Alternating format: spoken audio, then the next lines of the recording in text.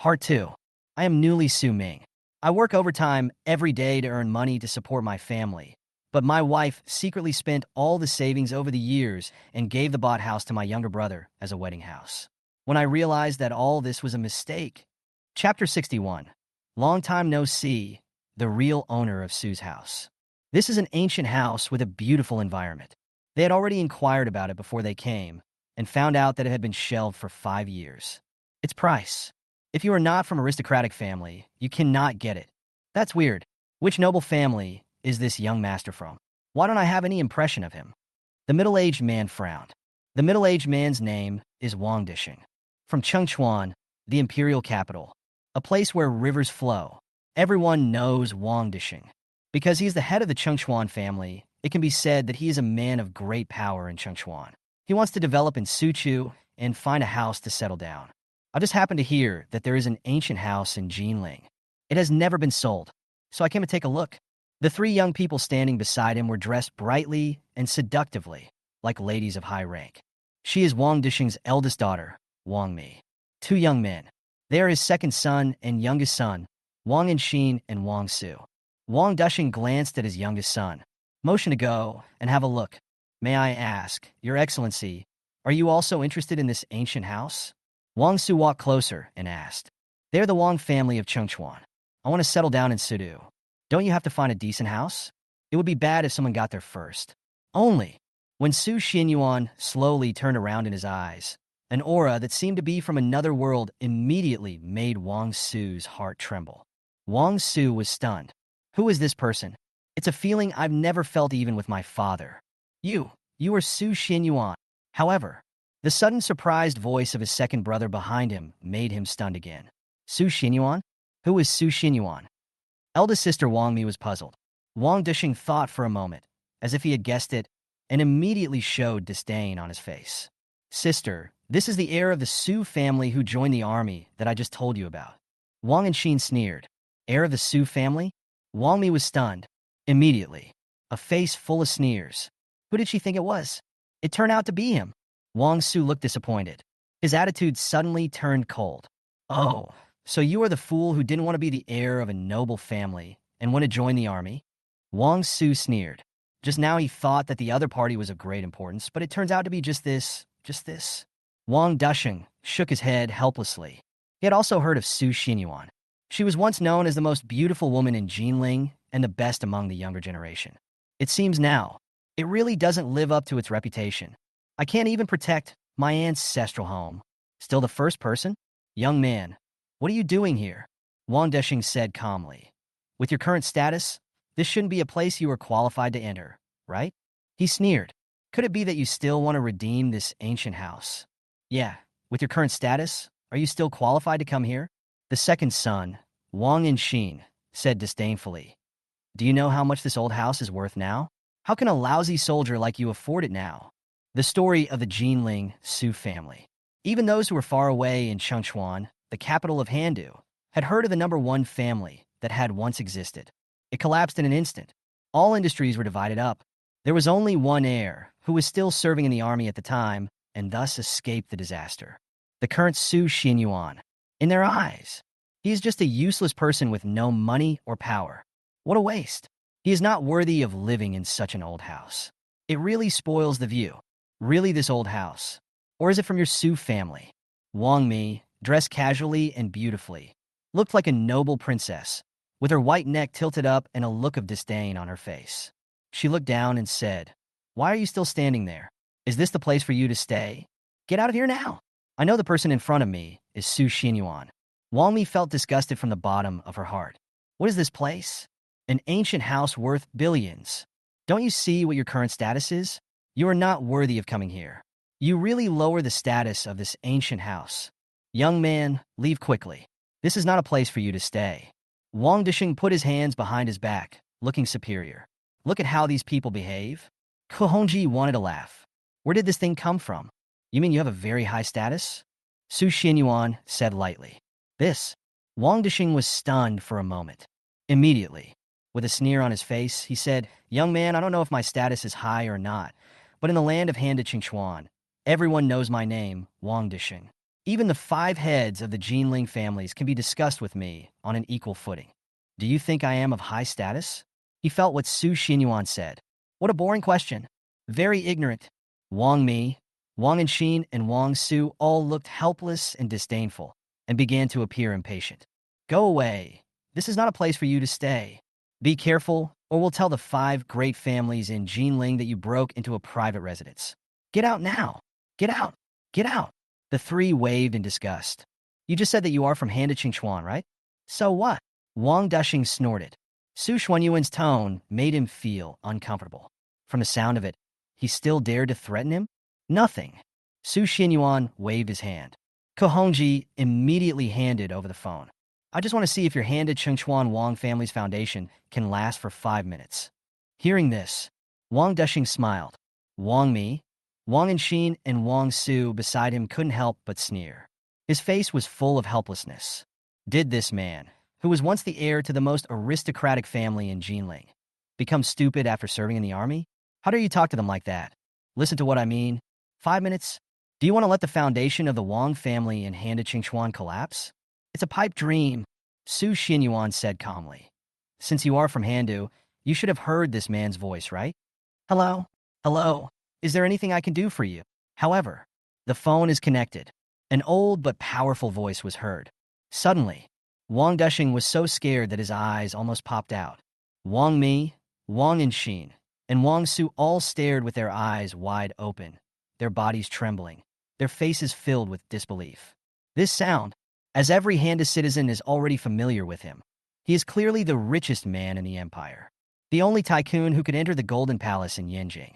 They are the first-rank officials in Handu. Manhwa, Mr. Ma. This? How is that possible? Wang Dushing was stunned.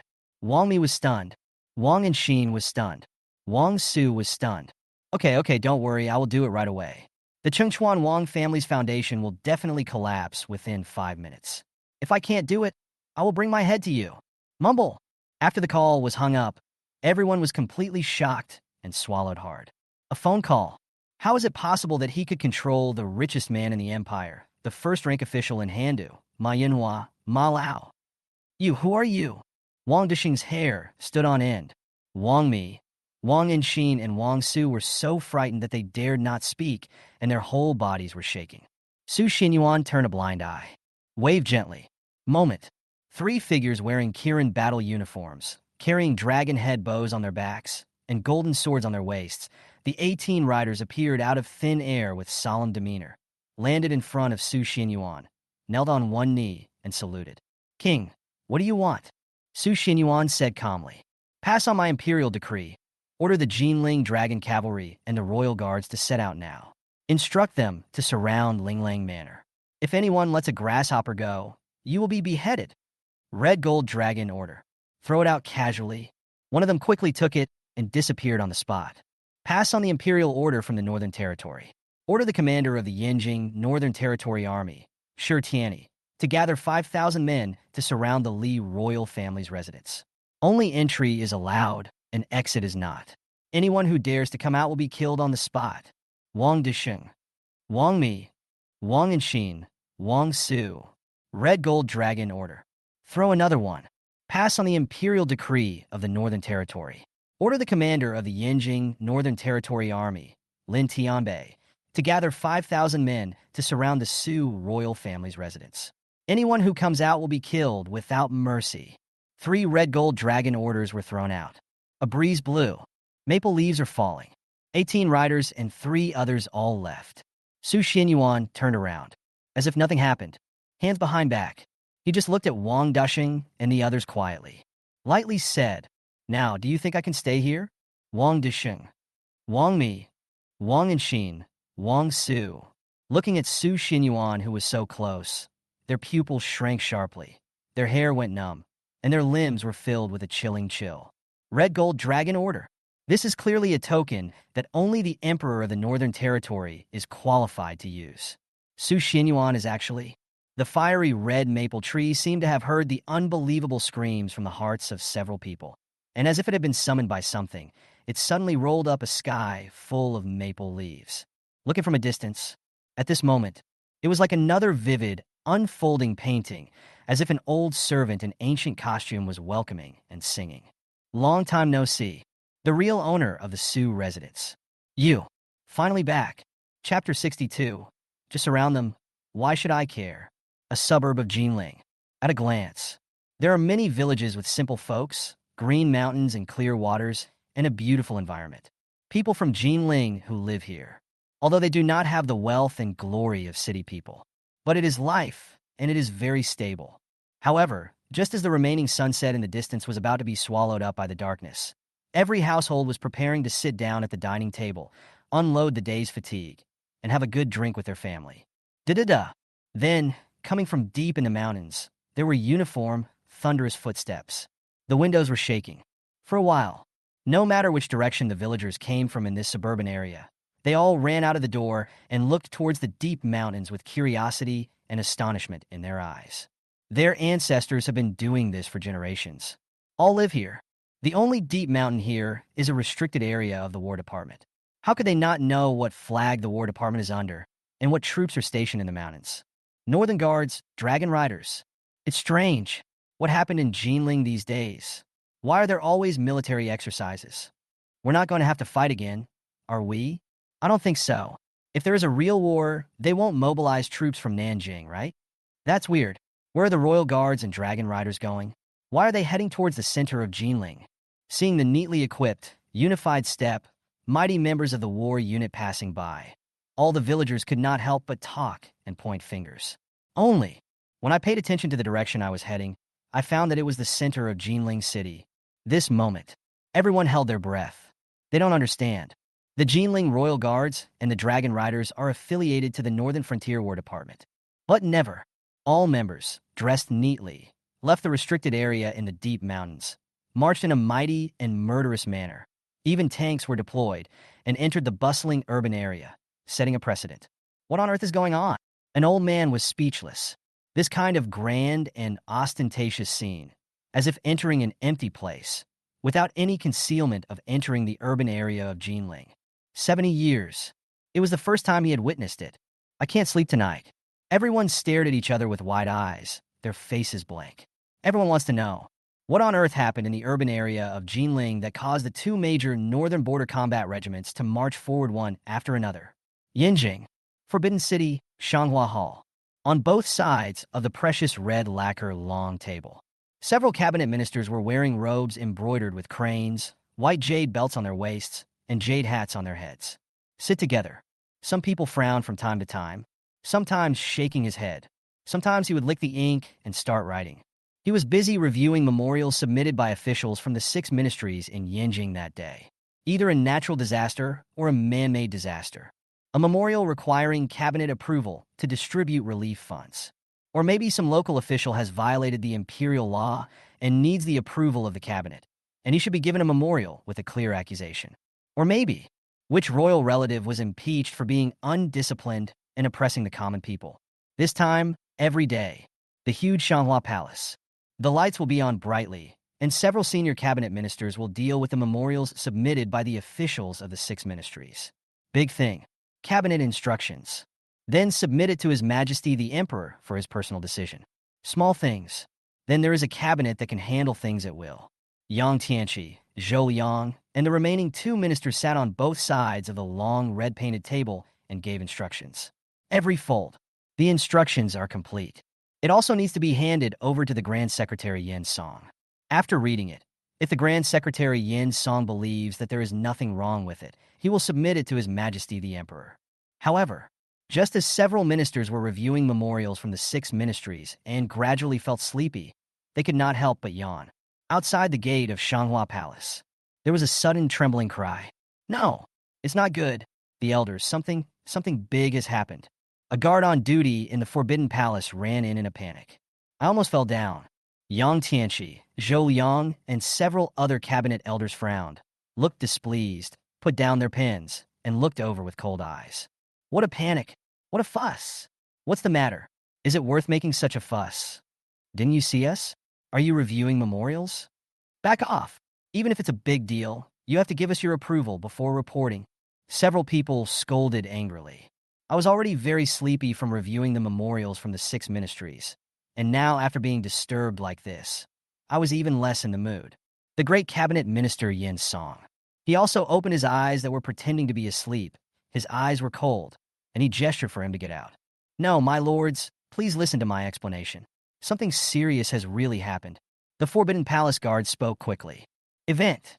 Yang Tianqi, Zhou Liang, and others became more and more impatient and waved their hands. Get out of here! Lord! The guards of the Forbidden Palace were helpless and hurriedly explained, Listen to me, the news just came. The commander of the 3 armies of the Northern Frontier War Department stationed in Yanjing, Shirtiani, suddenly brought 5,000 people and surrounded the entire Li royal family's mansion.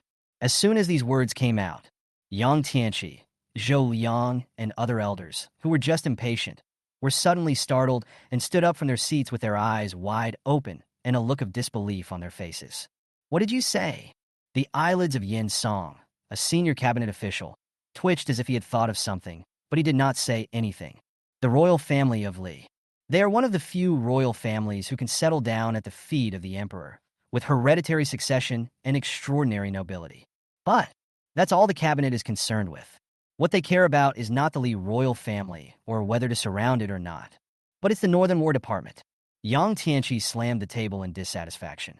Under the imperial power, he, a commander of the Northern Army, dared to mobilize 5,000 people and surround the Li royal family with great fanfare. His master Tianyi, what is he doing crazy? What on earth does he want to do? What does he want to do? Even Zhou Yang, who has always been at odds with Yang Tianqi, he also frowned, very unhappy. How outrageous. His master Tianyi is only the commander of the Northern Frontier Army. He dared to mobilize the members of the combat department privately and surrounded the Li royal family. He clearly did not take the laws of the empire seriously. Severe punishment must be severe punishment. Several people looked at each other. Their eyes flickered with profound meaning. Before, they wanted to mobilize the Northern War Department, but they had no reason. Now it's time to give these rough guys a good whim. Just at this moment, outside the gate of Manhwa Palace, another person hurriedly ran in. It turned out to be the steward of the Yin residence. It's bad, it's bad. Lin Tianbei, the commander of the 2nd Northern Army stationed in Yanjing, suddenly brought 5,000 people and surrounded the entire Su royal family. Yang Tianqi, Zhou Yang. Several cabinet elders were stunned immediately, compared to the Su royal family, although they are both members of the royal family. But the Su royal family produced an extraordinary genius, Su Feng, the king of the south.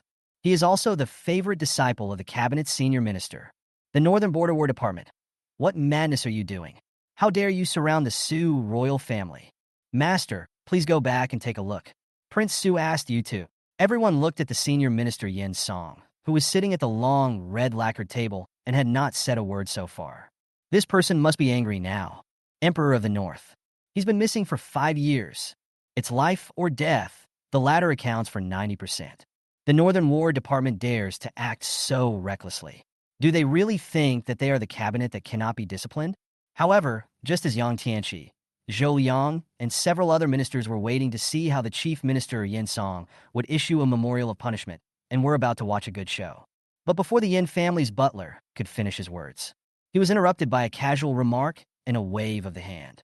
All right, I understand. You can get out now. Yin Mansion housekeeper. A moment. Not to mention the housekeeper of the Yin Mansion, even Yang Tianqi, Zhou Liang, and several other cabinet elders all stood there in a daze, speechless. That's it? Master, did you not hear clearly, Su? The Yin family's housekeeper thought he had not explained himself clearly and wanted to speak again. Asshole, didn't you hear clearly? The huge Shanghua Palace. Instead, the voice of the great minister Yin was heard, and there was an angry shout, and the sound of slamming the table echoed throughout the venue. He Su Tianxiong is a nobody. Just surround him if you want. What does it have to do with me? Get out of here. Yang Tianqi. Zhou Yang. The other elders. Chapter 63. The eternal rivers and mountains, and the springtime scenery of the world. Angry scolding, echoing throughout the Shanghua Palace. The housekeeper of the Yin family was scared. I immediately broke out in a cold sweat. I dare not have any more doubts. He quickly bent his body, arched his buttocks, and left respectfully. My own master. He is always gentle and polite to others. When have you ever lost your temper like this? The reason. Even if I don't know. He didn't dare ask more. Yang Tianqi, Zhou Yang, and several other cabinet elders also looked speechless and puzzled. Something is wrong. Why is it different from what they thought? Strict. Before anyone could speak, Grand Minister Yin Song glanced at the Forbidden Palace guard in front of him, who had a dazed look on his face. Lightly said, I understand. You go down first. The palace guards nodded and left. What to ask? What shouldn't be asked? How could someone who could serve as a guard in the Forbidden Palace not know this? For a long time, the entire Shanghua Palace was silent. Yang Tianqi, Zhou Yang, and several other elders all sat there without saying a word. The atmosphere was strange and eerie. They looked at each other for a few seconds. Finally, someone couldn't help it. Lord Yin, we are all smart people. Please stop hiding the truth and tell us the reason. What is going on? The person who spoke was Zhou Yang. His tone was filled with doubt and dissatisfaction. We are the cabinet, the central government, and we are in charge of all officials in the 6 ministries. Now 2 small northern army commanders dare to bypass our elders and surround the 2 royal palaces. This clearly shows that they don't take our cabinet seriously. Yang Tianqi and several other ministers frowned and were dissatisfied, and they all spoke up. Yes, Lord Yin, you are the first lord of our cabinet. Are you afraid of the 2 small legion commanders of the Northern War Department? The 2 commanders of his Northern Frontier War Department dared to surround the residences of the 2 royal families. This has violated the laws of the empire. Our cabinet has every reason to punish them. Lord Yin. Looking at Yin Song, who was sleeping silently, Yang Tianqi finally got anxious and slammed the table. The entire Shanghua Palace. Quiet again. Everyone's eyes were on the Grand Secretary, Yin Song. Yin Song slowly opened his eyes and spoke softly. Don't you want to know why I didn't punish them? No matter why, if you violate the imperial law, you should be arrested. Yang Tianqi said righteously. If an outsider saw it, I thought it was really true. Actually, Yang Tianqi and Zhou Yang and others. He just wanted to use this to suppress the Northern War Department. As for the reason, it doesn't matter. After all, their cabinet was established by His Majesty the Emperor. Command the center. It is of great significance. No imperial institution can be compared with it. Only the War Department. It's not within their control. Command the center. Command the center. If you cannot control all the officials of the empire, then what do they call the cabinet? Lord Yin, please say something. Zhou Yang frowned and said, let's not talk about anything else. Your favorite disciple, Southern Heavenly King Su Feng, is from the Su royal family. Are you just going to sit back and do nothing? Well, Yin Song shook his head helplessly, sighed lightly, and stood up slowly. Everyone was even more confused. No more words. Yin Song stood with his hands behind his back, looking lonely yet strong. Look helpless. And he looked at the red walls of Shanghua Palace with satisfaction. There is a huge map of China's territory hanging on the wall. Huge map, although it is not really a million-dollar territory. But it is also a vast area. Beautiful mountains and rivers. All the ancient Chinese capitals and cities are marked with red signs. Even the 19 northern counties that had been lost for decades. Now, it has returned to the land of China, except for an isolated island overseas. The world is now unified. A long time passed. Yin Song sighed. What a beautiful country. What a beautiful country. Although our central cabinet has always been at odds with the Northern War Department, I have to admire them sometimes. If it weren't for that person, I really don't know when these huge 19 northern counties would be able to return to our Chinese land. Yang Tianqi, Zhou Yang, and several other cabinet elders looked at each other in shock. Know it in your heart. Who is that person referring to? Appearing out of nowhere, the vast Kunlun Mountains, seeing all the beauty of the world. Yin Song sighed. 3 million jade dragons flew up from the ancient mountains and rivers, chilling the whole sky. Don't you want to know why I didn't do anything when the Northern Border War Department surrounded the Su royal family's mansion? Because that person is back. Yang Tianqi, Zhou Yang, the other elders. A faint voice fell. The huge Shanghua Palace seemed even quieter. I can actually hear it. Outside the temple, a breeze blew through the treetops, causing leaves to fall to the ground, letting the sound of the wind sweep across the ground. And that, the breathing became more rapid. Morning is coming. The morning dew seemed to be more abundant than yesterday. It turned out to be the first autumn fog of this year, which swept across the entire Jinling. In the haze, It's like being on top of the clouds. This makes office workers leave home with a different mood than usual. Linglang Manor. The five family heads were almost in a half-asleep state. For every moment, he was able to curry favor with the patriarch of the Li royal family, Li Yuan, the crown prince Li Shijian, and the southern king Su Feng. They simply lived in Linglang Manor. There were young men who came in person to act as servants and woke up early. Yawned. Prepare to open the gate of the manor and prepare breakfast for the elders and the two princes. He opened the door, rubbed his sleepy eyes. However, he was immediately shocked by the majestic, tall, fully armed figures standing in the autumn fog. His pupils shrank and all sleepiness disappeared. I even saw the black muzzle of the tank. The moment it aimed at the manor gate, he was so scared that his legs went limp and he sat down on the ground. He quickly got up, returned in a hurry, shouted, "No! It's bad, uncles. Hurry up and get up. Something big has happened. Come and take a look." Chapter 64. Why are you so angry? A panicked, trembling cry, echoing throughout Linglang Manor. The five heads of the Li royal family, Li Yuan, the patriarch of the Li family, Su Feng, the king of the south, Li Shijian, the crown prince, Chen Tianxing, and Wang Jinan, as well as young people such as Chen Meixian, all woke up from their sleep. Chen Tianxing, Wang Jinan, and other family heads thought that the manor was on fire. The clothes are not fully put on yet. He ran out of the bedroom in a hurry. What's going on? What happened? Is there a fire somewhere? Brother Chen, judging from the voice, it seems to be a descendant of your Chen family. Why are you arguing so early in the morning? Don't you see the two princes and the young master are still sleeping? But after coming out, see that all is well. Everyone looked dissatisfied as they turned to look at the young man from the Chen family. What the hell are you yelling about, you bastard? Chen Tianxing shouted angrily. Didn't you see that the two princes and the prince were all sleeping? Chen Meixian and other young men also looked very unhappy and glared at him.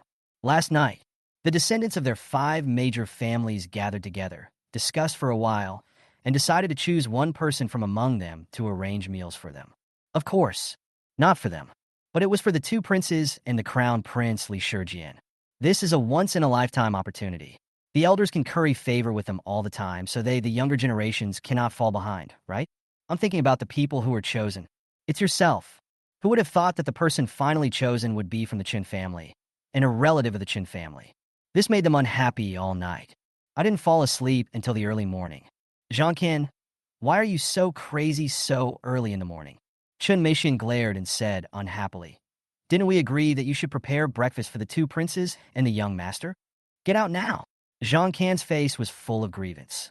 Opened his mouth. I was just about to explain. Crown Prince Li Shijian walked out, putting on his clothes and rubbing his eyes sleepily. Unhappy. Why are you making so much noise so early in the morning? You've even woken me up from my sweet dream. My lord, you are awake. Chen Tianxing, Wang Jinan, and others quickly bent over to please him, smiling apologetically. I'm really sorry. Young people are ignorant, and I don't know why they are crazy. I am severely criticizing him. You don't understand? Li Shijian snorted coldly. You are ignorant, and you dare to punish me? Slap me in the face. Let's see if he dares to wake me up again. Chen Tianxing waved quickly. Indicates to slap someone in the face. Zhang Can quickly defended himself. No, I didn't mean to wake the prince up. Let me explain. Something really bad happened outside. What's going on outside? Li Shijian, leaning on the armchair, pinched his eyes lazily, with a look of indifference on his face. Event? He is the eldest son of the Li family. What big deal could happen here? Sir, this is really... something serious has happened. I don't know what kind of people have come and surrounded the entire manor. There are also heavy tanks, aiming at the manor gate. Li Shijian, what nonsense are you talking about in broad daylight? Chen Tianxing obviously didn't believe it and rebuked coldly. With two princes and the crown prince here, who in Jinling would dare to be so presumptuous and surround this place? Other people. Look at each other. Obviously, he didn't believe it either. Da-da-da.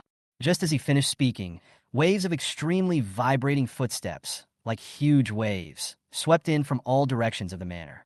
Just listen to the sound. You can hear it. There are a lot of people. Li Shijian was so shocked that his eyes suddenly changed, and he sat up as if his boat was on fire. There really are people dare to surround Linglang Manor?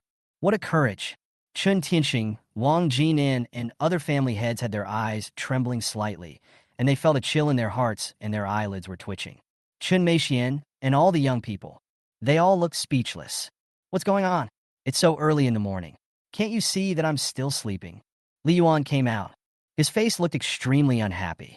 The Southern King Su Feng also had a cold and gloomy expression on his face. No one dared to speak. Father, something happened. Li Shijin walked up to him. The voice was low. I don't know where these people came from, but they surrounded the entire manor, and they also brought heavy tanks. Are you telling the truth? Li Yuan frowned. He glanced at Su Feng, the king of the south. The Southern King Su Feng also looked surprised. Let's go out and take a look. The two looked at each other and immediately led everyone towards a manor gate. Just walked out the door. Chun Tianxing, Wang Jinan, and other family heads, as well as all the young men of Chun Meixian, were all shocked. Both feet stopped. He quickly took a few steps back. Really? The black muzzle of the tank gun was now ready to be pointed at the manor. Crown Prince Li Shijin, also with a look of shock. Even he couldn't help but take a few steps back, his hair trembling slightly. Look again carefully. At the main gate of the manor alone, there were at least 2,000 people, all of them neatly dressed, looking majestic, and holding automatic rifles. The north. The Southern Heavenly King, Su Feng, looked dignified. He immediately recognized this troop from the insignia on their uniforms and knew where they belonged. I am Su Feng, the King of the South. I'm calling your superior out. I want to ask him why he mobilized the troops without authorization and surrounded this place. He said in a deep voice, quite commanding tone. However, no one moved at all, and no one even bothered to pay attention to him. This immediately made Su Feng feel ashamed. You are so presumptuous, Li Yuan shouted. Who allowed you to do this? Do you know that this has violated the laws of the empire? Call your superior out now. I want to interrogate him personally. Still no one paid any attention. Li Yuan said coldly, I am the patriarch of the Yanjing Li royal family. How dare you surround my manor like this? Believe it or not, I will go to the cabinet and sue you. Stop yelling, they won't pay attention to you. A faint voice came from behind the crowd. The members of the combat unit, who had just stood like statues, all automatically made way for him, knelt on one knee, and greeted the arrival of someone.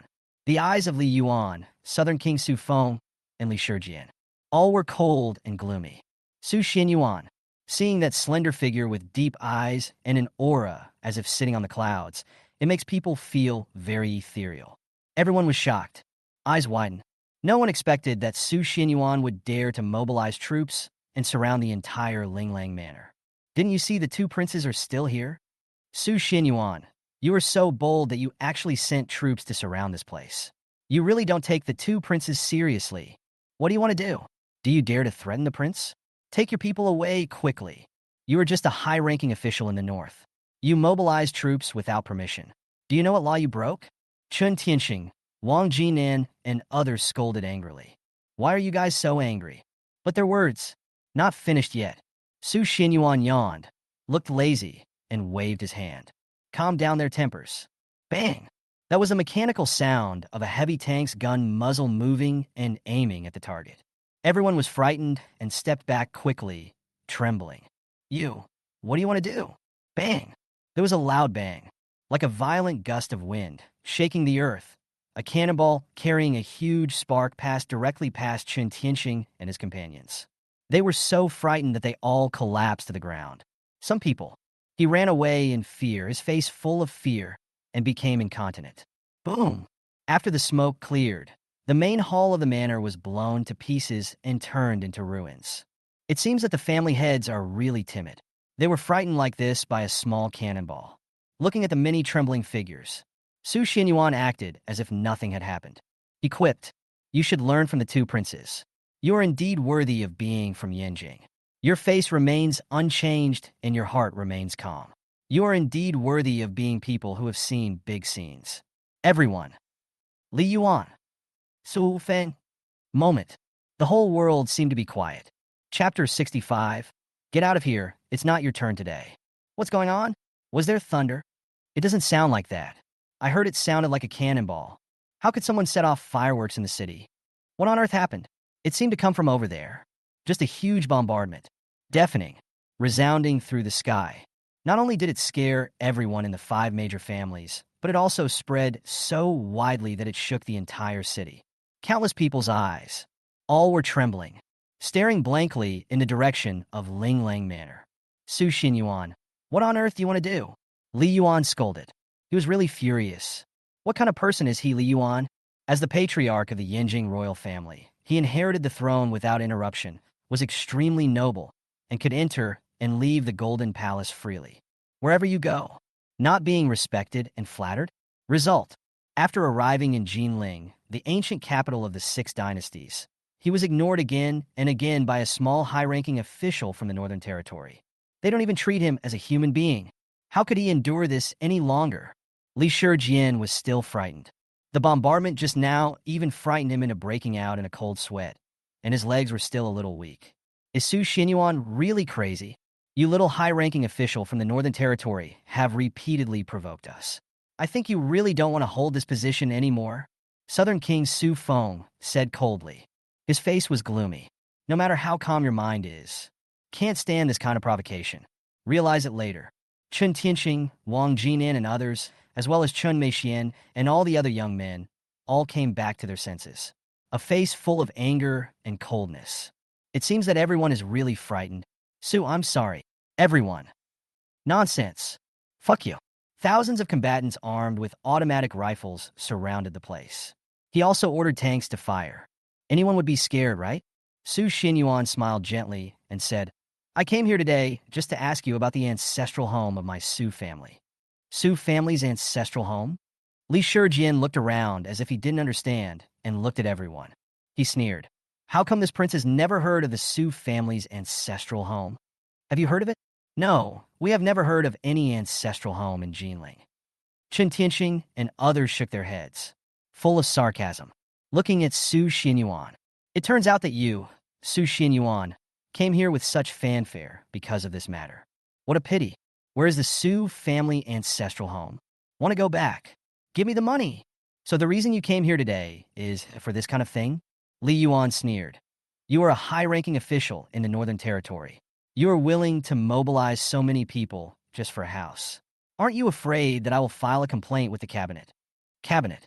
Su Xinyuan laughed. What the hell is the cabinet? Can it control my northern border? This. It sounds extremely bland. But who among those present listened? Are you all sneering? I feel that Su Xinyuan is extremely arrogant. He even ignores the central cabinet that is in charge of the 6 ministries. How dare you defy the cabinet? Su Feng rebuked coldly. If the cabinet had not replied to his letter, Su Xinyuan's words would have been a capital crime. 30 billion, right? Su Xinyuan said indifferently. So what? Li Shijian sneered. If you want to take back your Su family's ancestral home, take out 30 billion. Otherwise, in 3 days, you will just watch it being auctioned off. However, just finish speaking. But Su Xinyuan waved his hand again. There were bursts of car sounds. Everyone present was shocked and looked sideways. Just see. 10 heavy trucks drove over in a mighty manner and lifted up the long cloth. Everyone's eyes widened, and they gasped on the spot. Hiss! How is this possible? Everyone was sure they saw it right. There were 10 heavy trucks, and the compartments were filled with countless $100 bills. No order? Su Xinyuan smiled gently and said, 30 billion, not a cent more, not a cent less. Is that enough?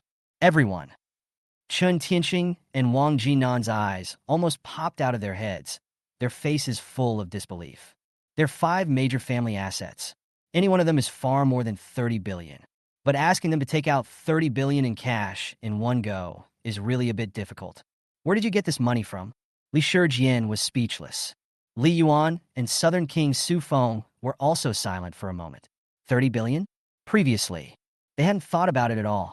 Su Xinyuan can come up with 30 billion. Okay, the money has arrived, but 30 billion is indeed a bit too much to buy a house. Su Xinyuan said indifferently. The tone is still so gentle. Looking at everyone, smiled. How about giving another life to Su? But I don't know why. This voice made Chen Tianxing, Wang Jinan, and others tremble involuntarily. What do you want to do? Li Yuan's eyes were cold. The Southern King Su Feng also looked unhappy. Could it be that Su Xinyuan dared to kill someone in front of these 2 princes? I forgot to mention that before the 2 princes came to Jinling, Su had sent a letter to the prince, ordering him to commit suicide tomorrow. Su Xinyuan said indifferently. He put his hands behind his back. It was as if I was in an empty place, and I walked up the stairs step by step. There is no sign of any emotional fluctuations. Walk towards Li Shijian. Now almost a week has passed. Lord Li, you should thank me for allowing your son to live this long. Presumptuous. Li Yuan was completely furious. What are you talking about? You didn't kill him before, but you kill him now, and we should be grateful to you? Li Shijian's face changed in shock. Seeing Su Xinyuan walking towards him, he subconsciously wanted to step back. But change your mind. I couldn't help but sneer again. With the Southern King Su Feng here, he doesn't have to think too much. The Empire Blue Dragon list, an 8th grade expert. Although he is not even 30 years old, he has overwhelmed many old-timers in the martial arts world. Even the disciples of the 8 famous sects in the world feel inferior to him. Otherwise, how could he become one of the 3 new candidates for Lord of the North? An unknown high-ranking official in the North. I just wanted to come over and kill him. How naive. Brother Su. Li Yuan spoke in a cold voice. Signaled to Su Feng, don't wait for any reply from the cabinet. Take action quickly. Su Xuanyuan's gaze. But it is still as calm as water. Just like strolling in the garden. Court death. Su Feng snorted coldly. Moment. The aura around him surged, and a brilliant light suddenly appeared. 8th level realm. In the blink of an eye, he stood in front of Su Xinyuan. The light on his body gathered on his palms, which were inexplicably cold. Even the air around him seemed to solidify. Everyone stepped back quickly. Chun Tianxing sneered. Wang Jinan and other family heads sneered. Chun Meixian and a group of young men were also sneering. Although they lived in a prosperous city and enjoyed a wealthy life, they were no strangers to warriors. Su Feng, the king of the south. 8th level realm. Its name, unlike in the human world, is included in the most distinguished and extraordinary list of the Empire's martial arts list, the Azure Dragon list. How could Su Xinyuan compare to him? However, the next moment, their pupils all couldn't help but shrink as they saw Su Xinyuan raising his hand. Are you crazy? How dare you fight with a strong man like the Southern King? In everyone's eyes, Su Xuanyuan's behavior was too ordinary. It's simply courting death. How could the Southern King Su Feng have such momentum that even the temperature of the air around him dropped with just one move? Bang! Just a gentle wave, as if wiping away dust. Su Feng's face changed instantly. His pupils shrank sharply, and he opened his mouth and vomited blood. It was as if I had seen the most incredible thing. He is ranked on the Imperial Azure Dragon ranking and is at the 8th level, surpassing many elders. I was slapped in the face. Fan it away. Hiss. Everyone present, from Li Yuan and Li Shijian to Qin Tianxing and Wang Jinan, the children of noble families, were all terrified. On the spot. Gasp. How is this possible? Li Yuan's face was filled with confusion, and he was terrified. He stood there stupidly, as if he had seen a ghost. 8th level realm. Su Xinyuan was actually slapped and sent flying? Li Yuan was stunned and speechless. Get away. It's not your turn today, Su Xinyuan said indifferently. Another palm strike from the backhand. The air was filled with overwhelming energy. Like a feather, it blew away Su Feng, who had a dazed look on his face. Su Feng? Is he dreaming? Almost the same age as him. Beating him, who is at the 8th level, is like an adult beating a 3-year-old child. Su Feng's mind went blank. 30 billion to buy your life. What a pity. Su Xinyuan said indifferently. Li Shijian. Snap. Li Shijian broke his neck on the spot, dying.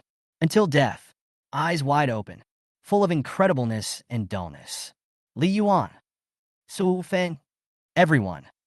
Chapter 66. Su sends the prince off on his behalf. Su Feng, the king of the south. Li Yuan, as well as the 5 family heads, Chun Tianxing, Wang Jinan, Chun Meixian, and a group of young people. Or his face turned livid, transfixed, or pale. Legs trembled. Without exception, their eyes were as big as light bulbs, filled with disbelief and fear. For Chun Tianxing, Wang Jinan, Chun Meixian, and others who stay in big cities and enjoy a life of luxury and wealth. Even if you don't get involved in the underworld, they know it in their hearts. It was an extremely magnificent and legendary world. An ordinary warrior. But he is just a commoner and not worth mentioning at all. Even if someone can be called a master, they can just spend some money to hire him. But once you enter the 5th level, that really proves the saying, the master is like a dragon. When they met, they would greet each other with their hands clasped. 8th level realm. To them, he was truly a figure above the clouds, and even the royal family, who were high above, were eager to learn about him. But now, what exactly did they see? Li Yuan was stunned. Even the death of his son was forgotten for a moment. The southern king Su Feng was at a loss. He looked completely dazed, unable to recover from his shock and confusion. Not yet 30. He then entered the empire's top martial arts ranking Qinglong. And the list. His name, Su Feng, the king of the south, was so powerful that he overwhelmed many of the older generations and became one of the 3 well-deserved candidates for the Lord of the North. The 8th level. Although he is not truly invincible, there is definitely no problem in walking sideways. At least he is confident. Throughout the empire, a peer who can be compared with him. Not many. Even among the 8 sects in the world, few of those 10th grade direct disciples who dominated the era could pat their chests and confidently say that they were better than him, the southern king Su Feng. Besides, he is also the eldest son of the Su royal family in Yanjing. He knew roughly 80% of the little movements in the court or in the martial arts world. Jilin. It is true that it was the ancient capital of the 6 dynasties. Many brilliant and talented people have been born in history, but it has already been lonely. This is also why, when he heard that a high-ranking official from the Northern Territory had emerged in Jinling and dared to challenge the Li royal family. So he accepted Li Yuan's proposal. Let him see. Just think of it as a journey to enjoy the scenery. Unexpectedly, it was obvious in his eyes that the ancient capital of Jinling had long been left behind by the rolling tide of history. He has thought of everything. He just didn't expect that someone coming out of this place would be at a higher level than him. Most unacceptable. Su Xinyuan should not be older than him. That's absolutely impossible. You are not from the Northern Frontier War Department at all. Su Feng covered his chest with his hands. His hair was disheveled, and his eyes were filled with fear. There was no trace of composure at all. Still less than 30. He is a person who surpasses many older generations and is considered by most warriors in the martial arts world to be the one who can lead the era together with the strong men on the 10th rank god list in the future and be ranked 9th on the Azure Dragon list. Now, he was slapped and sent flying? No way to fight back. He even had a vague feeling that rather than fighting with him, Su Xinyuan was not serious at all. This experience, if he told this to the older generations in Yanjing, they would probably just laugh it off and think he was joking. 9th level? A strong person on the quasi-god list? This person must not be from the Northern War Department. If it really came from the Northern War Department, why didn't he receive any news? Su Xinyuan had a lazy look on his face and yawned, but his demeanor was still indescribably elegant and graceful. He smiled gently and said, "You are not from my northern border, so how can you think that there are no people stronger than the 8th rank in my northern border? I didn't realize, Nantian Wang, you are so narcissistic." Su Feng. This. He almost spit out the blood that he had swallowed with great difficulty. Damn it, there's no need to be so irritating. Li Yuan was even more speechless. Could it be that this generation of the Northern War Department really has such a deep foundation? Except the Northern Emperor. Is there anyone to keep the situation under control? Chen Tianxing, Wang Jinan, Chen Meixian, and other people from the 5 major families looked at Su Xinyuan with fear in their eyes, and everyone's clothes were soaked with cold sweat. Haven't seen him for nearly 10 years. They never thought about it. Su Xinyuan is so unfathomable now. How many cards does this man, who was once the pride of Jinling and was known as the most glorious man in the world, have left? Stop! See Su Xinyuan leave. Li Yuan came to his senses immediately and said angrily, "You killed my son. Are you just going to walk away?" Li Shijian is his only child. He also hopes to inherit the position of Prince Li in the future. Now he's dead. How could he let Su Xinyuan leave like that? Oh! Su Xinyuan stood on the steps with his hands behind his back, without even turning his head, and chuckled. Then I wonder what Prince Li wants? Could it be that you are worried that your son will be lonely and want to go down and accompany him to walk the Yellow Springs Road? If that's the case, Su is not too tired and can see his majesty off. Li Yuan. Su Xuanyuan's voice was very soft, very peaceful, and with a smile. It's like bathing in the spring breeze and sounds very gentle. But when Li Yuan heard it, he didn't dare to say anything. His eyes were filled with extreme anger and resentment. He felt at this moment The Su Xinyuan in front of him was simply a complete lunatic.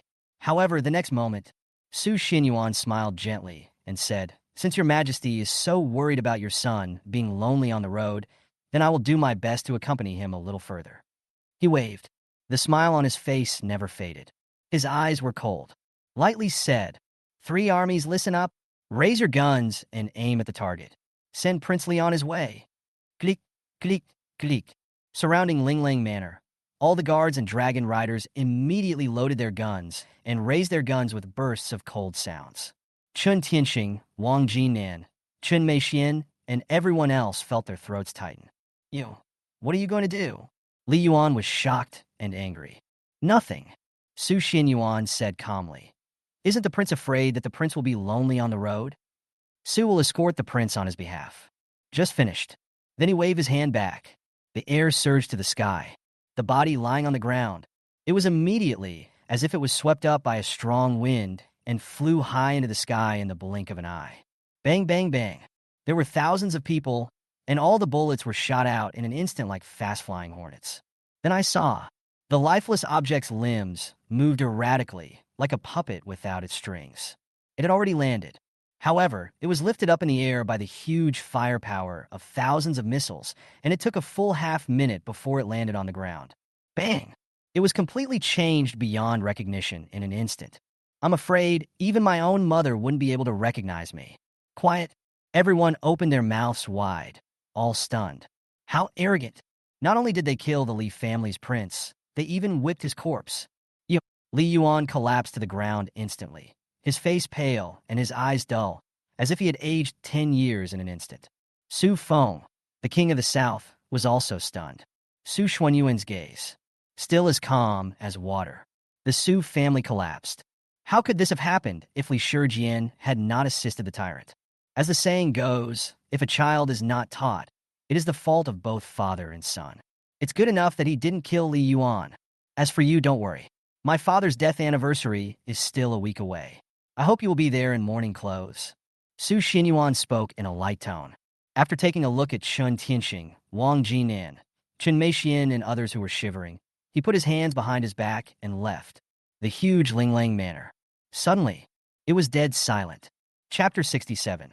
The flaming red maple leaves blew over the two ancient capitals. Dark night. On Mount Xixia, the fiery red maple leaves sway in the wind, as if they could float very far away. The moon is bright in the sky. The autumn fog in the morning has long since dissipated.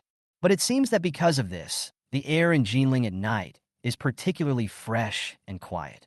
Each and every family start busy cooking. At this moment, Linglang Manor was so quiet that one could hear a pin drop. Dragon riders, guards. The entire manor was still surrounded and no one could get out, let alone get in. The ruins of the main hall. There is still a wisp of smoke rising from it. Side hall. The lights are on. Chun Tianxing, Wang Jinan, and the other 5 family heads, as well as Chun Meixian and a group of young men, all sat there in silence, no one daring to speak. The atmosphere is quiet, and with an inexplicable feeling of oppression, at this moment, everyone felt as if they were choking and chewing wax even when breathing. Not to mention Li Yuan, whose son had died and whose corpse was whipped. His face was cold and gloomy.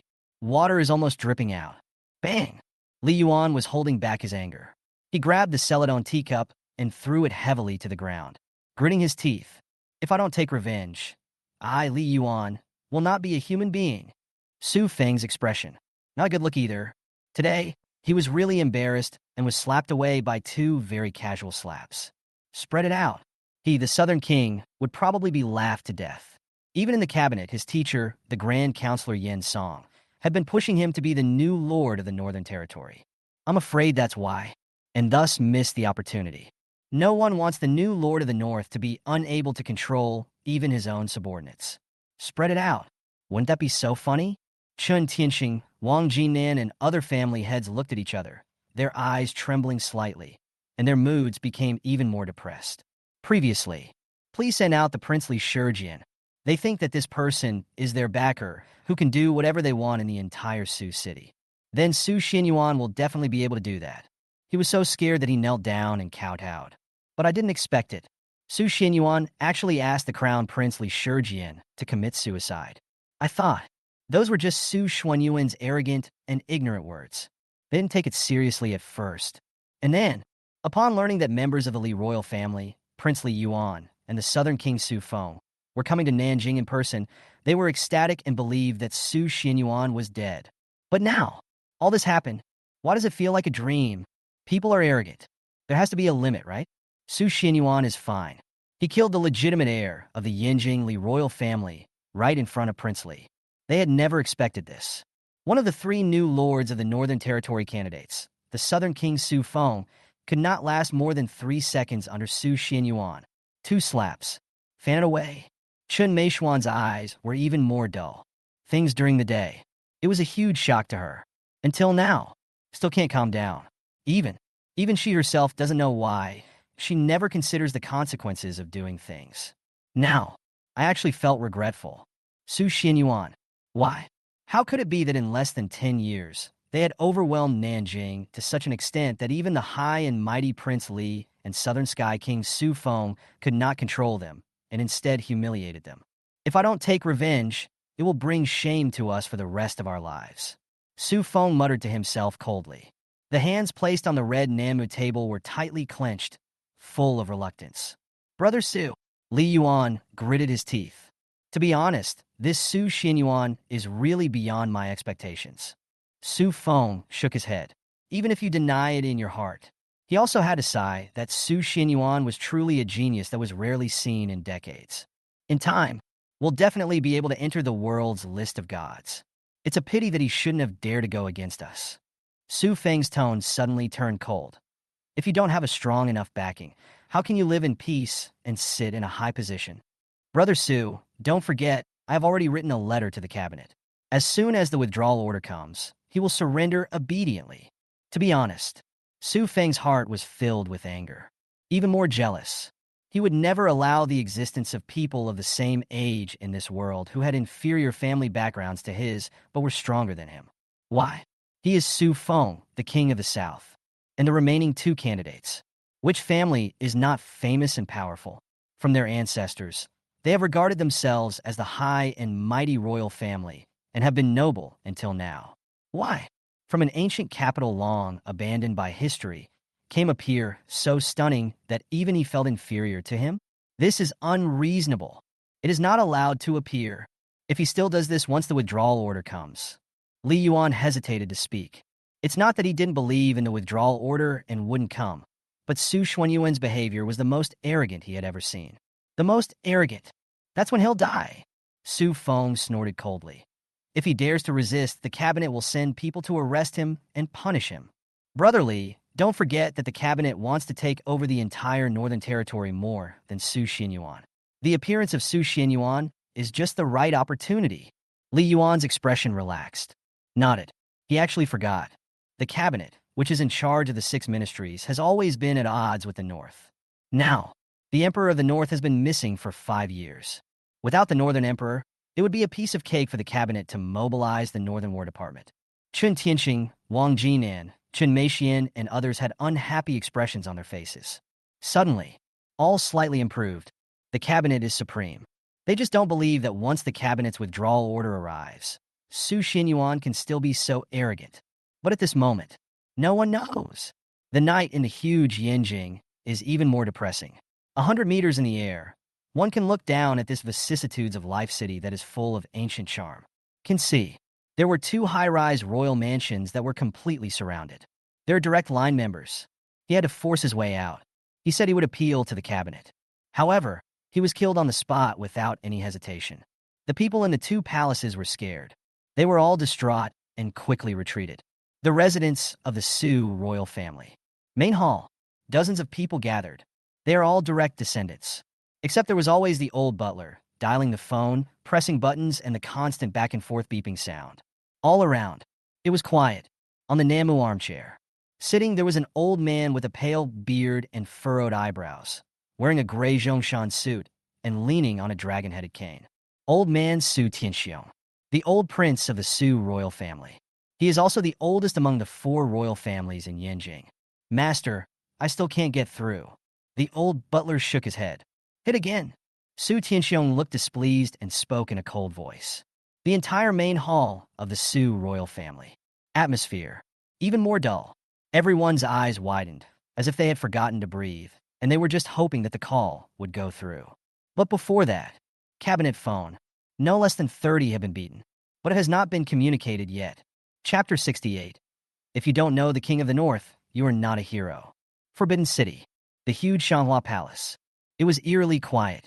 Yang Tianqi, Zhou Liang, and several other cabinet elders, including the chief cabinet minister, Yin Song. All were silent, sitting at the precious red lacquered Nanmu table, without saying a word, just quietly, listening to the incessant ringing of the phone beside my ear, echoing throughout the Shanghua Palace. It also echoed throughout the outer courtyard. The guards standing outside, on duty, looked at each other, all with confusion and puzzlement on their faces. What happened today? 5 elders. Is there something wrong with your ears? They started from standing here. I have heard the phone ringing more than 30 times, and my ears are almost calloused. Cabinet phone.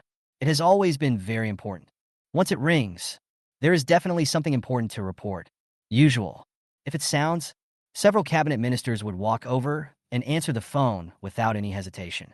But today, it has been rung more than 30 times, including the senior cabinet ministers. However, no one looked up, as if they had never heard anything, and continued to review the 6 memorials in an orderly manner. Ignore? This? The 2 guards responsible for guarding Shanghua Palace. His eyes were dumb. Look at each other. I couldn't help but mutter to myself. What happened? Nothing's going to happen, right? Who knows? It's better to leave it alone. It's none of our business. It's best not to be curious. The main hall of the Su royal family. The phone beeped again. The old butler shook his head helplessly. Still not working? All the direct descendants of the Su family were speechless, their mouths wide open, and they all gathered around. For a while, the entire main hall was filled with noise. How could this happen? There's no way no one would answer the cabinet call. Could it be that the elders are not here today? Impossible. It's not time for the elders to go back and rest at this time. How come no one answered the phone after more than 30 calls? How do you explain this? Could it be that the elders deliberately didn't answer it? Someone suddenly said something, but I deliberately ignored it. It was like a small stone suddenly falling on the silent lake, causing an instant shock. Suddenly, everyone's eyes couldn't help but tremble. Look at each other, even more speechless. Deliberately not answering? This shouldn't be possible, right? However, considering that more than 30 calls had not been answered, they all felt a little nervous. Su Tianxiong's gloomy eyes. Now, it even seemed a little cold and angry. And there was the one who looked just as confused as the others. Master, fight again? The old butler picked up the phone, his tone tentative. No need to fight. Just follow me out. Su Tianxiong stood up, looking angry, and walked out of the gate of the mansion with a dragon-headed cane. Miss him, Su Tianxiong. A life of adventure. He is the 2nd-generation prince of the Su royal family. The 1st generation was the ancestor who had followed Emperor Taizu, fought battles in the south and the north, and unified the empire. Until now, the 4 royal families of Yanjing. Only the 2nd-generation king, Su Tianxiong, is still alive. Under his leadership, the Su royal family has become more prosperous and has the momentum to become the #1 royal family in Yanjing, a first-rank official in one of the 6 ministries. Several of them were his disciples. The other 3 princes met him, who wouldn't lower himself or herself, bow and say, "Junior, greetings to the old prince?" Otherwise, how could Yin Song, the cabinet minister who was in charge of the 6 ministries and the emperor's right-hand man, be willing to accept his son as a disciple? Do you still want to push for becoming the new Lord of the North? Apart from himself, he didn't have such a genius son until he was 50 years old. They also value Su Tianxiong's influence in Yanjing. But now, his Su royal family had suffered the greatest humiliation in nearly 100 years. 2 full days. His Su royal family seemed to be under imprisonment, and the entire mansion was surrounded. No one is allowed to come in. No one is allowed to go out. No reason given. I saw Su Tianxiong, leaning on a dragon-headed cane with a sullen look on his face, walking out of the main hall step by step. All direct descendants. All followed behind. His expression was equally unhappy. Arrived at the gate of the mansion. Outside scene. This made the old prince of the Su royal family, Su Tianxiong, look extremely angry. The hand holding the dragon head's cane. Use slight force. A dragon head carved from fine Namu wood. There are cracks all over. It seems that this old Prince Su of the Su family, although he hasn't been out and about for a long time, he seems to be hiding deep in the dark. There were just corpses everywhere outside. He could no longer maintain his usual calm demeanor, and looked around, all of whom were soldiers wearing black armor from the Northern Frontier War Department, and shouted angrily, "You, the Northern Frontier War Department, are so bold that you dare to kill so many people from my Su family. Call your boss out. I want to ask him face to face who gave him the qualification to do this." Just finished. Old Prince Su, you're almost 80 years old. Why are you still so angry? A powerful and teasing voice came from the back of the crowd. Just see. A middle-aged man who looked to be over 30 years old and had a smile on his face, wearing a scarlet battle suit and armor with the Northern War Department's emblem embroidered on his chest, a Qilin pattern. He walked out slowly. You are Lin Tianbei? Su Tianxiong was stunned immediately. All the direct descendants of the Su family behind him were also shocked. They know. The people who surrounded the Su's mansion were all from the Northern Border War Department. But I never expected. Lin Tianbei, one of the major Legion commanders in the north, is here too. Lin Tianbei. The Northern War Department has a few people who hold real power, and their qualifications can be ranked among the top 5 among the Imperial generals. Rumor.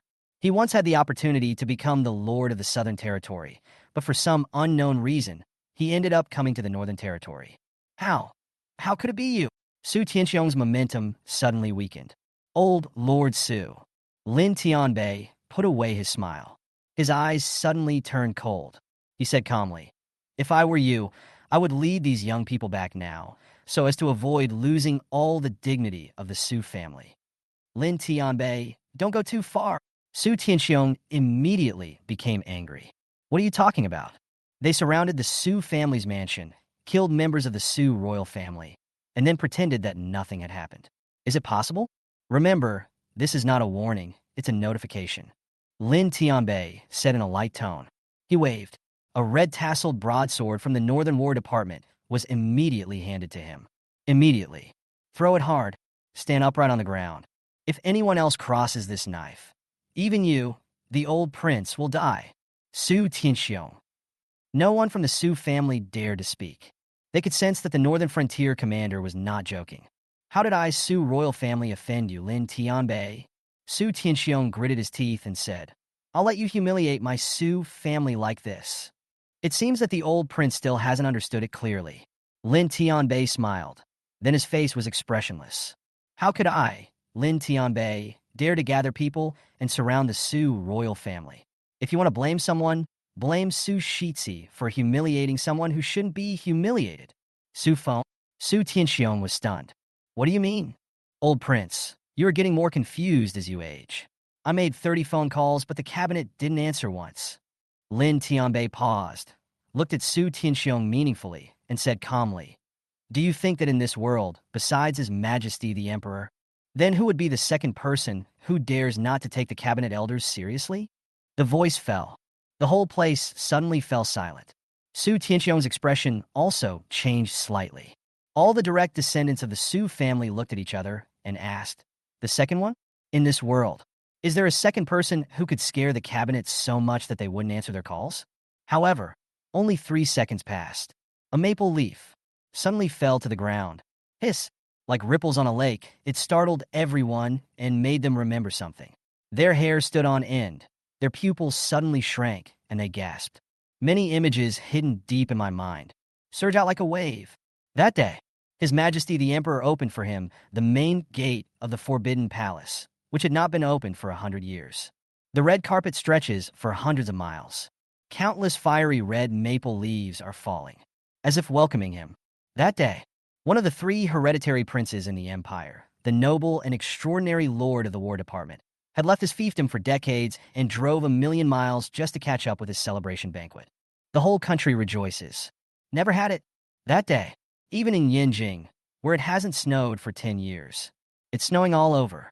The princes, imperial concubines, 10 kings, 3 dukes and 9 ministers, and officials from 6 ministries all bowed their heads and greeted them with courtesy.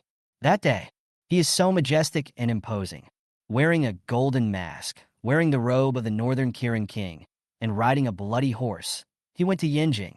That day, the empire was in turmoil, with some people from all walks of life fleeing the government. All flowing? A comment written by His Majesty the Emperor himself. If you don't know the King of the North, you can't be called a hero. 3 years later, it's like a real dragon entering the sea, overwhelming the world. Granted the title of Emperor of the North, second to none above 10,000 people. Really, Su Tianxiong was speechless. His throat felt like it was on fire, and his palms were sweating. He had a dazed look on his face as he looked at Lin Tianbei in front of him. But it is a complete sentence. I can't tell either. All the direct descendants of the Su family behind him were sweating all over. Their limbs were cold, and they were trembling with fear. Don't worry, that person said so, Lin Tianbei said calmly. As long as the Su royal family behaves themselves, I will only take Su Feng's life. Old Prince Su, you are a smart man, so there is no need to say anything extra. Bang! Not finished yet. The huge gate of the Su palace slammed shut like fallen leaves swept by autumn wind. No one is there. The silent maple trees sway in the wind. Like the rising sun, it blew all night.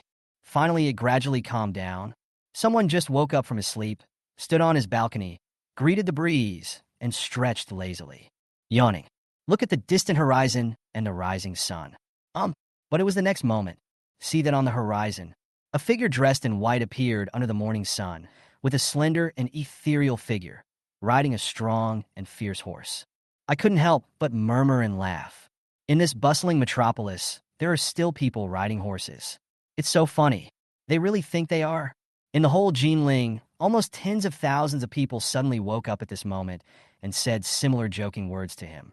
But in the next moment, it was as if I had seen the most incredible scene. Eyes widen. Open your mouth wide. Transfixed. Under the morning sun, the fiery afterglow illuminated the earth. Tens of thousands of soldiers wearing black armor from the north rode on fierce horses and followed behind the white-robed soldier. Empty earth. Suddenly, everything became pitch black. In an instant, the whole Jinling was shocked. Chapter 69, It's Just a Habit. Before killing someone, ask the other person's name. Oh my God, what's going to happen so early in the morning? There are so many people. There must be at least tens of thousands. What kind of troops are these? I've never seen them before. Even their uniforms are different. No, they are the direct descendants of the Northern Territory War Department. My God, how could the direct descendants of the Northern Territory appear in Jinling? Most of Jinling, everyone stared. There were still some knowledgeable old people who recognized where this army of more than 10,000 people came from. But they were also frightened and retreated again and again. Direct descendants of the Northern War Department. These are the troops that actually go to the battlefield. It's a huge scene, like a hidden dragon emerging from the sea. They were scattered all over the main roads of Jinling, majestic and solemn, holding the Empire's most elite rifles, each with a northern longsword on his waist, and their footsteps were loud. The whole of Jinling was in an uproar. Direct descendants of the Northern War Department. It has always only appeared in the distant Kunlun border. In the 100 years since its establishment, there has never been any record of it leaving in history. What is going on? Everyone's first reaction. Something big happened. Quick. Look, it seems that the direction we are heading to is the residences of the 5 great families. We saw 10,000 direct troops from the Northern Territory, divided into 5 teams, heading towards the locations of the 5 great families. All the people in Jinling were even more shocked. So many people, still fully armed. This is clearly an attempt to crush the 5 great families. What happened? Just a moment. Led by the Chun family mansion, the courtyards of the other 4 aristocratic families were all surrounded. Chun family residence. Now, Chun Tianxing, Chun Meixian, and a group of direct descendants of the Chun family went to Linglang Manor to accompany the 2 princes and the crown prince who came from Yinjing. The huge Chun family. Only a dozen collateral branches remained. When they found that the entire Chun family was surrounded by soldiers in black armor, they all stood up in fear. From inside the house, walk out quickly, coming towards you, a young man dressed in white, with an aura as deep as the sea, yet also as gentle as jade. Su Xinyuan. Everyone was stunned. Immediately, an elder from the Chun family angrily rebuked. Su Xinyuan, what are you doing? How dare you surround my Chun family compound? You are openly violating the laws of the empire. They know. Su Xuanyuan's current identity is extraordinary. But what about the identity that allows 4 first-rank generals to accompany him? Offending 2 princes. Not far from death. They don't need to be afraid. Su Xuanyuan's gaze. But it is as calm as water. There was no fluctuation at all. Hands behind back.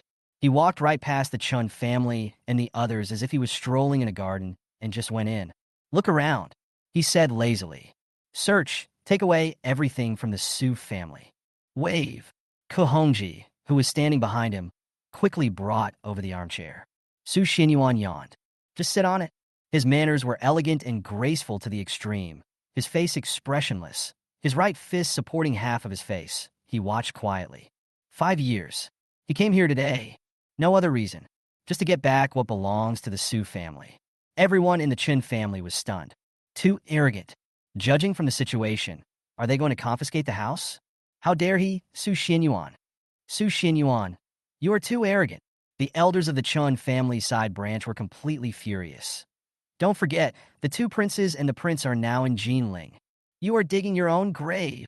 All the younger generations of the Chin family were also furious. Everyone thinks Su Xinyuan is really arrogant. Su Xinyuan didn't even turn his head.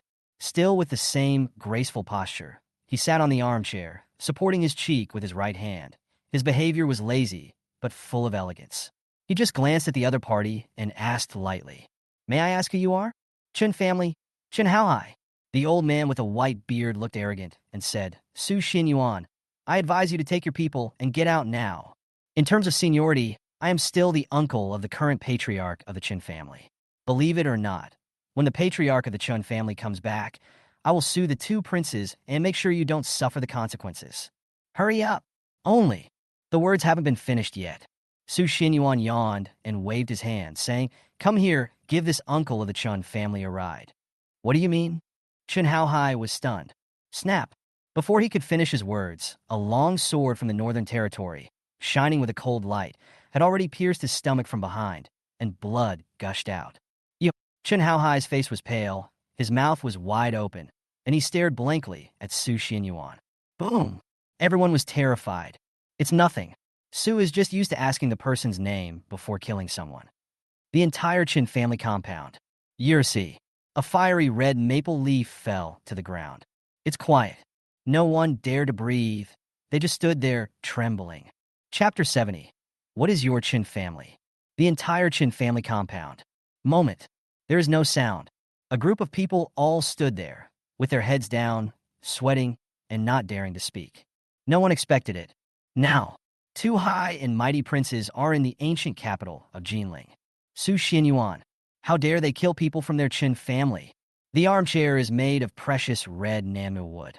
At this moment, a man is sitting on it with a lazy and casual manner. It seemed as if he had become the object of everyone's gaze and trembling. In the years, the direct line of soldiers wearing black armor from the north had cold faces and were merciless, turning upside down in every room and hall of the Chin family. They directly took away all the valuable items of all sizes from the Chin family, including celebrity paintings and calligraphy, porcelain and jade, rare antiques, no matter what. House search? Since the rise of their Chin family, it has become one of the 5 major families in Jinling. In the next few years, when have you ever been treated like this? They are simply treating the Chun family as prisoners. Su Xinyuan, you are too arrogant. Finally, there are still some younger, impulsive, and hot-blooded descendants of the Chun family who can no longer endure it. Stand up. His face was full of anger. These are all my Chin family's things. Why did you take them away? You are a robber, and you will be punished. The person who speaks. He was wearing casual sportswear and looked a little immature, probably just an adult at most. He clenched his teeth tightly. His eyes were full of resentment.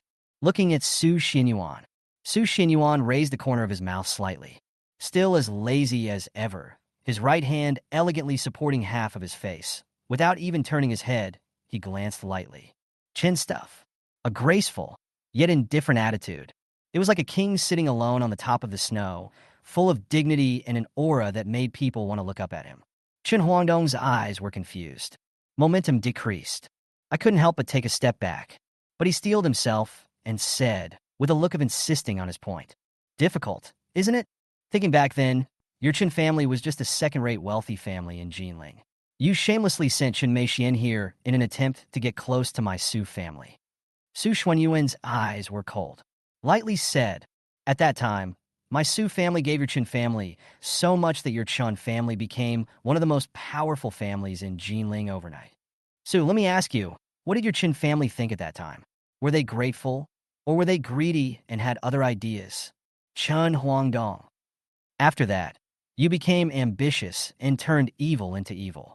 You planned to unite the four families of Song, Zhu, Li, and Wang, and work together from within and without to embezzle all the assets of my Su family. That's how the prestigious Qin family of Jinling came into being. Su Xinyuan smiled. The sound is light. It was like chatting with an old friend. However, all the members of the Qin family were unable to refute it. Su Xinyuan said calmly, "Now you tell me that this is a robber? If taking back something that belongs to my Su family is robbery, then what is your Qin family? Nowadays, what is there in the Qin family that was not given by my Su family?" Everyone. Ku Hongji standing behind him. His face was full of coldness. This bunch of people have the nerve to turn the tables. It's such a joke. Chun Huangdong completely softened. Just at this moment, a soldier wearing black armor from the Northern Territory walked over, knelt on one knee, and saluted Su Xinyuan, who was sitting on the armchair. Offer it with both hands. A picture scroll. Handed it to Su Xinyuan. Wave. The black-armored soldier turned and left. Before coming, he then sent word that if any of his father Su Qingrui's belongings were found in the Chun family compound, bring it here first. Show him. Su Xuanyuan's eyes were calm. Slowly opened the scroll. It is well known in Jinling that my father Su Qingrui is good at calligraphy and painting, and is also good at copying. This scroll is a picture of Zhejiang on a moonlit night. It was when my father was alive. One of my most proud masterpieces. A world-famous contemporary painter from Jinling once commented on this painting of Zhejiang on a moonlit night. Just leave one sentence. With this scroll painting, Su Qingrui of Jinling is no less than any famous painter of the time. Su Xuanyuan's eyes were dim. Watch quietly. On the anniversary of my father's death, this painting of Zhejiang moonlit night will go with him. Su Xinyuan withdrew his thoughts. Just about to close. His eyes were cold. Suddenly saw it. The person who signed this painting of Zhejiang moonlit night was not my father Su Qingrui. Lost abroad for 5 years. Now, it was replaced by someone else. Who is Chun Huangdong? Chun Huangdong. I couldn't help but take a step back. He graduated from a famous college in Jinling. That scroll of Zhejiang moonlit night. In the past 5 years, in order to show his talent in front of the opposite sex, he specially found someone to use special methods to change Su Qingrui's name to his. Kill him, Su Xinyuan said indifferently. Snap. Ko Hongji's eyes became even colder. Without any hesitation, he broke Chun Huangdong's neck. This kind of guy is a fraud. Just now, how dare you stand up and question this person? I really don't know how thick-skinned these Chun family members are. Seeing Chun Huangdong fall to the ground with his eyes wide open, the rest of the Chun family were so scared that they almost wet their pants. Su Xinyuan is back. He first appeared in the Hentang restaurant and killed the 2 heirs of the Chun and Wang families. They were still frightened. But then, until the 2 high and mighty princes of Yinjing came to their Jinling, all their previous fears were swept away. But I didn't expect that now. But if these Chun family branches knew about this, if even Linglang Manor was surrounded, I'm afraid they would be so scared that their teeth would chatter. It's quiet all around. There was only the occasional sound of falling leaves. The group of Chun family members behind him looked uneasy, and their throats were cold. Afraid of the next one. It is you who dies. Therefore, no one dared to speak anymore. They finally figured it out. There is nothing that Su Xinyuan dare not do. It's just a matter of wanting to or not wanting to. Su Xinyuan just sat on the armchair, supporting his cheek lazily and elegantly, looking at the soldier in black armor. One after another, in an orderly manner, they searched every corner of the Chun family compound, carrying or holding things that should have belonged to their Su family, and walked past them, putting the car outside. Then he was sent to the Su family's ancestral home at the foot of Qixia Mountain. Period. There are also relics of Su Qingrui. Only, every time he handed it to Su Xinyuan, he would feel the chill all over his body as he looked at the Chun family members who were standing behind him, huddled together with uneasy faces. Some people, I can't even stand steadily. afraid that he would be the next Chun Huangdong. He watched these relics of Su Qingrui pass by. Everyone breathed a sigh of relief. However, Su Xinyuan had been sitting on the armchair, lazily supporting his cheek. But it was at this moment. Cold eyes. It fell on a soldier in black armor, and the thing he was holding was a long box, which looked very different from the exquisite porcelain and jade wares that cost millions or tens of millions. Completely heaven and earth, full of dust, even, and there are spider webs. It seems like it has not been open for a long time. Wait, let me see. Su Xinyuan said indifferently. This sentence, but it immediately frightened the group of people behind him. The Qin family members, who were already frightened, had their hair standing on end, and they all collapsed to the ground. I thought Su Xinyuan was going to kill them now. Chapter 71. Maple leaves fill the sky, ceiling, and era. Mercy, mercy, don't kill me, don't kill me. Please spare us. These things, please take them away. We don't want any of them. We won't dare to do it again. As long as you don't kill us today, we will withdraw from the Qin family now. Have mercy, have mercy. All the members of the Qin family were so frightened that they collapsed on the ground and kowtowed to Su Xinyuan, begging for mercy. Some people were so scared that they peed their pants. Su Xinyuan waved his hand. Didn't even look at it. Signaled to let these people go out. Ku Hongji took action. These cowardly people from the Qin family. Go to another yard. In order to prevent these people from escaping, a team of people was specially called to keep an eye on them. He then returned. Seeing Su Xinyuan frowning, silent, quietly looking at the dusty long box without saying a word, as if he was reminiscing. I was stunned immediately.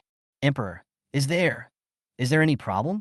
Ku Hongji seemed to want to say something, but stopped himself. Su Xinyuan gestured with his hand. It was quiet again, but, still looking at the long box in front of him. Before he joined the army, he had always been curious about what was in the long box. Even as a child, my father, Su Qingrui, has said more than once that it is forbidden to open it. He wanted to know, too, what exactly is inside. I still remember every time he asked me questions about the box, from my childhood to my adulthood. Father Su Qingrui, it's like he's become a different person. Just let him go. Don't ask too many questions. Then, my father, who didn't like smoking, would stand alone under the maple tree in the ancestral home, smoking with a worried look on his face. Sometimes, still shaking his head helplessly, a bitter look on his face. From then on, he stopped asking questions, thinking that one day his father would tell him, Emperor, if you were confused, why not open it and take a look? Ku Hongji couldn't help but speak. He wanted to see it too. What on earth is inside? It looks like it should also belong to the Su family. However, from the dust and spider webs on the box, it can be seen that this long box has probably never been opened since the day he left the Su family. Otherwise, how could the dust be so thick? Su Xuanyuan's eyes flickered slightly. More than 20 years, ever since he could remember, he had an inexplicable curiosity about the contents of this long box. Even in the north, as if in the dark, there are also some guidance. This long box was kept in a dark, cold, and damp basement from beginning to end, waiting for him to open it. Silence for half a minute. Final. Su Xinyuan stretched out his hand, touched the dusty long box, and slowly wiped it off. The dust cleared, revealing his true appearance. This long box. The material itself is extremely precious. It is made of top-grade nanmu and is carefully crafted. This makes this long box full of ancient charm. The surface is even carved with a golden dragon body, swallowing the sun and the moon, hidden in the clouds, stretching all the way until the dragon head falls on the open part of the box. 5 claws. Ku Hongji's eyes narrowed in disbelief. This carved dragon, it's actually 5 claws? You know, the Empire already had a law that the 5-clawed golden dragon was forbidden to anyone except the royal family, even if he once followed Emperor Taizu. The first-generation kings of the royal family who founded the country were not qualified. Nowadays, there is only the one in front of him who was granted the title of Emperor of the Northern Territory. Only then you have the qualification, wearing the imperial robe of a 5-clawed blue dragon. Could it be that this box belongs to the royal family? Ku Hongji couldn't help but think about it, but he also showed self-mockery and shook his head to dispel the idea. How could it be a royal thing? He really thought too much. Both hands fell on the long box. Su Xinyuan looked calm. He exerted a little force and slowly opened it from top to bottom, surrounded by trees. Suddenly there was no wind, and it moved automatically. Maple leaves are everywhere. It seems like an era has been sealed away. Finally, its owner arrived. It was actually just because of the influence of the sharp aura emanating from the long box. In an instant, like a whistling gale, it swept through the things in the long box. A ray of golden light flashed by, piercing Kohonji, who subconsciously squinted his eyes. What? Kohonji was stunned. What is this? Take a closer look. It turned out to be an ancient sword. The golden light, just now, was only from the surface of this sword and was radiating from the scabbard. Su Xuanyuan's eyes moved slightly. Although I had guessed from the shape of the long box that it would be a long sword, it was still a little unexpected. This sword, inexplicably familiar, in a long box, except for this ancient sword of unknown origin. There was also a letter that had already been written, and it clearly stated who the recipient was. My son Su Xinyuan, receive it. Click. Su Xinyuan picked up the ancient sword and slowly drew it out. Only an inch out.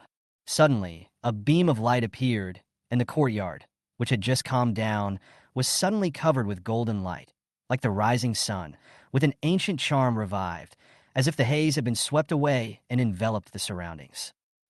Kohonji was so frightened that he almost swore. What kind of sword is this? How? Before Kohonji could calm down, Su Xinyuan swept his cold eyes across the scabbard, raised the ancient sword with both hands, and it had already moved another inch.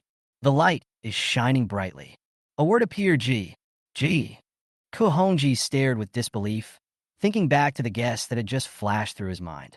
Now, it won't come true. This is the royal surname. Wait, this ancient sword is...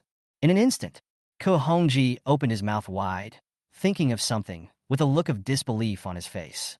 Click. Su Xinyuan finally pulled out all of them. The sword is cold. It is inlaid with a 5-clawed golden dragon.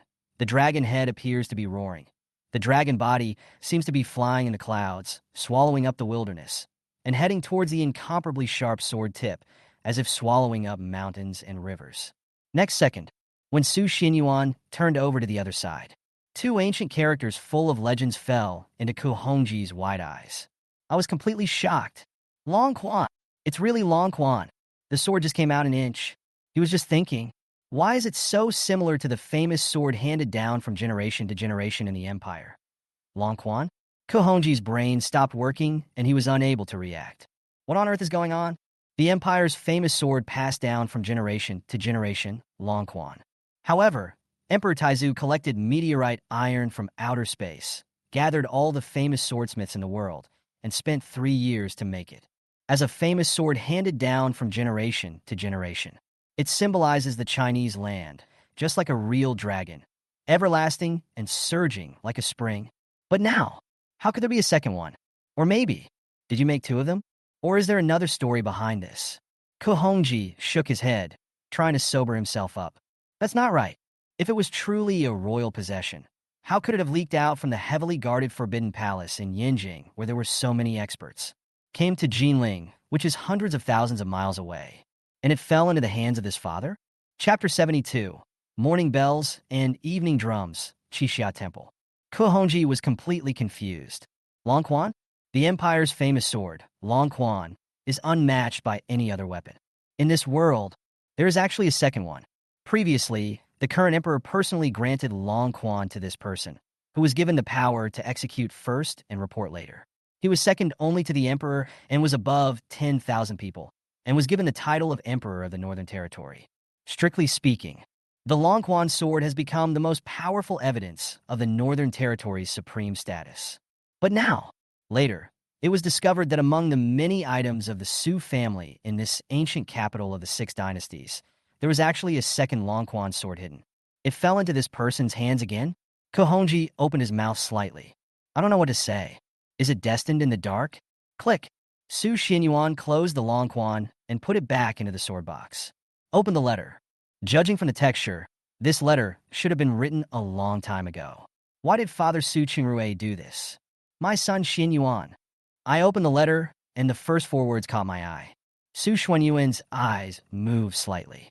Really? This letter is indeed written to myself. Kohonji was curious. I want to get closer and take a look. Think about it. Still think it's okay. This was the letter from home. No matter how curious he was, he couldn't look at it. The box carved with a five-clawed golden dragon and the second famous sword handed down through the ages, Longquan, made him have wild thoughts. Could it be that?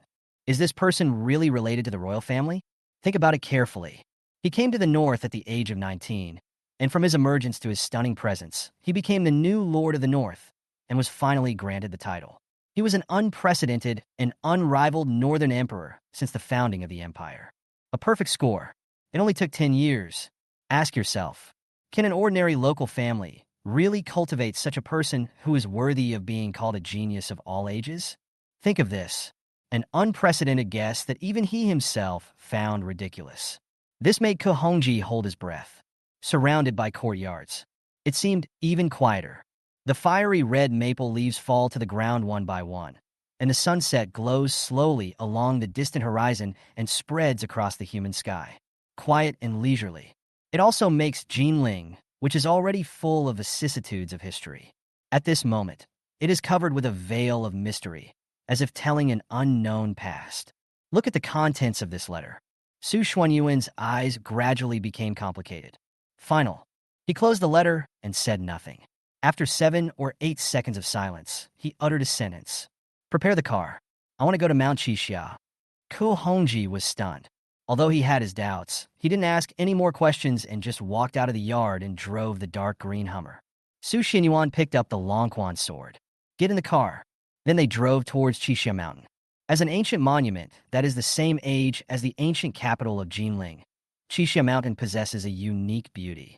On the mountains are covered with fiery red maple trees. Besides, there is also a 1,000-year-old temple, Qixia Temple. Since ancient times, when merchants come to Jinling, in addition to climbing Mount Qixia to enjoy the scenery, they will also come to Qixia Temple to light 3 incense sticks and pay homage to the Buddha. It was worth the trip. Along the way, Su Xinyuan, who was sitting in the back seat, dozed off silently without saying a word. When we were about to arrive at Qixia Mountain, only then did he slowly open his eyes. His eyes flickered slightly, looking towards the top of Qixia Mountain under the setting sun. Qixia Mountain. It's close to the Su family's ancestral home. Every year, autumn dyes the earth red and fiery red maple leaves float across the sky. The Qixia Temple on the top of the mountain, shrouded in mist and sparse clouds, seems even more mysterious. I still remember, when I was 5 years old, his father, Su Qingrui, took him to Qixia Temple to enjoy the maple leaves, worship Buddha, and burn incense. That year, it was his young and innocent eyes that saw for the first time another dazzling world that was different from the skyscrapers and bustling cities, but was one that his heart longed for, the Jianghu. His father, Su Qingrui, took him to meet the abbot of Qixia Mountain, Master Luo Yun, and let him follow Master Luo Yun, read famous works of hundreds of schools, ancient Taoist books, learn piano, chess, calligraphy, and painting, and practice martial arts. That day, he stayed in Qixia Temple for a year, accompanied by the morning bells and evening drums, and the sky full of fiery red maple leaves. Arrived at the foot of Mount Qixia, the road is winding and leads to a secluded place. There is only one road leading to the top of the mountain, which is a series of stone steps running through the bottom of the mountain. The car can't move. Su Xinyuan got out of the car.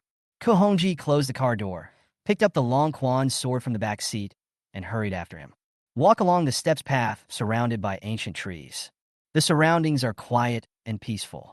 Occasionally, there is intermittent bird singing, falling beside the ears. This makes Qixia Mountain, which is already bathed in the setting sun of autumn, appear even more peaceful and tranquil. Knock knock. Not long after we started walking, we heard the sound of bells coming from Qixia Temple, which was bathed in the sunset and autumn atmosphere. Qixia Temple is different from other temples. The afterglow of the sunset falls. The monks in the temple will then ring the big bell, close the temple door, and refuse pilgrims to visit. Close to Qixia Temple, you can smell bursts of ancient fragrance, which can only be found in temples with a long history and prosperous incense business, which are not affected by the bustling cities. The clouds roll and the flowers fall with fragrance. The entire Qixia Temple seems very quiet. This is the time for monks to meditate, chant, eat, and wash. Looking into the distance, Qixia Temple is not very big, but it has a strong sense of historical vicissitudes. The whole temple has 3 large halls, a main hall, and 36 rooms for monks and tourists to live in. Especially the main hall. 2 towering ancient trees stand on both sides. Magnificent and solemn. Even before entering, you can see the tall building of the main hall and 3 words on the plaque, Luoyan Hall. Just finished walking up the steps, but I saw the temple gate in front of me. There stood a young monk with an immature face, wearing a gray monk robe and looking no more than 10 years old. See Su Xinyuan coming. The little monk, with a very smart face, bowed to Su Xinyuan neither humbly nor arrogantly. Donor Su. Kohonji was stunned for a moment. What does this mean? If you had known this person would come, would you have stood here to greet him? Su Xinyuan's face was calm. He also returned the Buddha's greeting. Donor Su, Master Luo Yun knows that you will come today, so he specially ordered me to stand here to welcome you. The young monk bowed again, looking very apologetic. Immediately, turn sideways. Please follow me, Mr. Su. Su Xinyuan nodded. Kohonji followed behind. You ungrateful little monk. We have been standing here for almost an hour. However, at this moment, a questioning voice came with a cold snort and a tone full of arrogance.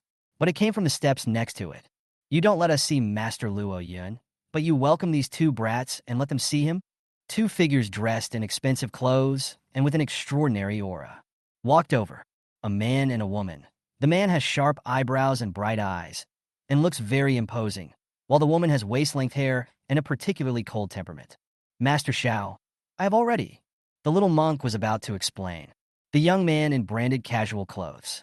But he looked at Su Xinyuan with an arrogant and disdainful look, pointing at the foot of the mountain. Command. Boy, if you want to see Master Luo Yin, we should go first. I'll give you 5 minutes. Get out of here now. Chapter 73. How did the Long Quan sword end up in your hands? The young man's name is Xiao Jingyu. It came from Changtian in Handu. When he said this, he didn't take Su Xinyuan and Kohonji seriously at all. Look of disdain, full of arrogance and contempt. It seemed that the fact that he spoke in person was already enough of a favor. The aloof and otherworldly girl standing next to him is his younger sister, Xiao Ningyu. The 2 came from Han to Changtian, a big family. Donor Xiao, this Donor Su, is the guest of Master Luo Yun. You. The young monk quickly tried to smooth things over. Want to explain? However, Xiao Jingyu retorted again, with an impatient tone.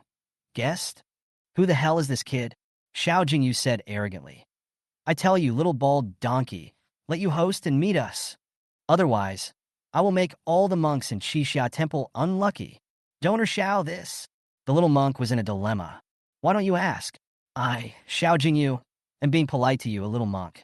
In our hand to Changtian, who doesn't know our Changtian Xiao family? Little monk, Xiao Jingyu took the initiative to reveal his identity. It would also make Su Xinyuan and Ku Hongji give up. What status does his Changtian Xiao family have in the huge Han capital? Handu, 15 cities, all the aristocratic families ranked first. His ancestors of the Changtian Xiao family had even followed Emperor Taizu and fought in wars. Whether it is the martial arts champion or the literary champion, there has been one from each. The past few decades, until now. Among my elders, some were third-rank officials in 6 ministries, and some even followed Manhwa, a first-rank official and tycoon in the empire. Mr. Ma was his right-hand man, just the status of their Changtian Xiao family. Not to mention the capital of the Han dynasty, even looking at the entire empire, it can be called the capital. If it weren't for my own grandfather. He passed away yesterday.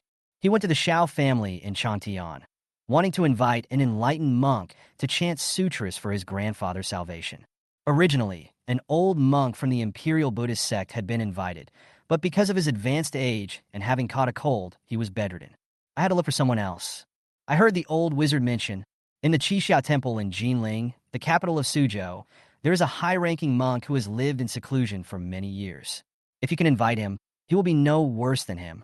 Otherwise, he is the heir of the Xiao family. Would you travel thousands of miles to come to Jinling? But they didn't expect that when they drove all the way to Qixia Mountain and explained their purpose, they were refused to see them. All right, if you refuse to see me, then refuse to see me. Buddhism says that sincerity is the key to success. Maybe their sincerity has not arrived yet. So, they just waited outside, hoping that Master Luo Yin would come to meet them. Who would have thought? Waited for more than an hour. They didn't see it. Instead, an unknown person who came out of nowhere was led by the little monk to meet Master Luoyun in Qixia Temple as soon as he arrived at the temple gate. How can this be tolerated? Seeing that Su Xinyuan was indifferent, Xiao Jingyu's tone became even colder, and he threatened, "Boy, I don't care who you are. Get out now. You have delayed my important business. And even if I lose your life, it's not enough." What a joke. His grandfather's funeral is about to begin. How could we let this kid go to see Master Luoyun? Wouldn't that make them wait again? Let's go. Take me to see host Luoyun. Su Xuanyuan's eyes were calm as he looked at the troubled little monk and said calmly, "There is no reason at all." He walked straight past Xiao Jingyu. Xiao Ningyu, who had been silent and gave off a cold aura, immediately turned cold and looked very unhappy. What an arrogant guy. Dare to ignore their Xiao family? Xiao Jingyu was even more furious. Walk over. Reach out your hand. Block the way. Boy, are you dumb? Didn't you hear what I said? Xiao Jingyu's face suddenly darkened. Where did this guy come from? He introduced himself just to let Su Xinyuan know that he couldn't afford to offend him. But I never thought about it. Ignore him? That's right. Although the ancient capital of Jinling was once the place where emperors of 6 dynasties ruled the world in history, the world has changed dramatically, and how can it compare to its heyday? Even the 5 great families in Jinling. He didn't take it seriously. How dare you treat a kid whose origin is unknown like this? Do you really think you are someone important?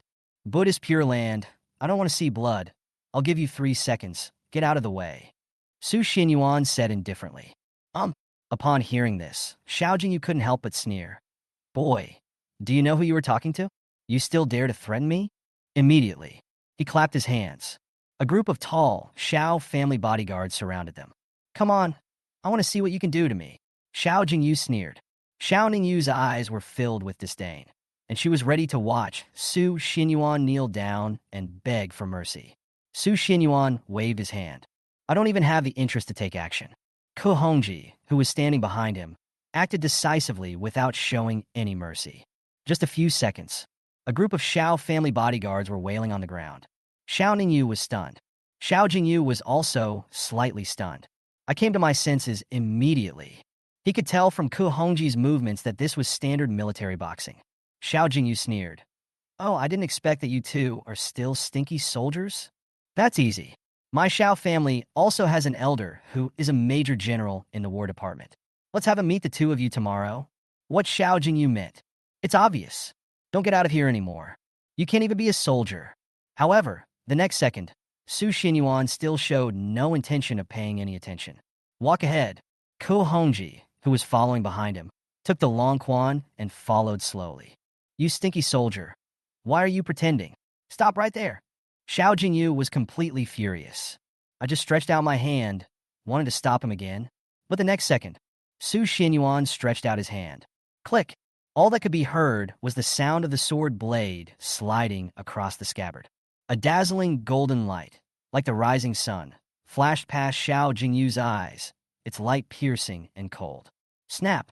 Suddenly, blood was gushing out. When Xiao Jingyu reacted, his face changed drastically and he cried and wailed in pain. One of his arms. He actually cut off the whole thing.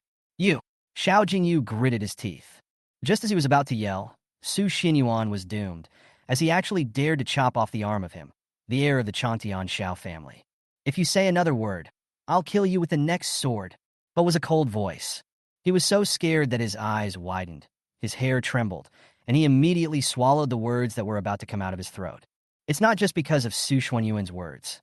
But at this moment, the sword in Su Xuanyuan's hand was inlaid with a 5-clawed golden dragon, and on the sword body, there were 2 ancient characters that any Chinese subject could recognize. Long Quan, Xiao Ningyu saw it. Immediately. So scared. The little monk saw it as well, and his eyes trembled as well. Long Quan, the Empire's famous sword passed down through the ages. Yu Hao, how come the Long Quan sword is in your hand? Xiao Jingyu's eyes were wide open. His limbs were shaking. His internal organs were all cold, and his voice was trembling. A thought that nearly frightened him to death. Appear in mind. The person in front of him was the Northern Territory Emperor who had disappeared for 5 years and was second only to the Emperor and above everyone else. Xiao Ningyu's legs went weak. There is no trace of aloofness at all.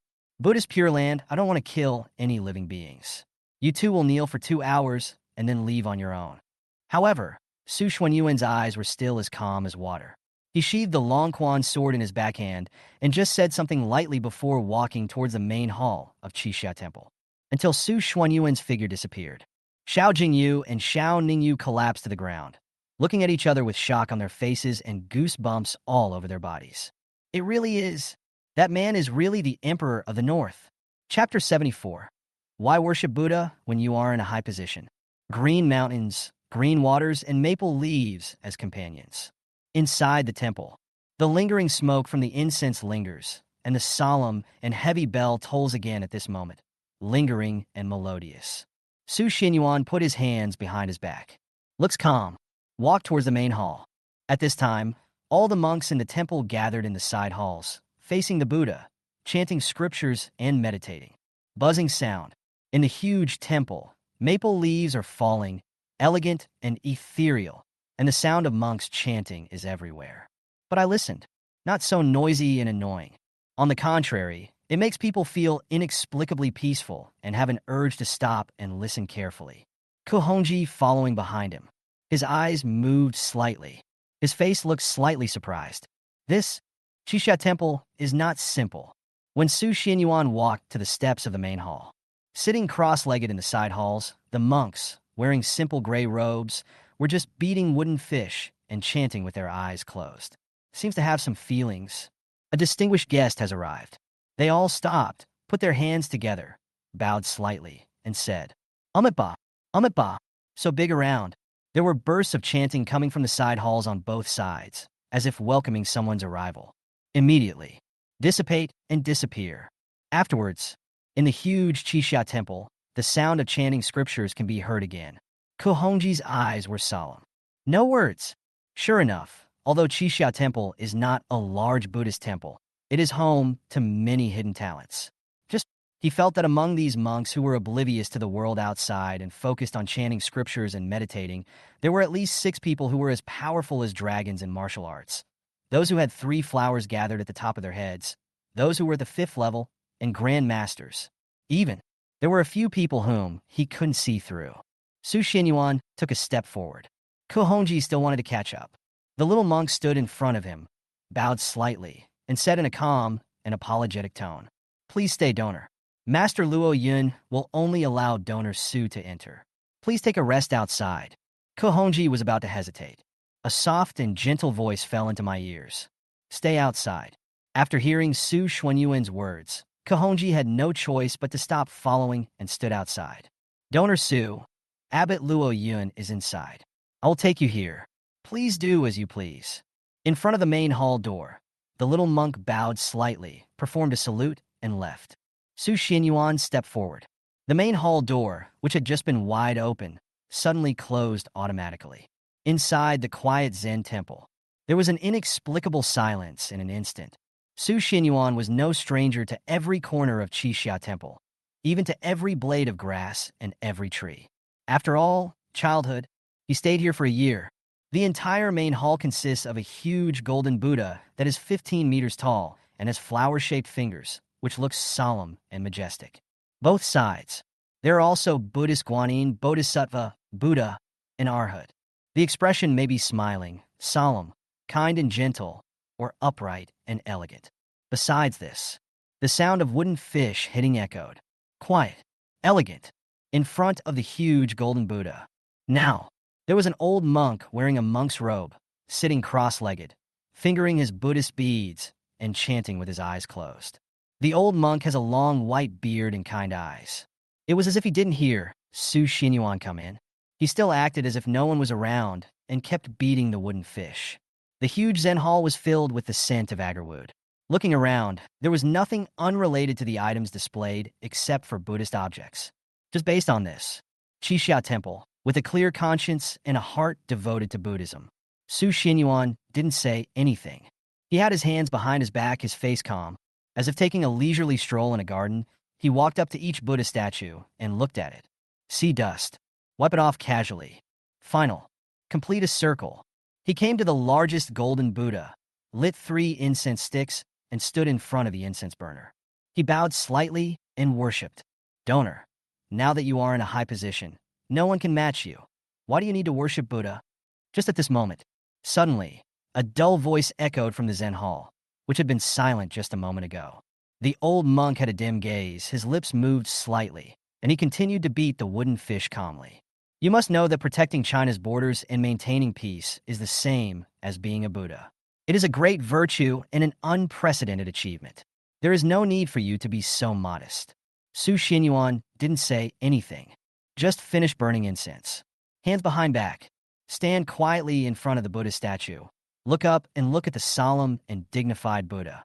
For a long time, he said calmly, Master Luoyun, you once said that Buddha saves all living beings and knows everything in the past and future. I have a doubt in my mind now. Please enlighten me, Master Luoyun. Suddenly, the old monk who had a calm expression on his face just now was still sitting there and beating the wooden fish. But suddenly stopped, frowning slightly. Just 1 second passed. The sound of wooden fish tapping started again. Just said, ba. He no longer responded to Su Xinyuan. So, Master Luo Yun, you don't want to say it, right? Su Xinyuan's eyes were calm, neither annoyed nor angry. He walked to the door of the main hall, stood with his back to the old monk, and said lightly, Only this will happen. But I can see it. The 1-foot area around Su Xinyuan. Suddenly, an indescribable aura emanated from his slender figure. He looked extremely quiet, steady, and harmless, but there was an inexplicable feeling of palpitations, like a huge wave sweeping in, swinging all around. In a moment, turned into gold. Ba. The old monk who was sitting cross-legged there frowned suddenly, struck the wooden fish faster, and an extremely tenacious and sacred aura vibrated from his body. The whole body glows. It is purple in color. It actually has a sense of Buddha's nirvana. Donor, why do you have to be obsessed with this? The past is long gone like smoke. It is better to cherish what is in front of you. Good. However, he had just finished speaking. Su Xinyuan, with his hands behind his back, exerted a little force with 1 foot, and the ground instantly shattered. His whole aura was like a real dragon on earth, overlooking the world, completely different from his usual appearance, becoming more and more out of this world. Golden breath. Immediately, it covered the sky and earth, sweeping away like a tide. Bang! 2 forces collided. The airwaves were like the sky, surging around. The Buddha statues in the entire Zen hall were shaking. Ba, outside, mumbled and murmured, Brother, my knee hurts. Why don't we sit for a while? He's not here anyway. She is originally a rich lady, live a life of luxury. Shounen Yu, who had been kneeling there for more than 10 minutes, could not stand it any longer. His forehead was already covered with sweat, and he would reach out and rub his knees from time to time. Don't talk about Shounen Yu. Even Xiao Jingyu felt a little exhausted at the moment, rubbing his knees in pain from time to time. Look hesitant. I looked around the quiet temple. The voice is low. First, he was just about to speak and say let's take a break. But there was a loud bang. The entire Qixia mountain was shaking, and the maple trees were shaking violently. Is there an earthquake? Xiao Jingyu was shocked. But the next moment, then they saw that the huge main hall of Qixia Temple was suddenly filled with turbulent air. 2 terrifying auras visible to the naked eye, like a real dragon ascending to the sky, actually created a huge hole and rushed out. 1 gold and 1 purple. 2 dragon bodies. The situation changes dramatically. It broke through the floating clouds covering the top of Mount Qixia, majestic and fierce, standing on the left and right of the eaves of the palace. Hiss! See this. Shounen Yu, who was about to stand up, gasped and was completely frightened. Xiao Jingyu's eyes widened, his hair stood on end, and he was trembling even when he spoke. This is the unity of the 9 nines, the 9th level, the power of the Supreme. Rumors in the world. No strong man from the 10th grade realm appeared on the god list. 9th rank Supreme. Invincible. Chapter 75. 12-level realm. Reigning Supreme. It's just what Xiao Jingyu said. Just fell. The scene before him made his pupils shrink, his limbs go limp, and his hair stand on end. Just see. 1 gold and 1 purple. The 2 dragons transformed from true energy, suddenly disappeared, and turned into huge, human-shaped shadows above the main hall of Qixia Temple in just a moment. One of them is holding a flower with his finger raised, wearing a long robe, looking solemn and reverent, and bowing to pay homage to the Buddha. Even if I can't see his face clearly, but I can still recognize who it is. It was the abbot of Qixia Temple, Master Luoyun. Another. His figure is ethereal, with his hands behind his back and a deep aura. He gives people a very peaceful feeling, yet makes people feel their heart beating rapidly from the bottom of their hearts. It was Su Xinyuan. How is this possible? Xiao Jingyu sucked in a breath of cold air. His eyes widened. He felt that his soul had been hit by an unprecedented shock. This kind of experience, it's so shocking. Everything comes back to one, above the 9th level. The real dragon turns into a human. The 10th level, he comes from the Xiao family, the most aristocratic family in Han de Changtian. Know it in your heart. An ordinary warrior. In the eyes of the aristocratic families, they are at best just a bunch of thugs who can be summoned and dismissed at will. With humble servants, no difference. Only those who have reached the level of 4th grade Grandmaster can truly gain their attention. 5th level, Grandmaster. That would allow you to become an honored guest of aristocratic family and be treated like an ancestor with delicious food and drinks. The characters above, that's not someone their family can contact whenever they want. Almost all of them are like dragons whose tails can only be seen, but not their heads. Reach the 7th level. They stand on the highest level martial arts list of the empire, Qinglong. Each of them is a peerless hero who controls the world in his hands. Even the high and mighty royal families try their best to recruit them. Rumor. Since the disappearance of the Northern Emperor, 3 new candidates for the Lord of the North have been nominated. They're all at the 8th level. Only. He never expected it. The Emperor of the Northern Territory is so terrifying. His strength is too shocking. Face. Looks like he's not even 30 yet. He has actually reached the 10th level of true dragon transformation. He is actually on the same level as those old masters in the martial arts world who have dominated the peak of martial arts power for nearly 100 years. You know, how many years do those people have to go through before they can gain the strength to look down on the world? But this one, it took less than 10 years. If you don't know the King of the North, you are not a hero. Xiao Jingyu was completely speechless. As the Emperor of the North who commands millions of soldiers in the North, he should have been able to deploy his troops and review their formations on the battlefield. And he should have been invincible. But I didn't expect it. Martial arts is also. Before. His Majesty the Emperor wrote this comment himself. No matter what others think, he feels that there is too much water. Yes, the younger generation. This person should be ranked as the best in the world. But when those older generations were young, which one of them was not extremely handsome and outstanding, surpassing everyone else and reaching high positions? Is there any lamp that saves fuel? Moreover, during the 5 years that the Northern Territory Emperor had been missing, he felt that the Emperor's comments were a bit exaggerated. This idea, it's not just him, Xiao Jingyu, who has it. The vast world. Some people were already dissatisfied. It's just that the status of the Northern Emperor is too high and no one dares to question it. In fact, it's not Xiao Jingyu's fault for having such thoughts. After all, the reason why Su Xinyuan disappeared, at the very least, one has to be a first-rank official in one of the 6 ministries of the empire to know the reason. 5 years ago, Su Xinyuan alone, fight against a group of powerful gods from the enemy country alone. In that battle, the vast Kunlun Mountains, covered with snow for thousands of years, were sunk by 10 feet. The other one, could it be Master Luoyin? Xiao Ningyu said tremblingly. Xiao Jingyu. Now, Xiao Jingyu wanted to curse. If I had known earlier that the abbot of Qixia Temple, he is a powerful person at the 10th level and on the god list, to whom even the high and mighty royal family have to bow their heads. Even if I lend him 10 times the courage, they don't dare to cause trouble outside Qixia Temple. Xiao Jingyu looked terrified. Finished. I hope this old monk won't come to settle the score with him afterwards. The battle on the temple floor. Even Ku Hongji, who was standing outside, retreated in a hurry, not daring to stay there for long. At the same time, he hadn't expected it at all. The abbot of Xiaoxiao Qixia Temple. He is actually a real dragon-turned-human whose name is not even on the Azure Dragon list, a powerful figure on the 10th level god list. The ancient capital of Jinling. This is really a place where hidden dragons and crouching tigers are hidden. The battle in the temple had only been going on for 2 minutes, and before any real action had taken place, the entire main hall was almost overturned. The aftermath of 2 auras.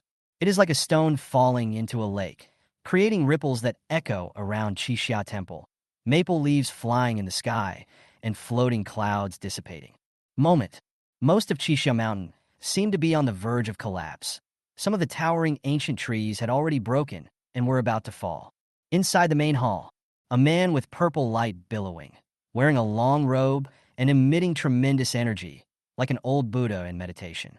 One stood with his hands behind his back. White clothes are whiter than snow. The aura is vast. In an instant, it was as if he was back in a dream of the king blowing the horn in the camp, holding the sword with one hand, and sitting alone on the snow-capped peak of Kunlun Mountain. It seems like a rivalry, equally matched. But in fact, Su Xinyuan didn't use his full strength at all. The latter was already sweating profusely, his lips were pale, and he looked very exhausted. Amitba! A loud shout. Purple light filled the air. The entire main hall gate was broken open. At the same time, all the monks who were sitting cross-legged in the side halls, chanting scriptures, put their hands together. They said in unison, Amitba!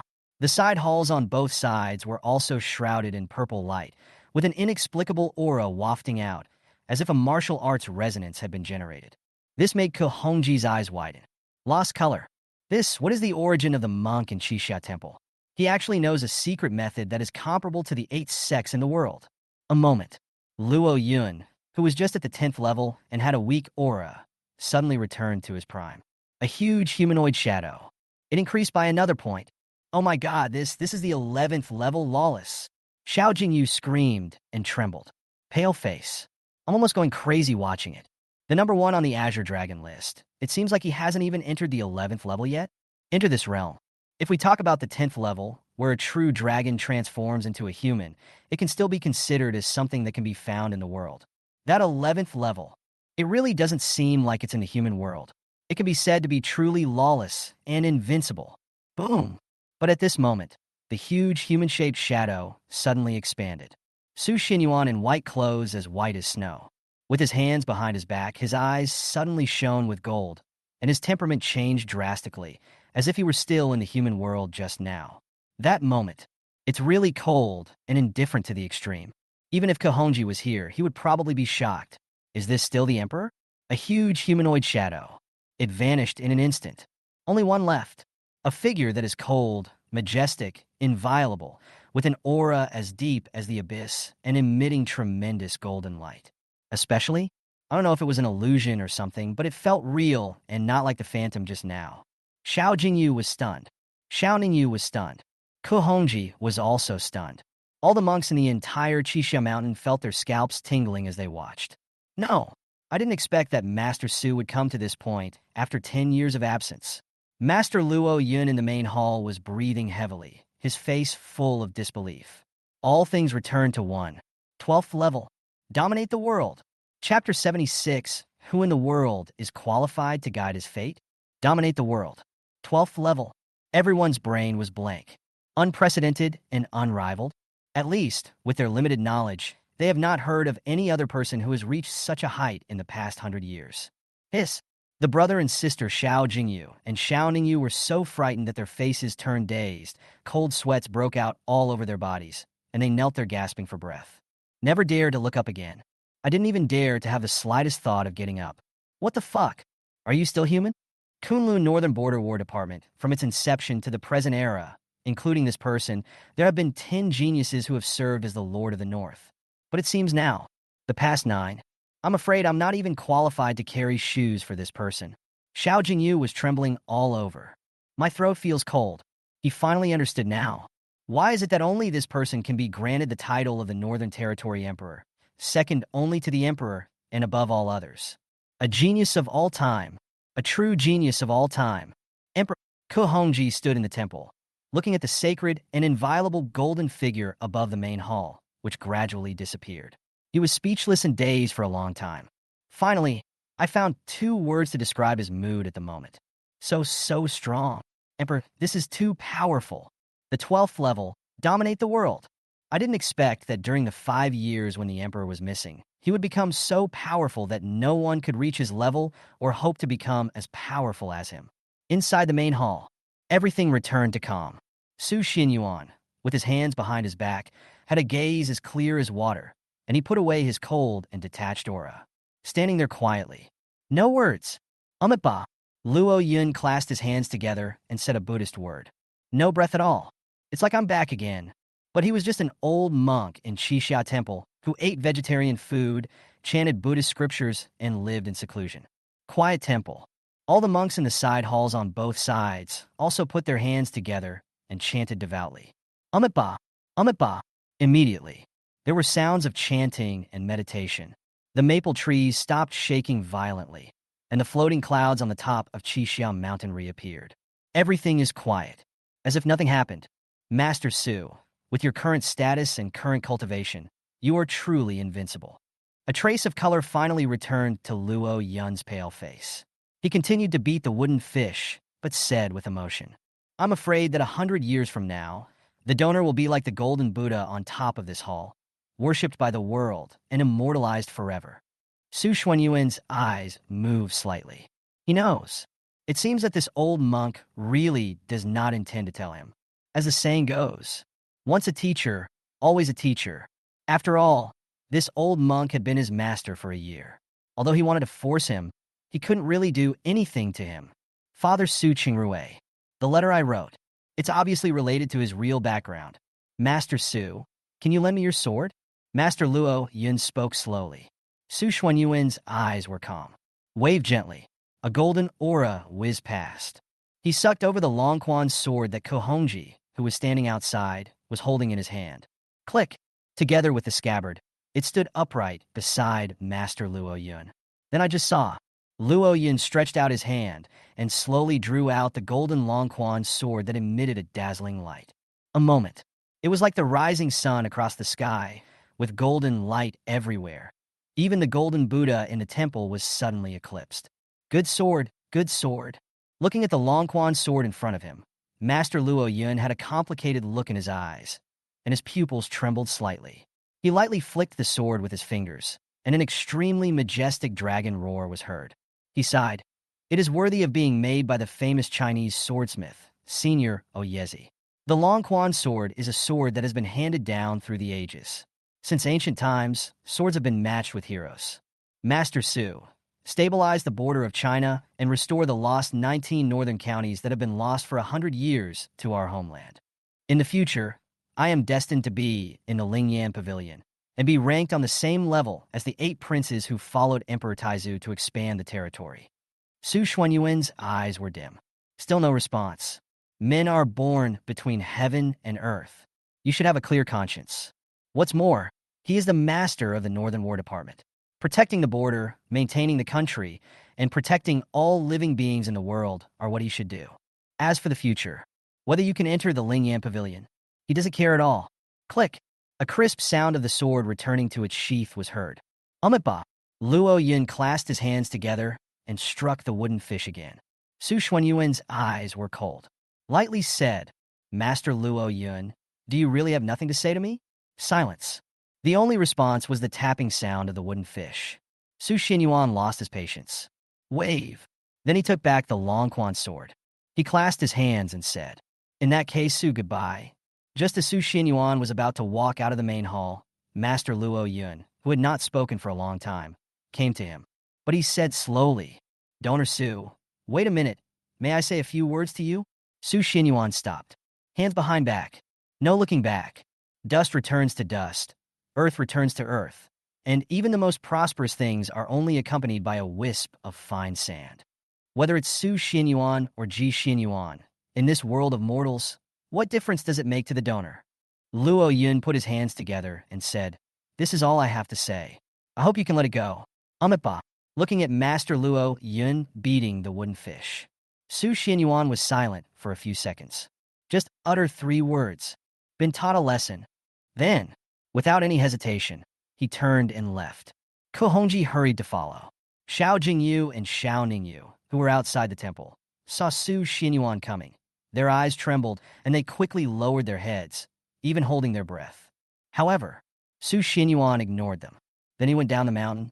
On the way down the mountain, Kohongji couldn't help but speak. Emperor, that old monk. He could see that. I couldn't know. I wanted to know. Then turned around. You have to find a reason with him. Really spoiled. There is nothing that cannot be said about this old monk. Forget it, since he doesn't want to talk about it. Let's just let it go. But just as he was about to turn around, he was interrupted by Su Xinyuan. Emperor, get ready and follow me to Handu. Handu? Ko Hongji was puzzled. Why are you going to Handu for no reason? Looking for someone? A quiet Zen temple. Maple leaves are everywhere. It was very quiet, until Su Xinyuan completely left Qixia Mountain. In the main hall, Luo Yun, who had been beating the wooden fish, slowly opened his eyes. From the Buddhist cushion under the body where you sit cross-legged, take out a token engraved with a 5-clawed golden dragon. On the token, there was a line of small characters carved in small seal script. Inscribed on it, you have a long life, and your destiny will be immortal. Your country will last for thousands of years and will be forever secure. Now, I grant you the throne, the crown prince of the Ji clan. Look at this line of small words. Luo Yun clasped his hands together, his eyes complicated, and sighed helplessly. Ba, brother, this child, like you, is a rare genius. He is no weaker than you were back then. If you were still alive, would you want this child to, muttering to oneself? As the door of the Zen hall closed, it was eventually drowned out by the sound of chanting that filled the temple. No one responded. No one could respond. The Emperor of the North. Who in the world is qualified to guide his destiny? Chapter 77. 50 years ago, he was the current Wudong master. An hour later, Xiao Jingyu and Xiao Ningyu, brother and sister from Han to Chantian, looked like they had lost their souls. They left Qixia Mountain in a hurry with fear on their faces. Then, in a hurry again, he asked someone to arrange a car and left Jinling overnight. Scary.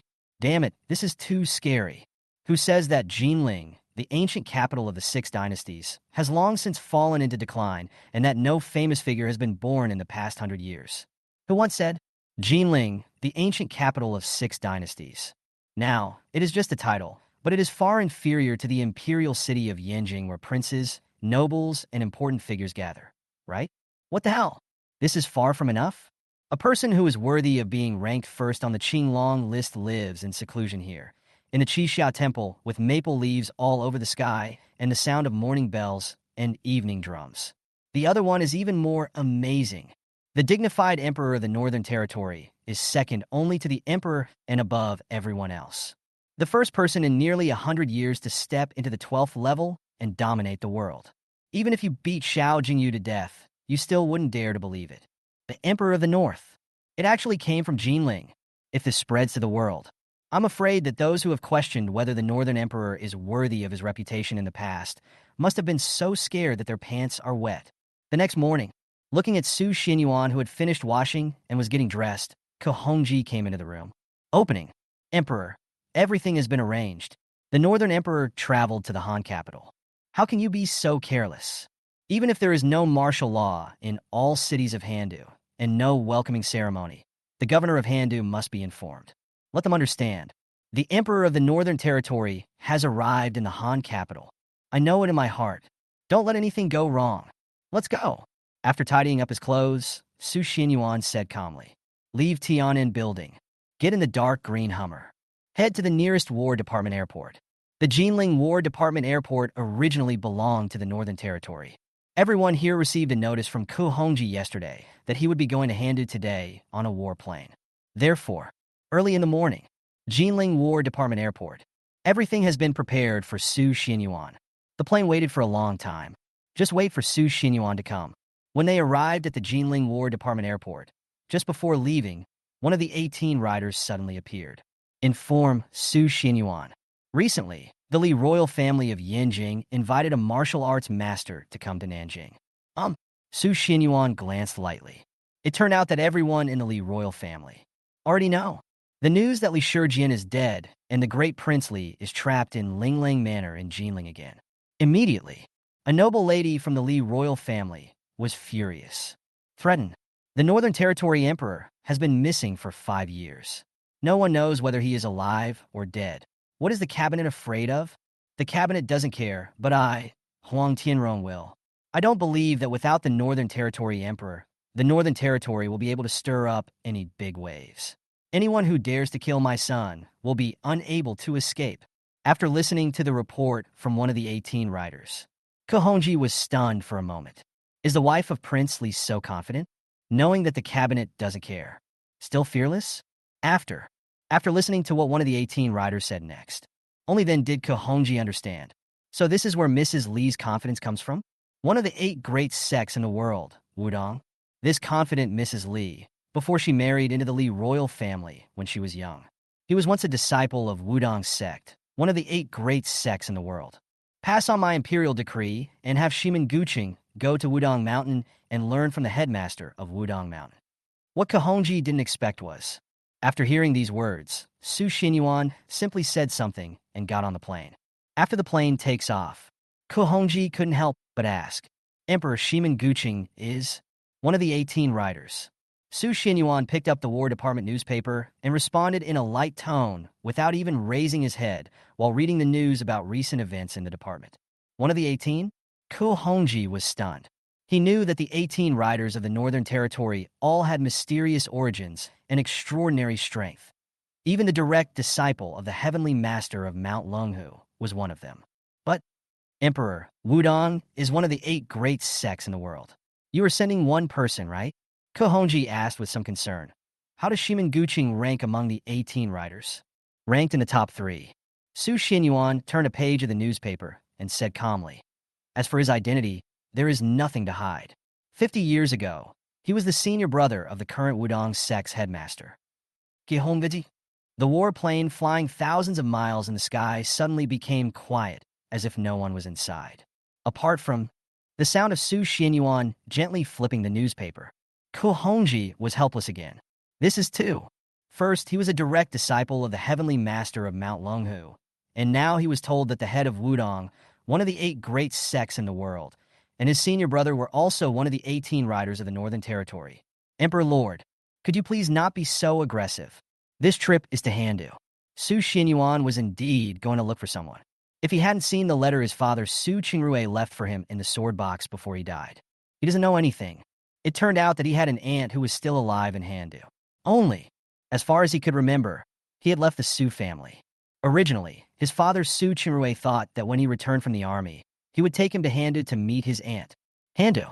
Since ancient times, it has been a place where many talented people in China hide, and several great figures who have made great contributions to the history have been born here. Nowadays, almost all of the 5 or 6 first-rank officials in the 6 ministries of the court came from here. The 8 sects of the world. There are also 3 sects, each with its own famous mountain. Sichuan Airport. It is the most heavily guarded and highest-ranking military airport in Handu. Because here belongs to the Northern War Department. 0101, clear to land, clear to land. Airport control tower. 7 or 8 captains wearing combat uniforms were sitting on the command desk, holding walkie-talkies and guiding the combat aircraft to land. 0202, runway cleared. Please proceed to runway 2 for landing. And sitting in the center of the command platform, she is a woman with short hair, serious eyes, a capable look, and a cold face. It was Lu Wei, the person in charge of the airport control tower. Just as Lu Wei was about to speak and direct her subordinates to quickly prepare for the landing of the next combat plane. But his eyes narrowed. His face was full of astonishment. Entrance to the command platform. Suddenly, 2 middle-aged men with a cold aura and a golden star on their shoulders appeared.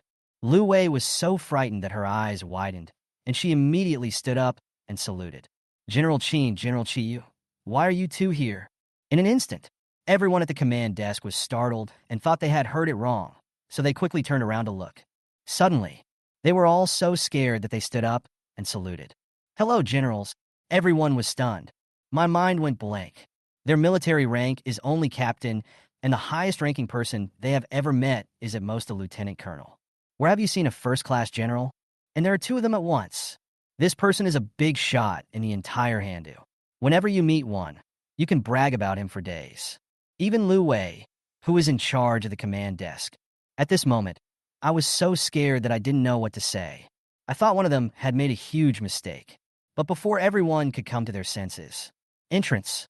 3 more first-class generals have arrived. In an instant, everyone was completely speechless. What happened today? The 5 first-class generals of Handu all arrived here exhausted. Without waiting for Lu Wei to ask, someone spoke up. Get ready and tell all members of Sichuan Airport to prepare to welcome the Northern Territory Emperor's plane to land. Liu Yi. Everyone. Chapter 78. You, Chu Haoxiao, have great authority. The entire airport control tower. There was a moment of silence. Breathing can be heard. Mumble! Lu Wei and everyone else's eyes widened as big as bells, and they swallowed hard. They were so frightened that the hairs on their bodies couldn't help but stand up. What did you just hear? North. The Emperor of the North. The man who had disappeared for 5 years, who was in charge of millions of soldiers in the North, and was personally awarded the title of second only to the Emperor, has returned? Now, are we going to arrive in their hand as soon? General Qinyu, are you really talking about that person? Lu Wei's eyes widened. His face was full of disbelief. Even though she was usually cold and aloof, her voice trembled when she spoke. Besides the one from the North, is there another person in this world called the Emperor of the North? Qin Jinshin's voice was low. The tone is solemn. He gave Lu Wei a blank look. Liu Yi. Qin Jin thought that it was Sichuan Airport. His boss's boss's boss's boss was the boss of his boss. Normally, even if important people came, they would need to use the Sichuan Airport runway to land.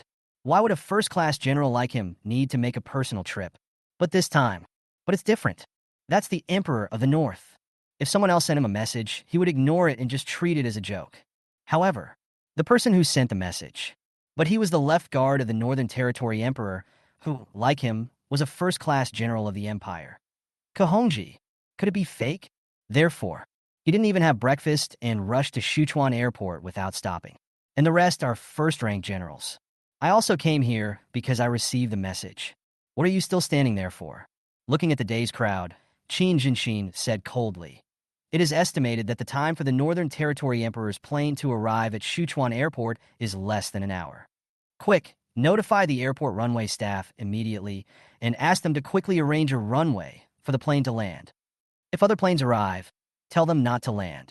Let them hover in the sky for a while until the Northern Territory Emperor's plane lands, and then they can come down. Qin Jun didn't dare to be careless. Sichuan Airport. It is the most important War Department airport in the Handu area. War Department officers come here every day. If it is the Northern Emperor's plane, just appeared. Someone is occupying the runway. That was really his dereliction of duty. The other 4 first-rank generals also looked at each other with serious expressions, not daring to be careless in the slightest. The Northern Emperor, who has been missing for 5 years, arrive in Sichuan. Everyone has doubts in their hearts, afraid of doing something wrong. That's bad. Nonsense. Don't even think about it. Before he was given the title of the Northern Emperor, who was second only to the Emperor. You dare to do that in the imperial city of Yanjing, in front of officials from 6 ministries, princes and nobles, and the lords of the 3 great vassal states. He cursed the chief minister of the cabinet, Yin Song, as a coward. Is this something that an ordinary person would dare to do? Runway crew cleaning an airport. When they heard the news from the command desk, they all looked at each other in shock. What? The Northern Emperor is coming soon. In an instant, everyone got busy. The runway was cleaned until not even a trace of dust was left. Then, exit quickly. Stand somewhere else. They all opened their eyes wide, swallowed their saliva, and looked at the endless, blue sky. Eyes trembling. There was only one thought in my mind. The Northern Emperor is coming. The vast sky. Now. Distance to Sichuan Airport area. 10,000 meters high. There was a private plane that was all white, but did not belong to the War Department, flying towards this side. On the plane, except for the captain, co-pilot, and several waiters serving drinks. Cockpit corner. Also sitting there was a middle-aged man wearing war uniform and with an elegant face. And his opposite, a father and son were sitting there. The man, who is about the same age as the middle-aged man, is named Tang Jinghao and is from Changtian in Handu. The younger one, he is Tang Jinghao's son, Tang Sheng. Now, Tang Sheng's face was full of joy. Looking at the Sichuan airport, which was not far away and almost visible to the naked eye, he said proudly, "This time, it's all thanks to Uncle Chu. If Uncle Chu hadn't spoken up, our plane would probably have to fly back to Changtian before it could land." Tang Jinghao also nodded towards middle-aged people. Express gratitude. "Brother Chu, thanks to you this time. Otherwise, our Tang family plane would have to fly back to Changtian before it could land, which is really too troublesome. Brother Jinghao, you're welcome. It's just a small matter." The middle-aged man responded indifferently. Immediately. Close your eyes and take a nap. He gives people the impression that no one can get close to him and he is in control of the situation. Middle-aged people have a cold attitude. Tang Jinghao was not angry either.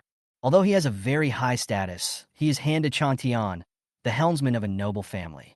But in front of middle-aged people, it really doesn't amount to anything. Don't look at him as a middle-aged man. He doesn't have a gold star in his military rank. He is just a colonel. But I can't help it. This colonel is from the Northern War Department. How can they be compared?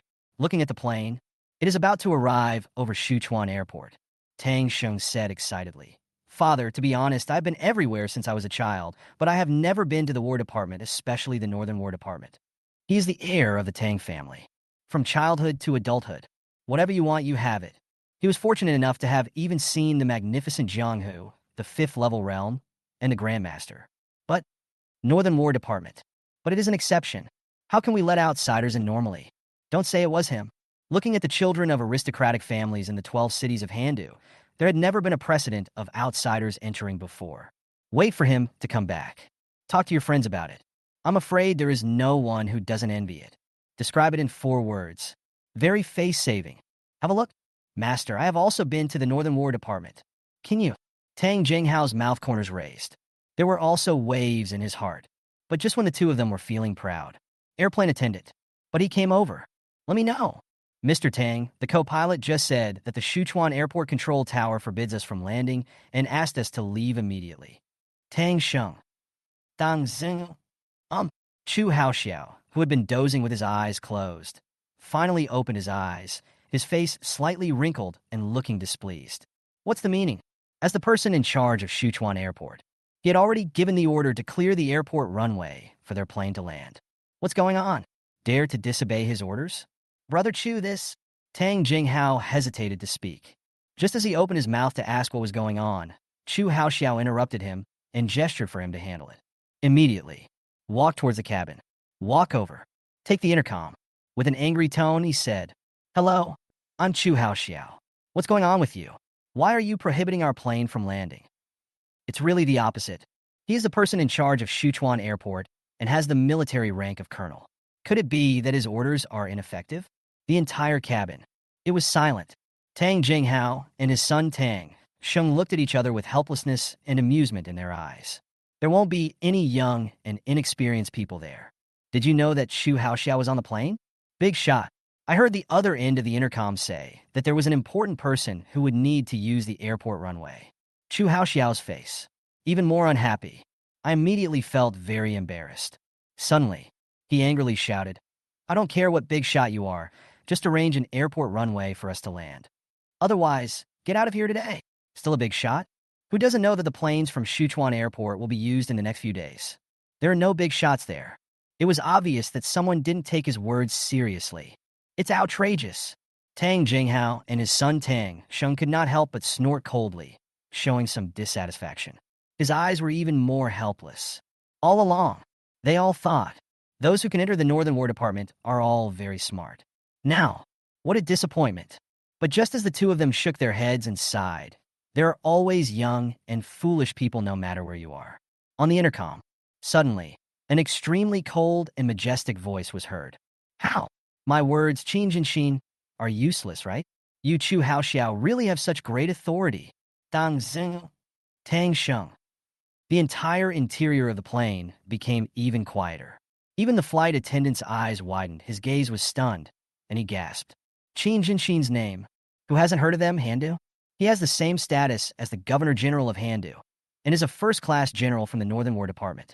It was like being struck by lightning. Chu Haoxiao's face turned even paler, his legs became weak, and his lips were trembling. There was no trace of his previous arrogance. Damn it, General Qin Jinshin. Why are you here? Say. The voice on the intercom continued, and when Chu Haoxiao didn't reply, his tone became even angrier. It seems that you Chu Haoxiao really don't want to be a colonel anymore. Today, the 5 of us, first-class generals, gathered at Sichuan Airport because an important person has arrived. Get your plane out of here. If anything goes wrong, you'll be held responsible. Chu Haoxiao. Hiss. 5 first-class generals. Tang Jinghao and Tang Sheng were stunned and took a deep breath. On the intercom, suddenly, the voice of a member of the command desk was heard. Report to General Qin. The Northern Territory Emperor's plane will arrive at Sichuan Airport in 5 minutes. Chu Haoxiao. Dang Zing, Tang Sheng. Everyone. In an instant, the entire cabin was silent. A few seconds later, quick! Chu Haoxiao's eyes trembled and his lips turned pale, as if he had gone crazy. He completely lost his composure. He roared at the day's captain. What the hell are you still standing there for? Hurry up and turn around and get out of the flight path. Tang Jinghao and his son Tang Sheng were so scared that their hair stood on end and their limbs felt cold. Stand up too, urging the captain to hurry up. Fight with the Northern Emperor to get the runway for landing. Damn it, do you think your life is too long? Chapter 79 that year, the retired squad leader. Just a few tens of seconds. The plane that Chu Haoxiao, Tang Jinghao, and Tang Sheng were on had completely disappeared over the Sichuan airport. Not even half a shadow. All gone. Until it was several thousand meters away from Sichuan airport. The three of them breathed a sigh of relief. Look at each other. My back was soaked with cold sweat. This is fucking so scary. He has not appeared in 5 years, and it is widely rumored that the Northern Emperor is no longer in the world. Still alive. Now, we are almost arriving at their capital, the vast sky, the moment when a combat plane finally appeared on the distant skyline. Qin Jinxin and several other first-class generals. In Lu Wei, everyone left the command platform and prepared to welcome.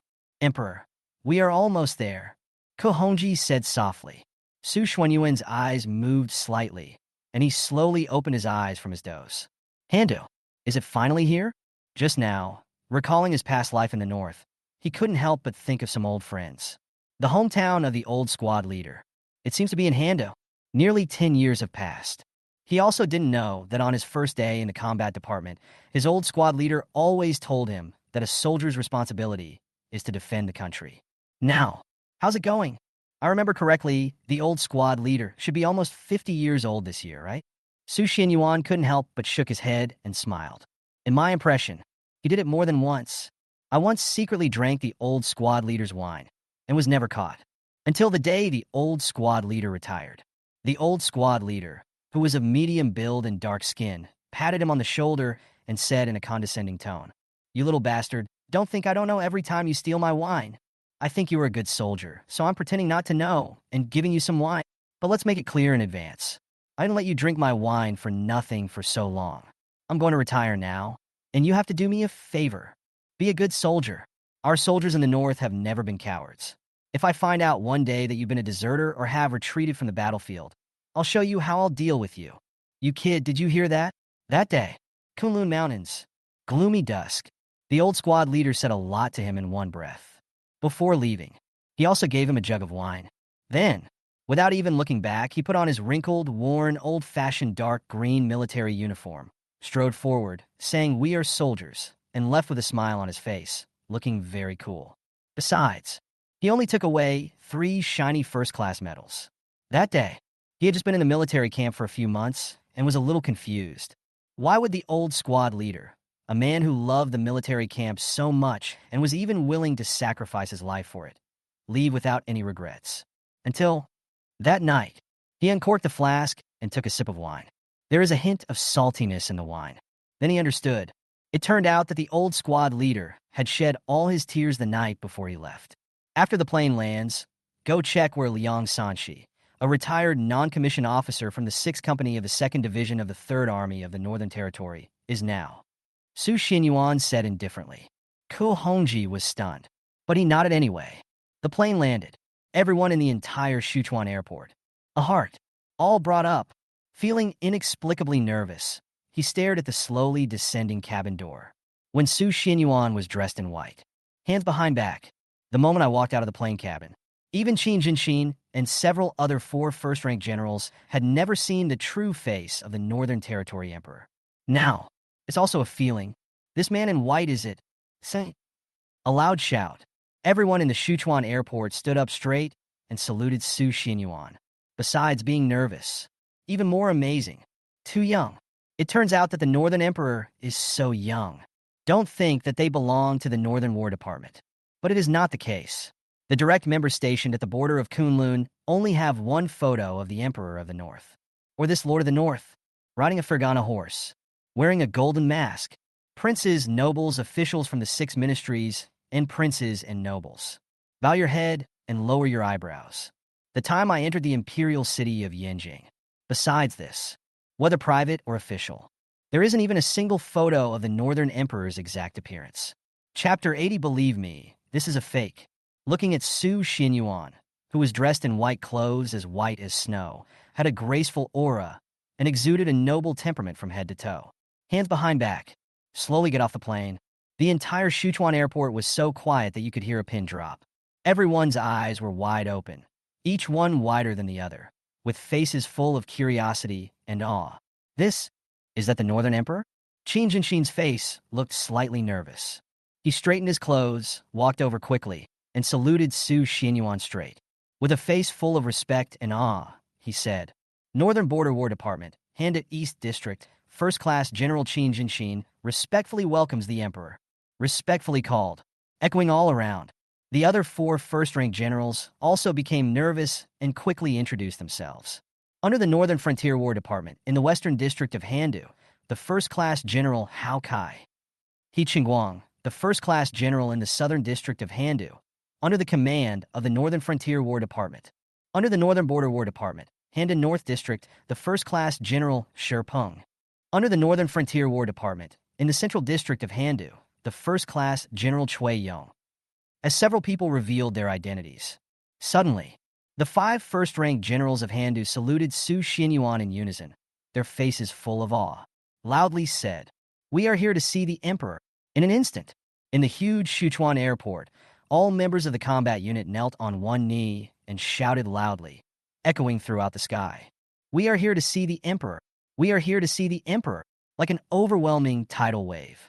Waves of cheers and greetings were overwhelming and spread to every corner of Sichuan Airport. For a long time, the echo dissipated. However, Su Xinyuan, who walked off the plane with his hands behind his back, did not say a word. Only, eyes like water, right in front of Qin Jinshin and several other first-class generals from Handu, he walked and stopped, looking around as if strolling in a garden. I took a look at the layout of Sichuan Airport. Mumble, on the spot. Qin Jinshin, several first-rank generals, and everyone at Sichuan Airport were shocked. All brought up. I couldn't help swallowing. Some people's foreheads are sweating. It is obvious that he is inspecting Sichuan Airport. Is it suitable as the deployment area of the Northern Frontier War Department? Finished.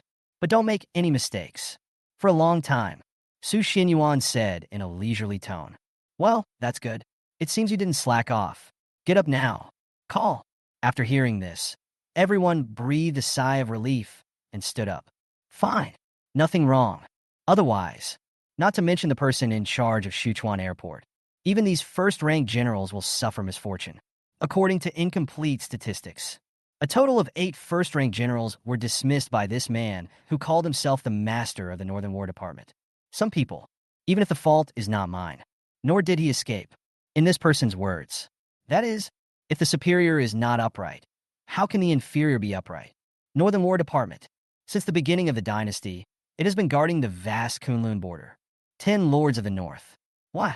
Only under his leadership were the 19 northern counties that had been lost for nearly 100 years recovered. No one can match this person's deployment of troops. It is a thunderous method, and the 8 major military disciplines of the north that were formulated and implemented to the end by this person. At this moment, Ku Hongji is standing behind him. But he whispered, Emperor, one person is missing. Su Xinyuan didn't say anything. Of course he noticed who was missing. The governor of Handa did not come. If you don't want to come, then don't come. He is not a man who cares about ostentation. This time I came to Handu. One is to visit my aunt, the other is to visit the old squad leader. Besides this, he doesn't take it seriously at all. Ku Hongji, however, was not happy. Long before leaving Jinling, he issued a notice to the 5 first-rank generals of Handu and the governor of Handu. Emperor of the North, you are about to arrive in Handu. Let them come and greet you. There are only 5 first-rank generals at this time. The governor of Handu was not seen. Isn't this a slap in the face? Hitting him in the face is no big deal. But ignoring this person is another matter. His Majesty. A new law was added to the imperial laws specifically for the Northern Emperor. Whenever the Northern Emperor travels, all officials of the 3rd rank and above in the local governor's office must be present.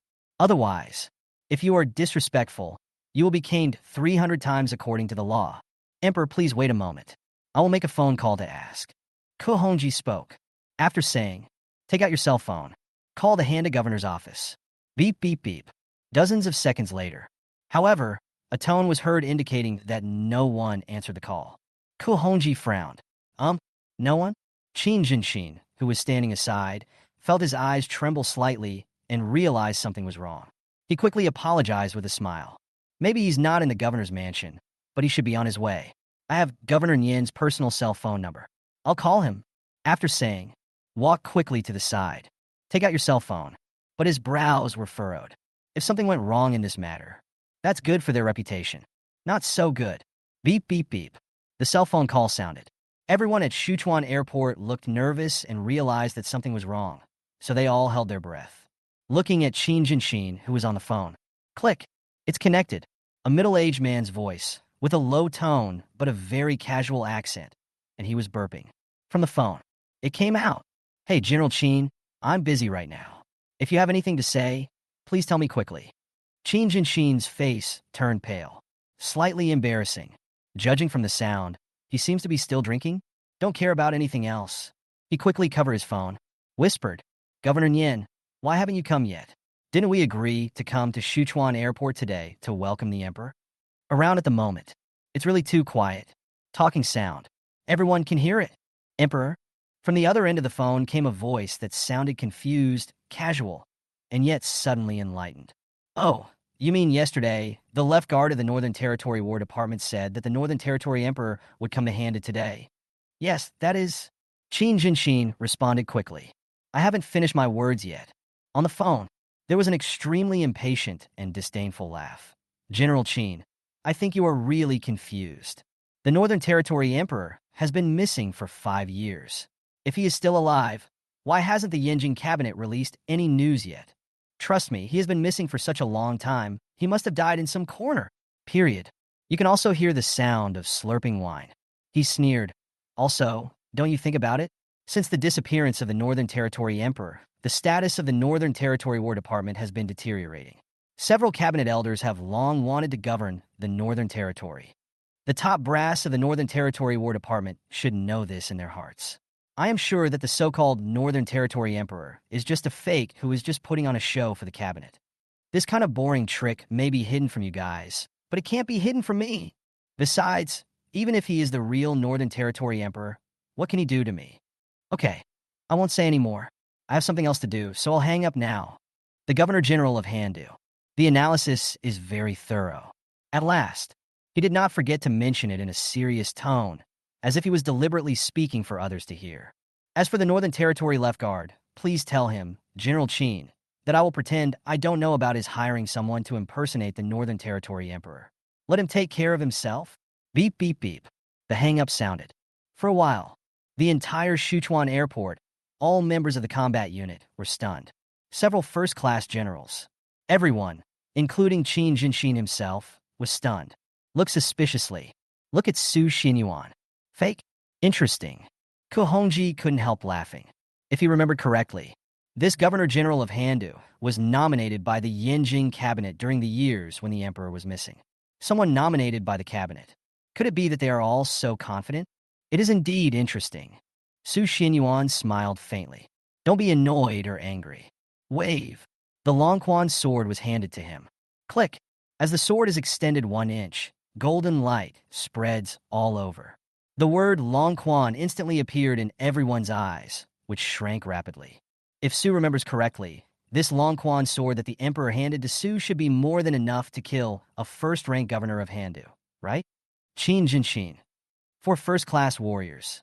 Everyone. Chapter 81. Su was given a title. I wonder if Governor Nyen has heard of it. 10 minutes later, everyone had complicated looks as they watched the dark green Hummer leave Sichuan Airport.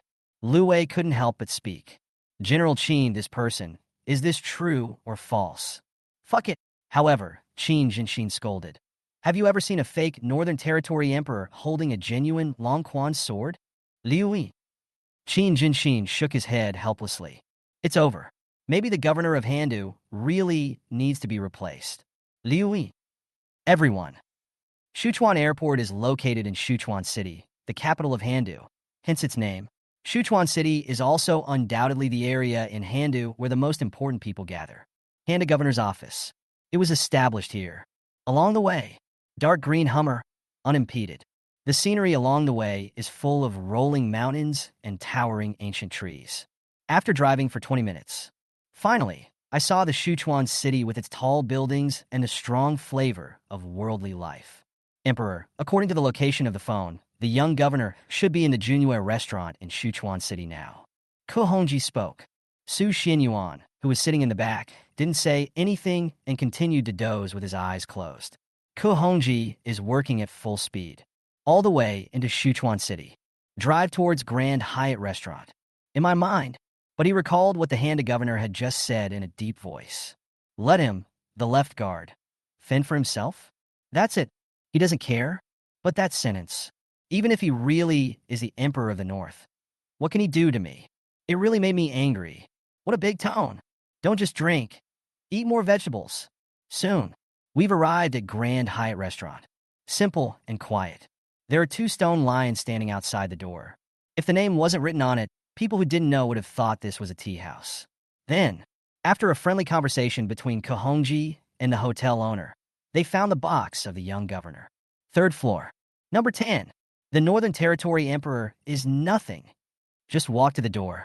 Then the young governor was heard to sneer with disdain. Master Tao, I'm not saying anything bad about you, but you Yinjing people are frightened by the Northern Territory Emperor at first sight. Don't worry. The one who showed up at Sichuan Airport must be an imposter. He has been missing for 5 years. If he was really alive, he would have returned long ago. Inside the box, a middle-aged man wearing a Zhongshan suit with a fat body and a beard, drinking wine. While talking to the young man opposite, the young man was nervous at first. I dare not say much, but think about it carefully. That's right. He has been missing for 5 years. If he wanted to come back, he would have come back long ago. Forget it, Uncle Nien. Just treat what my nephew said just now as fart and drink. The young man raised his glass and said, That's right, Mr. Tao. You're the Minister of Revenue, the son of a first-rank official. Why should you be afraid of a dead person? The middle-aged man sneered.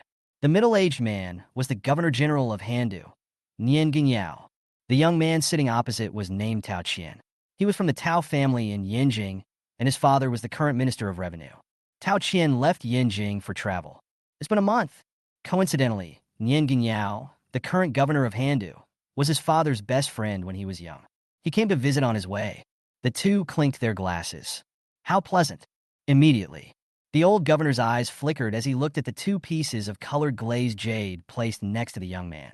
Leisurely said, Master Tao, these 2 pieces of jade. Oh, Uncle Nien, I had forgotten about that. Tao Qian slapped his head and suddenly realized.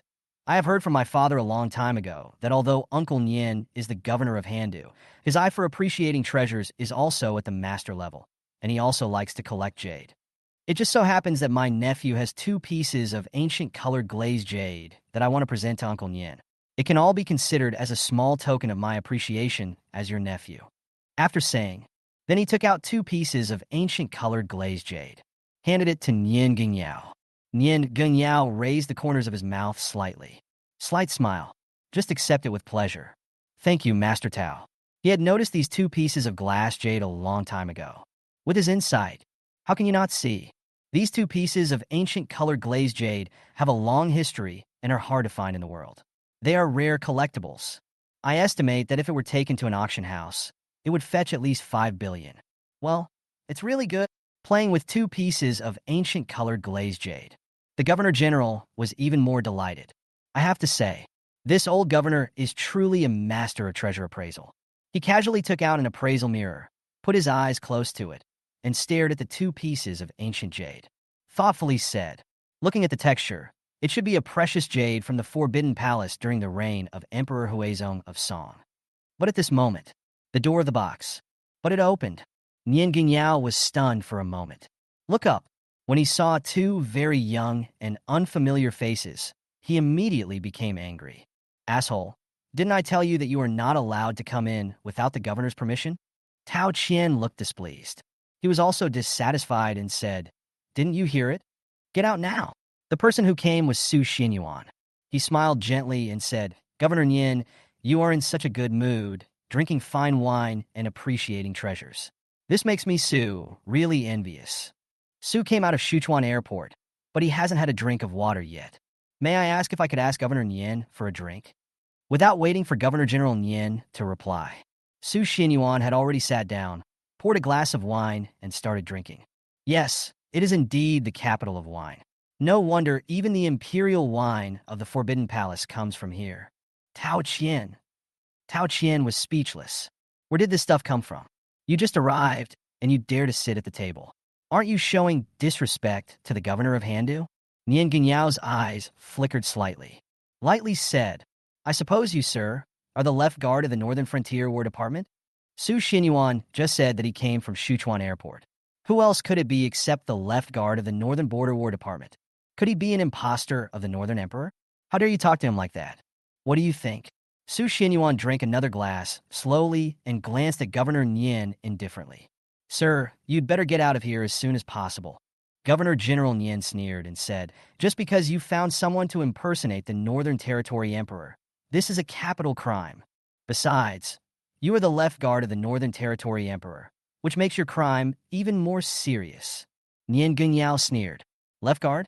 Now that the Emperor of the Northern Territory is gone, what is a left guard? How dare you come and act pretentiously with him? Oh, really? Su Xinyuan said calmly. I just heard that Governor Nian is also a treasure appraiser. I have something here. I wonder if Governor Nian can help me identify it. What is it? Bring it up. Nian Gunyao spoke in a casual tone. Immediately, he took the appraisal mirror and looked at the two pieces of glass jade treasures. But before he could get closer to take a look, bang! A long quan sword inlaid with a 5-clawed golden dragon, with an inch of the sword body protruding out and emitting golden light. It was already placed in front of him. In an instant, the Governor General was so frightened that he stared as if he had seen a ghost and took a step back immediately. Tao Qian sitting there. I even felt my butt was on fire. With a bang, just stood up, shivering. Dragon Long Quan sword. You. How come you have the Long Quan sword? The Governor General had a dazed look on his face.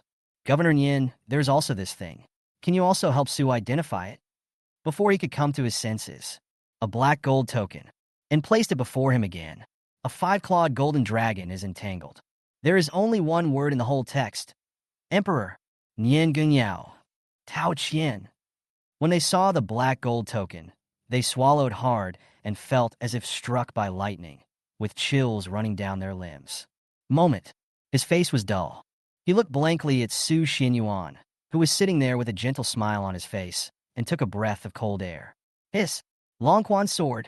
Token of the Northern Emperor. The person in front of me is... Oh, I am so abrupt. I forgot to introduce myself. Hello, Governor Nian. My surname is Su, my given name is Xinyuan, and I am from Jinling. Su Xinyuan smiled gently and said, a few years ago, His Majesty the Emperor bestowed a noble title on Su. I wonder if Governor Nian has heard of it. It seems to be called something like second to one, above 10,000 people, the Emperor of the Northern Territory. Tao Qian. Nian Gunyao. Inside the box, the air solidified. In an instant, it seemed as if even breathing could not be heard around me. Su Xuanyuan's eyes were like water. Still that gentle smile, that graceful and elegant posture. Pour another glass of wine. He drank it all in one gulp towards the frightened Governor Nian. My surname is Su, and my given name is Xinyuan, also called the Emperor of the North. Chapter 82. May I have the honor to ask for a cup of tea? Looking back at the empire from its founding to the present day, who can be called the leader among the 100 generals? Who could bring the 19 northern counties that had been lost for nearly 100 years back to the homeland of China? Who else has this honor? What could have kept the main gate of the Forbidden Palace in the Yinjing imperial city from being opened for nearly 100 years? Hundreds of miles of red carpet, princes and nobles, all bowing their heads? Eternal rivers and mountains. The geniuses compete for honor. Count all the heroes in the world. But who alone can be crowned as second only to one man, above 10,000 men, and given the title of Emperor of the North? Inside the box, two astonished, dull, and extremely trembling eyes flashed through their minds, and many frightening memories flashed through their minds. Suddenly, no more drunkenness. Tao Qian looked pale. Looking at Su Xinyuan, who was sitting there, still drinking, with a gentle smile on his face. His eyes trembled and his limbs felt numb. Suddenly, bang!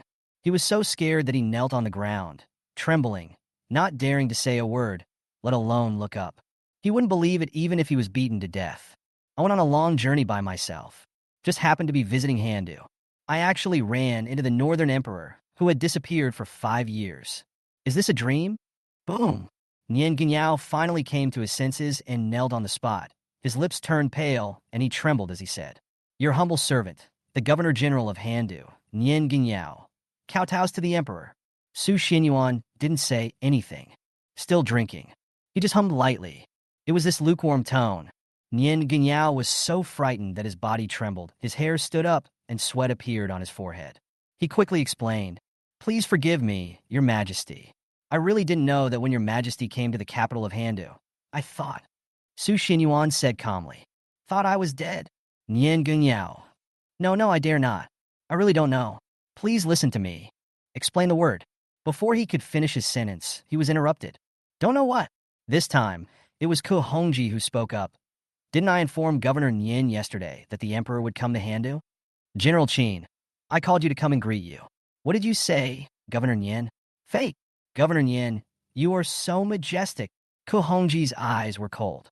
He said in a cold voice, "May I ask Governor Nian, who in this world dares to pretend to be the Emperor of the Northern Territory? Or does Governor Nian think that the title of Northern Territory Emperor is worthless and anyone can pretend to be him?" Nian Gunyao. Nian Gunyao shivered. How could he not see that Ku Hongji was the left guard of the Northern Frontier War Department? Your Highness really thought that." Nian Gunyao's eyes trembled, and he stammered as he spoke. He quickly explained, "My lord, please listen to my explanation. I really didn't know anything about it. If I had known that the Emperor was coming, I would not have dared not go even if I had 10 times the courage. Please, please." However, before he could finish his words, he was interrupted by Ku Hongji again. "Then may I ask Governor Nian, who said this? Even if he is really the Northern Territory Emperor, what can he do to me?" Nian Gunyao. In this sentence, the Northern Territory Emperor is nothing. Who said it? Nian Gunyao. Nian Gunyao was completely speechless. I dare not explain any further. My back was soaked, my limbs were numb, and I quickly lowered my head even lower. These words. Of course he said that. He was drinking at the time. A little drunken talk. Half of it was his own imagination. They've been missing for 5 years. Don't tell any news. There was not even a single person in sight. Therefore, he concluded that the Northern Emperor must be dead.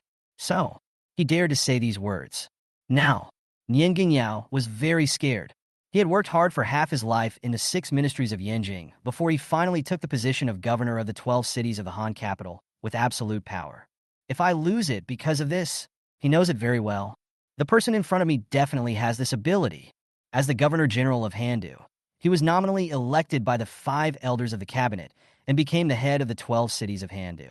He was extremely honorable and could be regarded as an independent prince.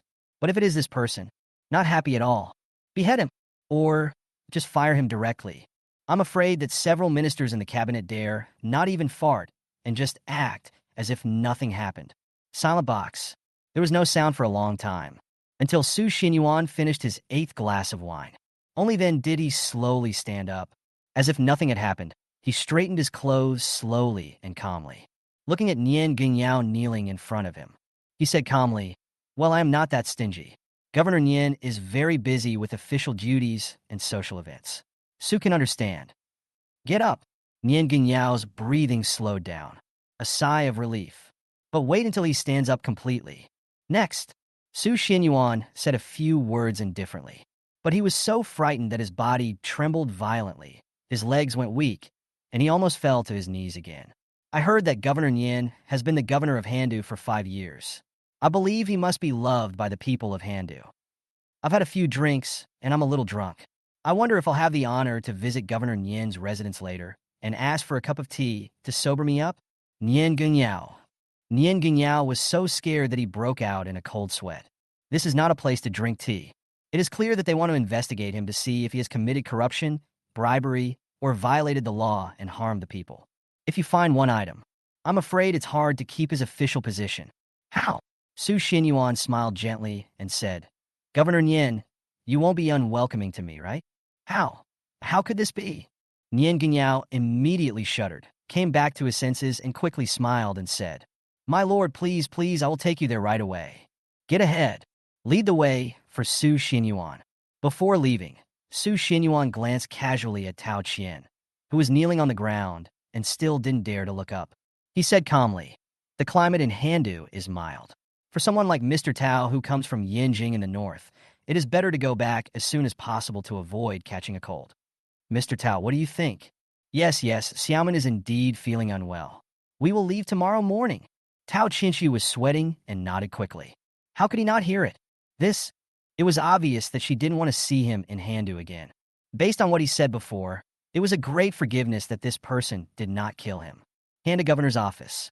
Located in the city center of Sichuan, it is an ancient courtyard with elegant environment and full of ancient flavor.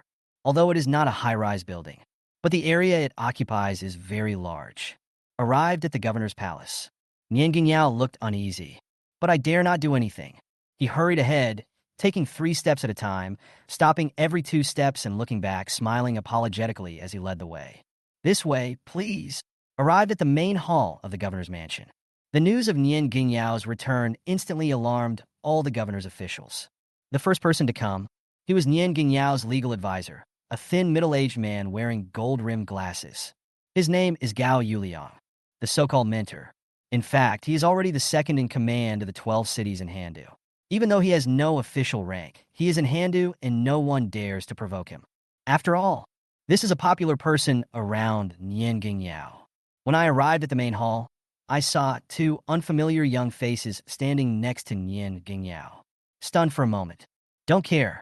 Ever since this man of ours became the Governor General of Handu, there have always been noblemen coming to curry favor with him. Sir, weren't you at Junhua Tavern, drinking with Master Tao? Gao Yuliang was a little confused. Why did you come back so soon? Nian Gingyao didn't dare to speak. Su Xinyuan said calmly, Governor Nian, don't just stand there. Serve the tea. After saying, sitting in the right seat, Gao Yuliang frowned. Whose family is this young man from? Why is he so ignorant? To curry favor with someone, is that how you flatter? You dare to order the governor of Handu around on your first visit. Don't you think too highly of yourself? Presumptuous! Gao Yuliang immediately scolded. Whose family are you from? How dare you be so ignorant of the rules? Is it possible for a young man like you to sit in the governor's mansion? Hurry up and get up! How arrogant! And you even let them, Handu, a first-rank official, the governor, serve you tea? Su Xinyuan said calmly. It seems that the people under Governor Nian are somewhat unwelcoming to Su. What's that tone of voice? Gao Yuliang said coldly. How dare you talk to Governor Nian like that? For a youngster like you, being able to enter the governor's mansion is already a great honor. Yet you dare to act so arrogantly. I think you are. Not finished yet. It felt like someone was pulling his clothes. Gao Yuliang was stunned for a moment. Sir, why are you pulling me? This kid is really rude. Please let me teach him a lesson. Bang! Nian Gingyao knelt down directly. Gao Yuliang was speechless and asked, Sir, what's wrong with you? What the fuck is going on? Nian Gingyao was completely furious. The voice is low, swearing. Each word is pronounced with emphasis. He gritted his teeth and said, If you don't want to die, kneel down quickly. He is the emperor of the north. Gao Yuliang. Chapter 83. Stand upright and have a clear conscience. About 5 minutes later, there are a total of 12 officials of the 3rd rank and above in the entire Handu Governor's office. Came to the main hall, looking at Nian Gingyao and Gao Yuliang who were kneeling there, not daring to bow their heads. His face was filled with speechlessness. Another 5 minutes passed. When you know Su Xuanyuan's identity. The 12 officials of the governor's office had their hair standing on end, and they all knelt on the ground in fear. Some people's faces. Cold sweat. It keeps flowing down. The Emperor of the North. This man in white is actually the Emperor of the North. Damn it. Who said that? The Northern Territory Emperor has been missing for 5 years, and he has already died. Another minute passed. The atmosphere in the entire main hall suddenly became extremely strange and quiet. Everyone knelt there, not daring to look up, breathing heavily, more and more rapid. Immediately, a servant from the governor's mansion tremblingly brought Su Xinyuan a cup of steaming tea. Su Xinyuan picked it up. Her manners are graceful, and her temperament is elegant to the extreme. Blow gently. He then used the tea cover to slowly lift it open, and took a sip of the tea leaves floating on top. He nodded slightly and said, good tea. I didn't expect that Governor Nian's residence actually had tea leaves from the Dahongpo tree on Mount Wui. I guess Governor Nian must have put in a lot of effort to get these tea leaves, right? Nian Gengyao. In an instant, Nian Gengyao was sweating coldly, sweat pouring down his face. Wui Mountain is located in their Han capital Sichuan. As for the Dahongpo tree, it is already 600 years old. There is only this one in the world. Tea leaves above. Extremely precious. It is the royal tree, and tea is also a royal offering, except for His Majesty the Emperor, who can take the Dahongpao tea leaves above to make tea. There is only the one in front of me. Otherwise, you will be punished for the crime of disrespect. Several other officials in the governor's office were also trembling at this moment, because they all drank it. Looking at the expressions of the people below, Su Xinyuan spoke in a gentle tone and smiled faintly. Everyone, don't be so nervous, relax. It's just tea. No one can drink it. Get up. Everyone breathed a sigh of relief. He stood up tremblingly. Nian Gengyao and Gao Yuliang also stood up, put on an apologetic smile, and were about to speak. Emperor Yu. Just then, Su Xinyuan said the following. I was so scared that I choked. This Wui Mountain Dahongpo, Su didn't drink it in vain. Su Xinyuan said calmly, I intend to recommend you, my excellencies, to have several cabinet elders present you with a plaque with the words integrity and honesty written on it, to be hung in your homes for all officials of the empire to learn from. What do you think? Nian Gengyao, Gao Yuliang. Of course, since this is a model promotion, we have to take some photos, right?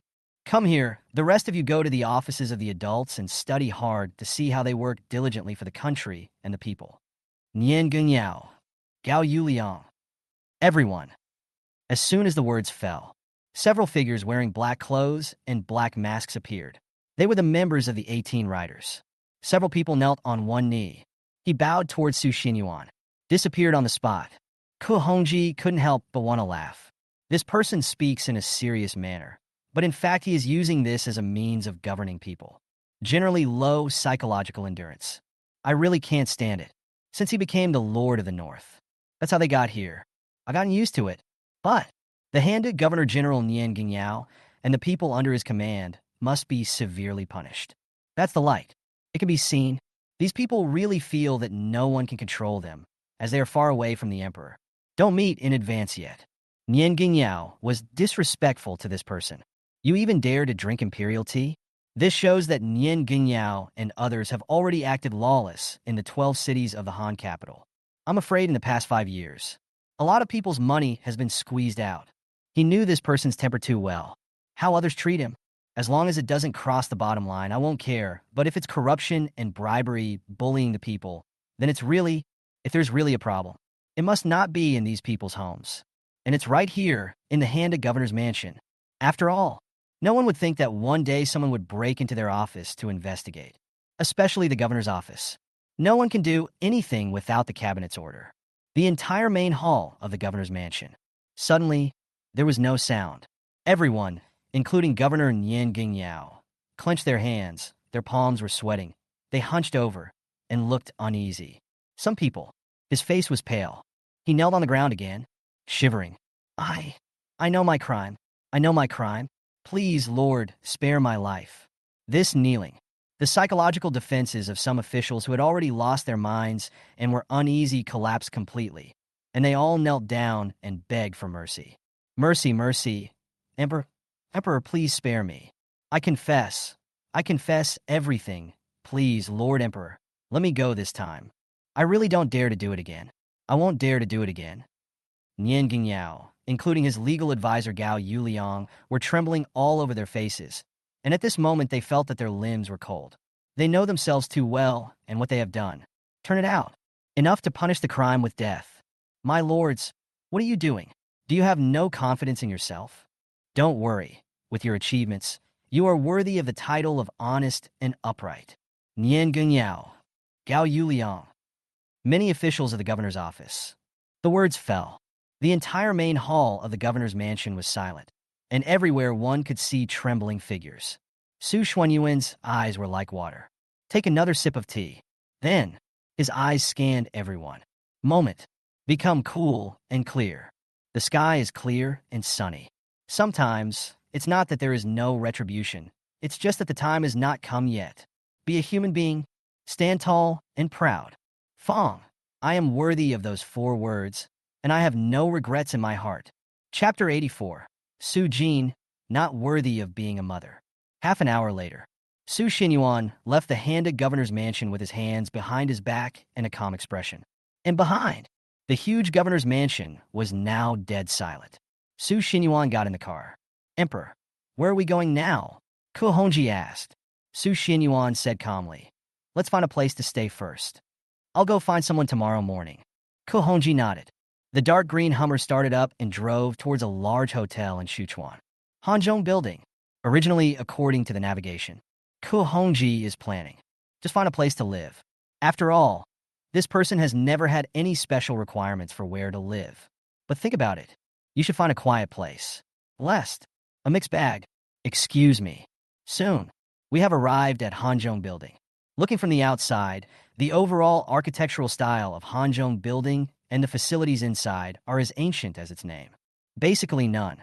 2 obvious modern-day core. Simple, with a touch of elegance. Simple, yet noble. It looks like it's not something that ordinary people can afford to live in.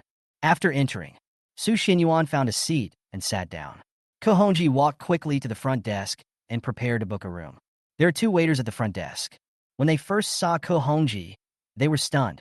Immediately, his face returned to normal. He smiled slightly and arranged the room in an orderly manner. Until Su Xinyuan and Ku Hongji went up to the second floor. One of the front desk clerks was curious, so he stuck his head out and took another look. To himself, it's really strange. Looking at these 2 people, they don't seem to be from Sichuan, right? Hanzhong Building. It is the best hotel in Sichuan and even in the whole 12 cities of Handu, and it can be ranked among the top 3 hotels. Anyone who can come here and book a room, either rich or noble. Therefore, they are basically familiar faces. They can all recognize it. But Su Xinyuan and Ku Hongji, they don't look at him. He's probably a young man from another place who came to play with us. The older receptionist waved and indicated that it was almost time for the shift to change. The younger one. Only then did he look away. I ignored it. In the afternoon, Ku Hongji came back from outside and brought news. Emperor, I have found out that your aunt seems to be in Sichuan. Ku Hongji was speaking at the same time. Handed Su Xinyuan a piece of information. Su Xinyuan took it casually. Took a glance. There was only one photo on it, which showed a woman who was smartly dressed and had a graceful face. There is also various information about the woman.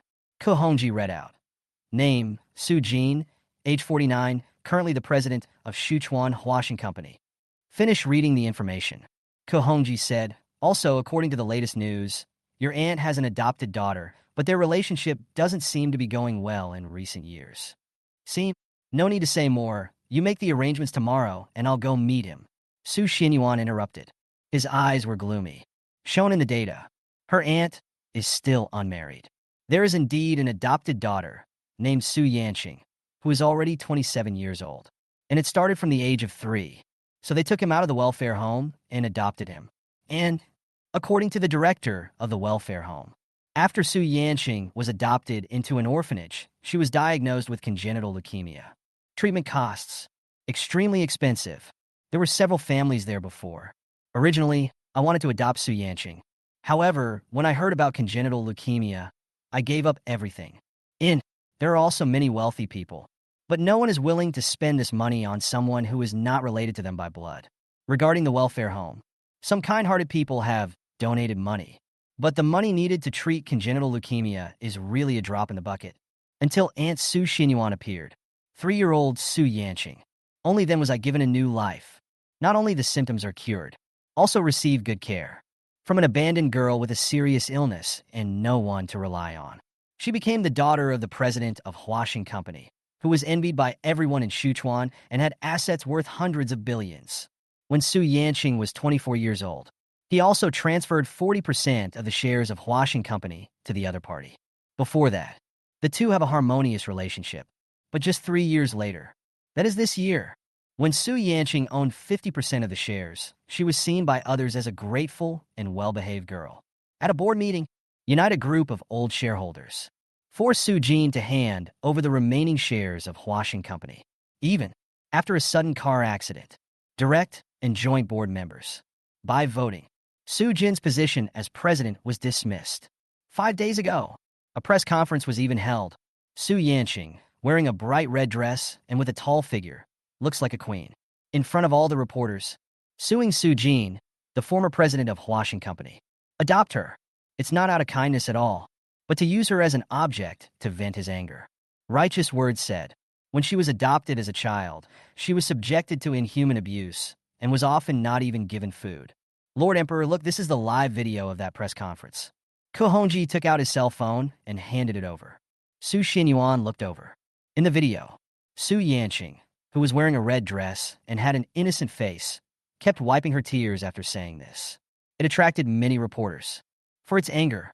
Certainly, there are also clear-minded journalists who question this.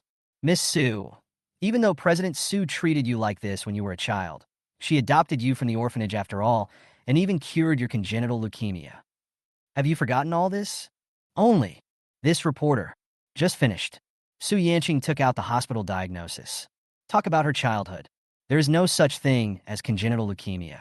All of this was fabricated by Su Jin, that vicious woman, in order to create a good image for herself in front of the public. Good to attract investors. Boost Washington Corporation stock. At first, the reporter still didn't believe it. It was not until several old shareholders of Huaxing Company showed up and confessed that Su Jin's adoption of Su Yanqing more than 20 years ago had been discussed with them in advance and was indeed a premeditated plan. This reporter. Then I began to feel indignant. Condemn Su Jin. She is a shameless and vicious woman. The press conference is about to end. Su Yanqing also stood up and said in front of all the reporters, Su Jin is a filthy, vicious woman with no shame. She deceived shareholders and used her behavior to benefit herself. As her adopted daughter, I am to blame. I didn't confess to the public until today. It was indeed Yanqing's fault. Please forgive me, everyone. But from now on, I, Su Yanqing, will draw a clear line between myself and Su Jin, this vicious woman, and sever all ties with her. She, Su Jin, is not worthy of being my Su Yanqing's mother. Finally, bow and apologize. This drew applause from the reporters in the audience. They all expressed it. We must write about Su Jin's various bad behaviors in the newspaper and make them public. Video closed. Ko Hongji frowned. Of course he didn't believe it. This is true. Empty room. Su Xinyuan, after watching the video. He only uttered 3 light words. Interesting. For a long time, there was no sound in the entire room. But Ko Hongji could feel. Now, the surrounding air temperature is obviously dropping. Chapter 85, no need to say more. I will take care of everything. The second day in Sichuan. Noon. Su Xinyuan and Ko Hongji had just reached the stairs. I can't believe it. How could something like this happen in Sichuan overnight? What about Sichuan? Now the entire 12 cities of the Handu are in an uproar. What exactly happened? How would we know? Anyway, the official answer is that Governor Nian and 7 officials from the governor's office died yesterday afternoon due to food poisoning. They were not sent to the hospital in time and unfortunately died. Then I heard the 2 waiters at the front desk talking. It doesn't feel real to me. Even after seeing today's announcement, the young waiter still looked incredulous. In a low voice he said, that was Governor Nian, the top leader of the 12 cities of Handu. How could he die because of the delay in sending him to the hospital? The slightly older one. But he looked happy. Why do you care about him? We are ordinary people. Why should we care so much? I think this is a good thing. Don't you think about what has become of our Handu since this old Governor General took office? Yes, I heard that 2 years ago, there was a flood in the 7 cities of Handu. This Governor General Nian took advantage of the opportunity to make a lot of money. He even put the relief funds into his own pocket. If the top beam is crooked, the bottom beam will be crooked. This is not because there is no retribution, but the time has not come yet. So, it is better to behave yourself. Su Xuanyuan's face was calm. Just walk downstairs. A slight smile appeared on Ko Hongji's face. What is this called? The righteous will have many supporters, while the unrighteous will have few. It has been like this since ancient times, even though it is usually due to his high status. Others dare not say much. However, the people of the 12 cities in the Han capital already knew clearly what was right and wrong. Now, Nian Gingyao and several officials from the Governor General's office died, and the vast majority of people applauded. As for a person with uneasy heart, nothing more than collusion. Get in the car. The dark green Hummer slowly drove towards a high-end villa complex in Sichuan. Su Xinyuan sitting in the back, then on hand, playing with a jade pendant. Above, there is also a word engraved on it, Su. This is my father Su Qingrui's legacy. There are 2 pieces in total. It is a family heirloom of the Su family. One piece is in the hands of Father Su Qingrui. Another piece, it is kept by my Aunt Su Jin. Aunt Su Jin.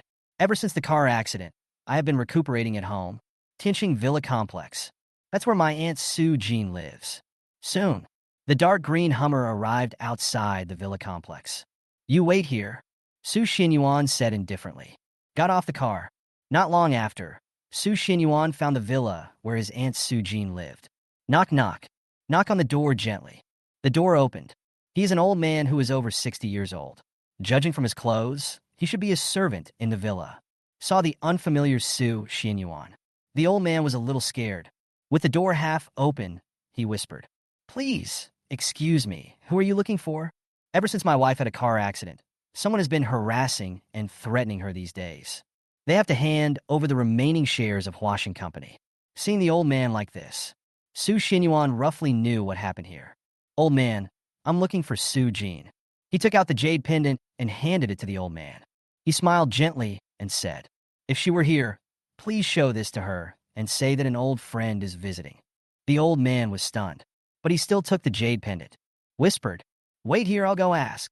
Immediately, closed the door. A few minutes later, the old man opened the door again, convinced that Su Xinyuan was not a bad person, and bowed. "Please come in, my lady is waiting for you in the living room." Su Xinyuan nodded. Walk into the villa. The old man led the way and soon arrived at the living room. Living room sofa. Now, sitting there was a woman wearing home clothes, with a pale face but a good temperament. At first glance, one would think she was a woman who was well-educated and well-educated. The woman holds a jade pendant. Quietly, watched nonstop. Her face was complicated and her eyes were tearful, as if she had brought back many unforgettable memories. Even Su Xinyuan, who had already entered the living room, didn't notice it. Until Su Xinyuan called out 2 words softly. "Aunt." "Fierce." The woman looked up. For a while, he said excitedly, "Xinyuan, you must be Xinyuan." Su Xinyuan nodded, even if never seen it. But the family affection that has been engraved in the blood cannot be erased even by endless time. A few pleasantries. 5 minutes later, Su Jin looked bitter and said with self-blame, "Xinyuan, I'm sorry. As your aunt, I couldn't. Something happened to the Su family that year. She wanted to go back and help. But Su Qingrui refused and threatened that if she came to Jinling, they would end their brother-sister relationship. I had to stay in Sichuan, find another way, help the Su family overcome difficulties. Who knows? Overnight, the Su family collapsed. Aunt, no need to say more." Su Xinyuan shook his head and said softly, "Father didn't let you go back to Jinling because he was afraid that it would bring trouble to you. Don't worry, it won't be long before all 5 great families in Jinling will be buried with my father. Xinyuan, you can't do anything stupid." Su Jin hurriedly tried to persuade him. Immediately, he sighed and said, "Since your father died, I have also figured it out. Life should be peaceful and stable. Your father is in the underworld. He probably wants you to live your life in peace. You are the only bloodline left in our Su family. If anything happens to you again, I really don't know how to face your father in my grave." Su Jin smiled bitterly. "I feel helpless inside.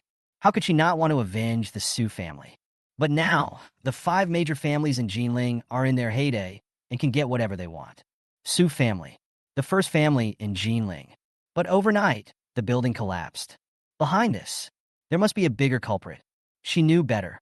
Su Xinyuan just returned from military service. Nearly 10 years of combat career. Even if he is a favored child of heaven since ancient times, what position can he achieve in the War Department? To seek revenge on the 5 great families. It is undoubtedly like hitting a rock with an egg. Su Xinyuan didn't say much. Lightly said, I'll take care of everything. Don't worry. Well, Su Jin sighed. I just took it as empty talk and didn't take it seriously. She knew that her nephew would not listen to anything she said now. You can only wait and slowly untie it later.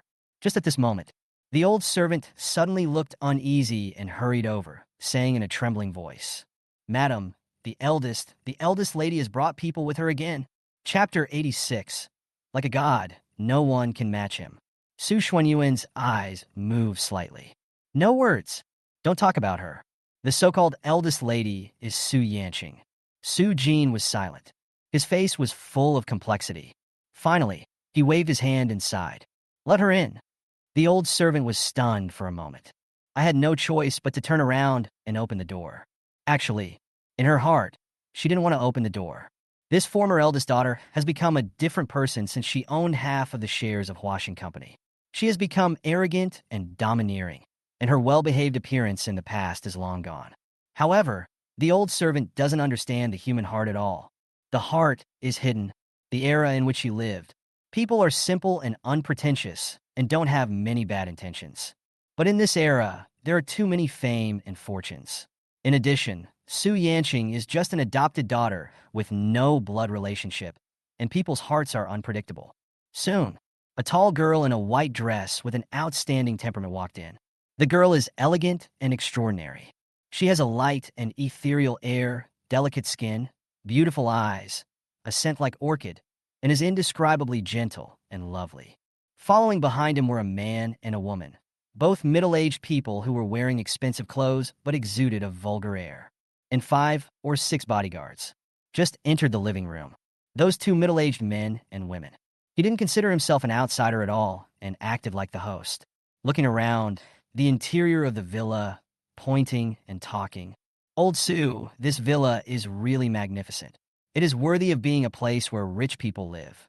Look at this decoration, this floor, and these antique vases. They're probably worth a lot of money. What's so great about it?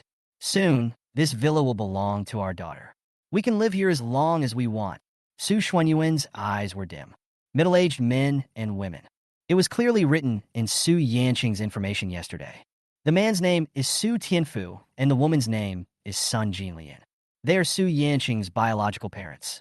When they were young, one is a gambler, the other is a fickle person.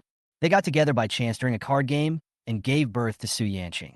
Both of them were idle and lazy and didn't want to raise Su Yanqing at all.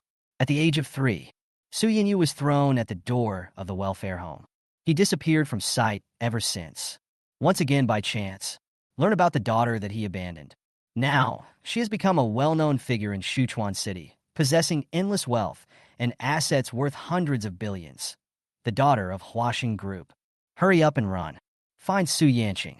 At that time, Su Yanqing had already started planning to swallow up all the shares of Huaxing Company. The biological parents arrived. It's a good opportunity for her to take advantage of the situation to promote herself. She is not an orphan from an orphanage at all, but it was Su Jin, this vicious woman, who had lost all conscience, who forcibly snatched her away from her parents when she was only 3 years old. The 3 of them can be said to be using each other. No one revealed the other's thoughts. Su Yanqing and others. While coming to the living room, Ku Hongji also came in. Walked quickly to Su Xinyuan. Whispered, "Emperor, do you want—" Su Xinyuan stretched out his hand to interrupt. Ku Hongji had no choice but to shut up. I have to say, Su Yanqing's pure, gentle, and lovely appearance is very different from her real self. Just walked into the living room. Just act as if no one is around. She looks superior and like a queen, sitting cross-legged facing Su Jin. The tone is casual. He said calmly, "Old woman, the time you were given has come. Why don't you hand over the remaining shares of Huaxing Company? I advise you to be more sensible. Sign this equity transfer agreement right now. I can also reward you with tens of millions and let you live the rest of your life in peace." Su Yanqing glanced at him indifferently. Bang! A Huaxing Company equity transfer document was thrown in front of Su Jin, looking at the daughter I raised. Now, but it feels extremely strange. Su Jin's eyes were slightly red. Angry and sad, he said in a trembling voice, Yanqing, what did I do wrong to deserve such treatment? I have raised you for more than 20 years. Su Yanqing, however, looked disapproving and sneered. You old woman, it's already this late. Don't even think about stalling for time. I'm telling you, you have to sign today, whether you want to or not. Look at this situation. If Su Jin doesn't sign, the bodyguard she brought with her would take forceful action. Hurry up and sign, you bitch. Look at our Yanqing. She is so kind and even considerate of your future life. Don't be ungrateful. Sign quickly, bitch. I'm really giving you face. You're not even the CEO now, and you still want equity. Su Tianfu and son Jinlian looked at him with sarcasm and smugness on their faces, urging him on. What a happy life. I didn't expect that I would throw away my daughter. Now, it has become a popular commodity among the rich and powerful. Think back to the past. They're just people at the bottom of society. For them, a CEO like Su Jin, who owns assets worth hundreds of billions, is far from being out of their reach. Can it be described? What now? Aren't they just being trampled underfoot and ridiculed at will by people of low status like them? Wait until all the shares of Huashan Company are in hand. Then they're the well-deserved emperors with hundreds of billions.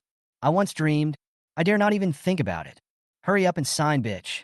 If you don't, I will ruin your reputation completely. Son Jinlian sneered and said, Why are you still standing there? Sign quickly and get out of this villa. Talk at the same time. Don't forget to look around the interior of the villa again. Greedy eyes, he said proudly and jokingly. It's my turn to live in such a big villa.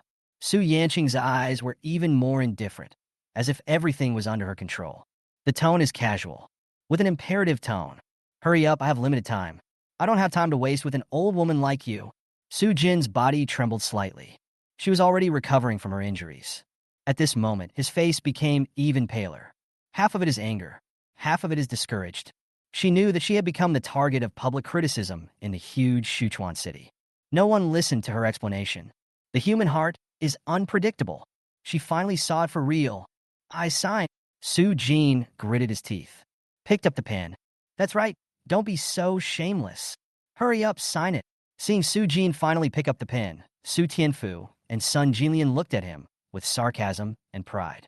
Su Yanqing also raised the corner of her mouth slightly. Wait. But at this moment, Su Xinyuan, who had been silent all the time, spoke softly. Walk over. Pick up the share contract directly. Snap. It was torn into pieces. Sparse noises echoed throughout the villa, and for a moment, everyone was stunned. Waves of angry rebukes. It came out from Su Tianfu and son Jinlian's mouths in an instant. Where did this kid come from? How dare he cause trouble? Who gave you the courage to tear up the contract? Do you want to die? Su Jin was stunned.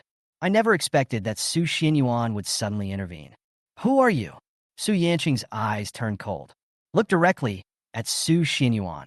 As early as when I came in, she noticed Su Xinyuan.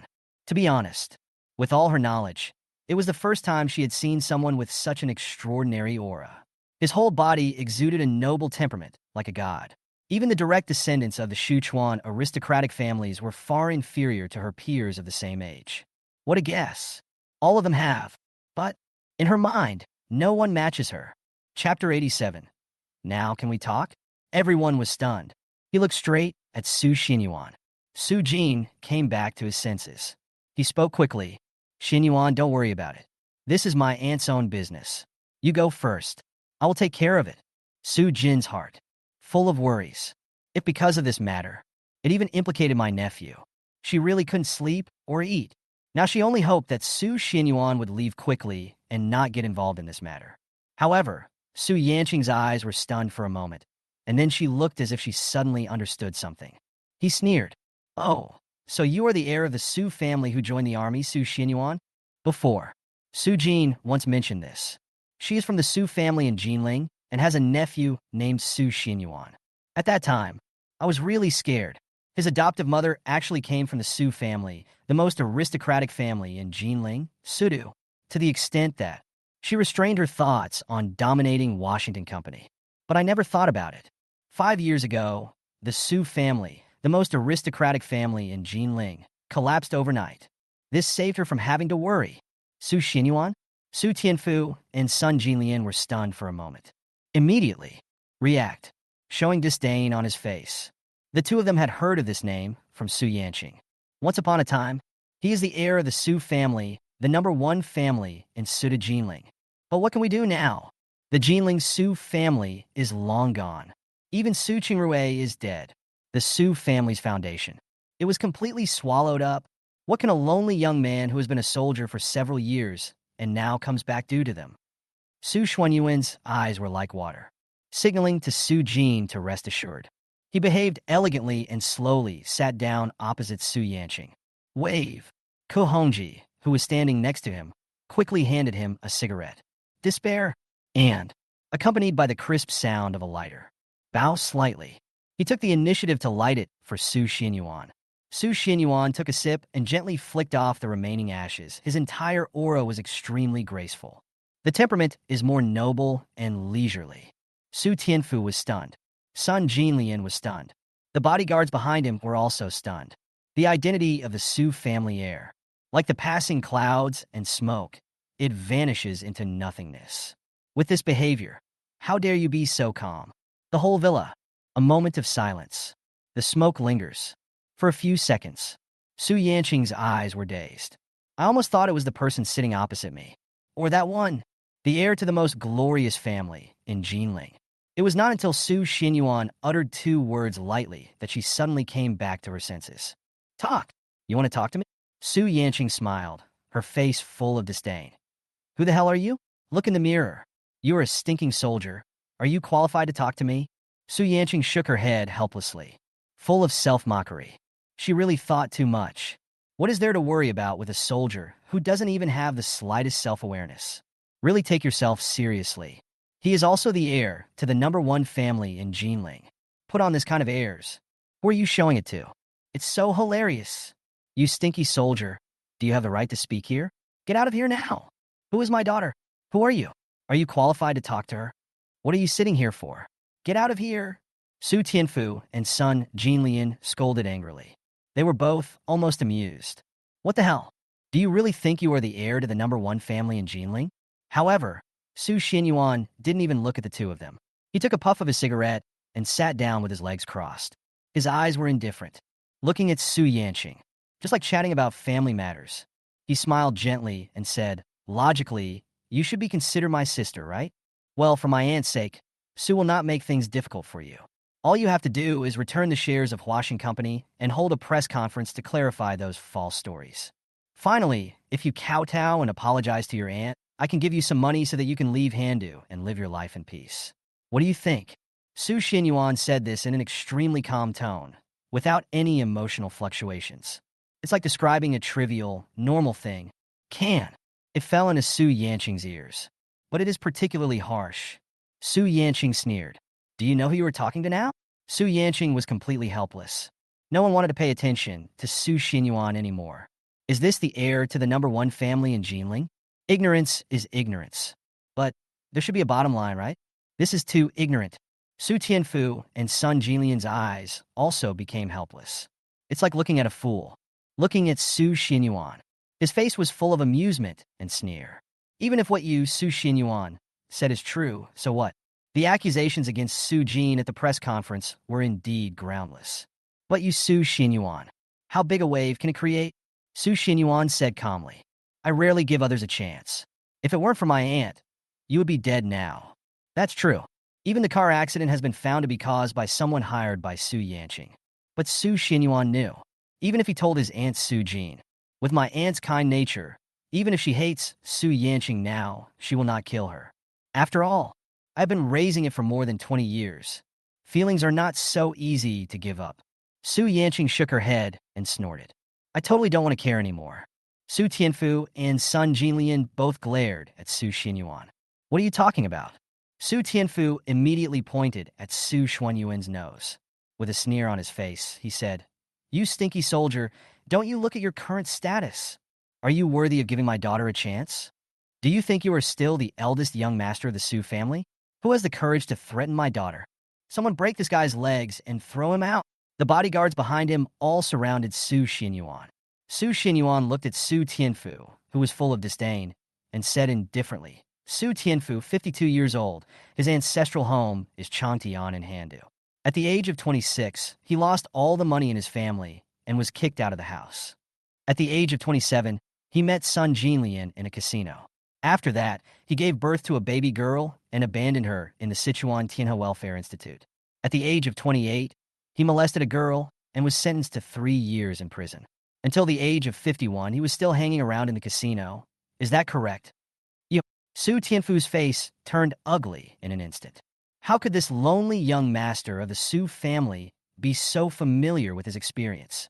What on earth do you want to do, you stinky soldier? Su Tianfu said coldly. I don't want to do anything. Su Xinyuan still had a gentle smile on his face and said lightly, it's just that I have a habit of remembering who the other person is before killing someone. Su Yanqing shook her head helplessly. Still threatening now? This is so ridiculous. Boy, do you think I was scared? Su Tianfu sneered. Kill him? Dare you? Come on, give him a ride. Su Xinyuan said indifferently. Waved. In an instant, Su Tianfu's pupils shrank suddenly, cold sweat broke out, and his legs went weak with fear. Because in front of me, there was a black, sloppy, empty muzzle of a gun pointed at his forehead, but he still didn't believe it. Shivering. I just don't believe it. You dare. Bang! The words haven't been finished yet. His forehead was pierced, blood gushing out, and he fell to the ground with his eyes wide open, without any sign of life. Su Yanqing. Sun Jinlian. Everyone. The whole place was dead silent. It only took a few seconds from the time Su Tianfu pointed at Su Xinyuan and sneered, to the time Ko Hongji pulled out his gun and fired. An understatement. One who acts decisively. Shocked everyone present. The bodyguards who surrounded Su Xinyuan all had pale faces, and their legs were weak with fear. They had no idea. Su Xinyuan not only has a gun, but also dares to kill people. Deathly silence. Lasts for more than 10 seconds. Sun Jinlian screamed on the spot. No. It's so noisy. Give her a ride. Su Xinyuan said calmly. After all, a couple should be neat and tidy and travel together, right? Bang! Another shot.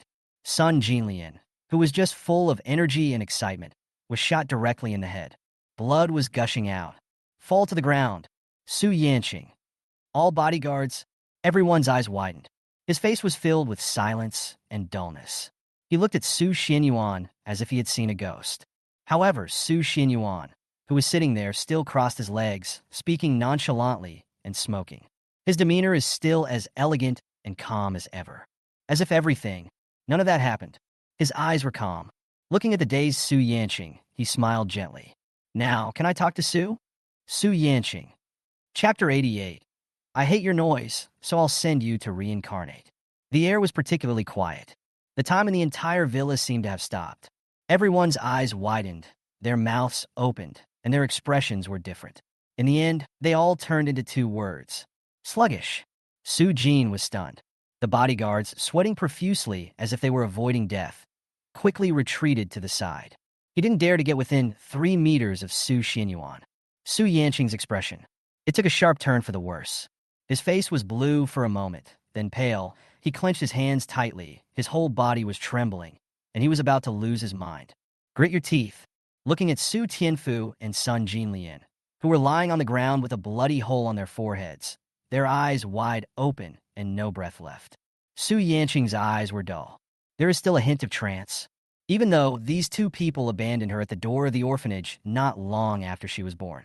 More than 20 years. Like a stranger. Ignore her. Even these 2 people. Seeing her current unattainable status, the people who fawned on her, and their ugly faces, made her want to vomit from the bottom of her heart. Even if she was with these 2 people, it's just mutual exploitation. There is no family affection at all. But after all, Su Tianfu and Sun Jinlian are her biological parents. Change to anyone. Seeing my biological parents die in front of me, my emotions will get out of control. For a long time, Su Yanqing came back to her senses. Take a deep breath. Calm yourself down. His eyes were cold. Raise your head. Staring at Su Xinyuan, coldly said, do you know what the consequences of doing this are? As a result of? Su Xinyuan flicked the ash off his cigarette and said calmly, Su, I have done my best to leave these 2 with intact bodies. This is the truth. Just now. But it was even more harsh when it fell into Su Yanqing's ears. She felt that Su Xinyuan was clearly mocking her in a sarcastic tone. Su Xinyuan, once upon a time, was the heir of the first family in Jinling, Sudu.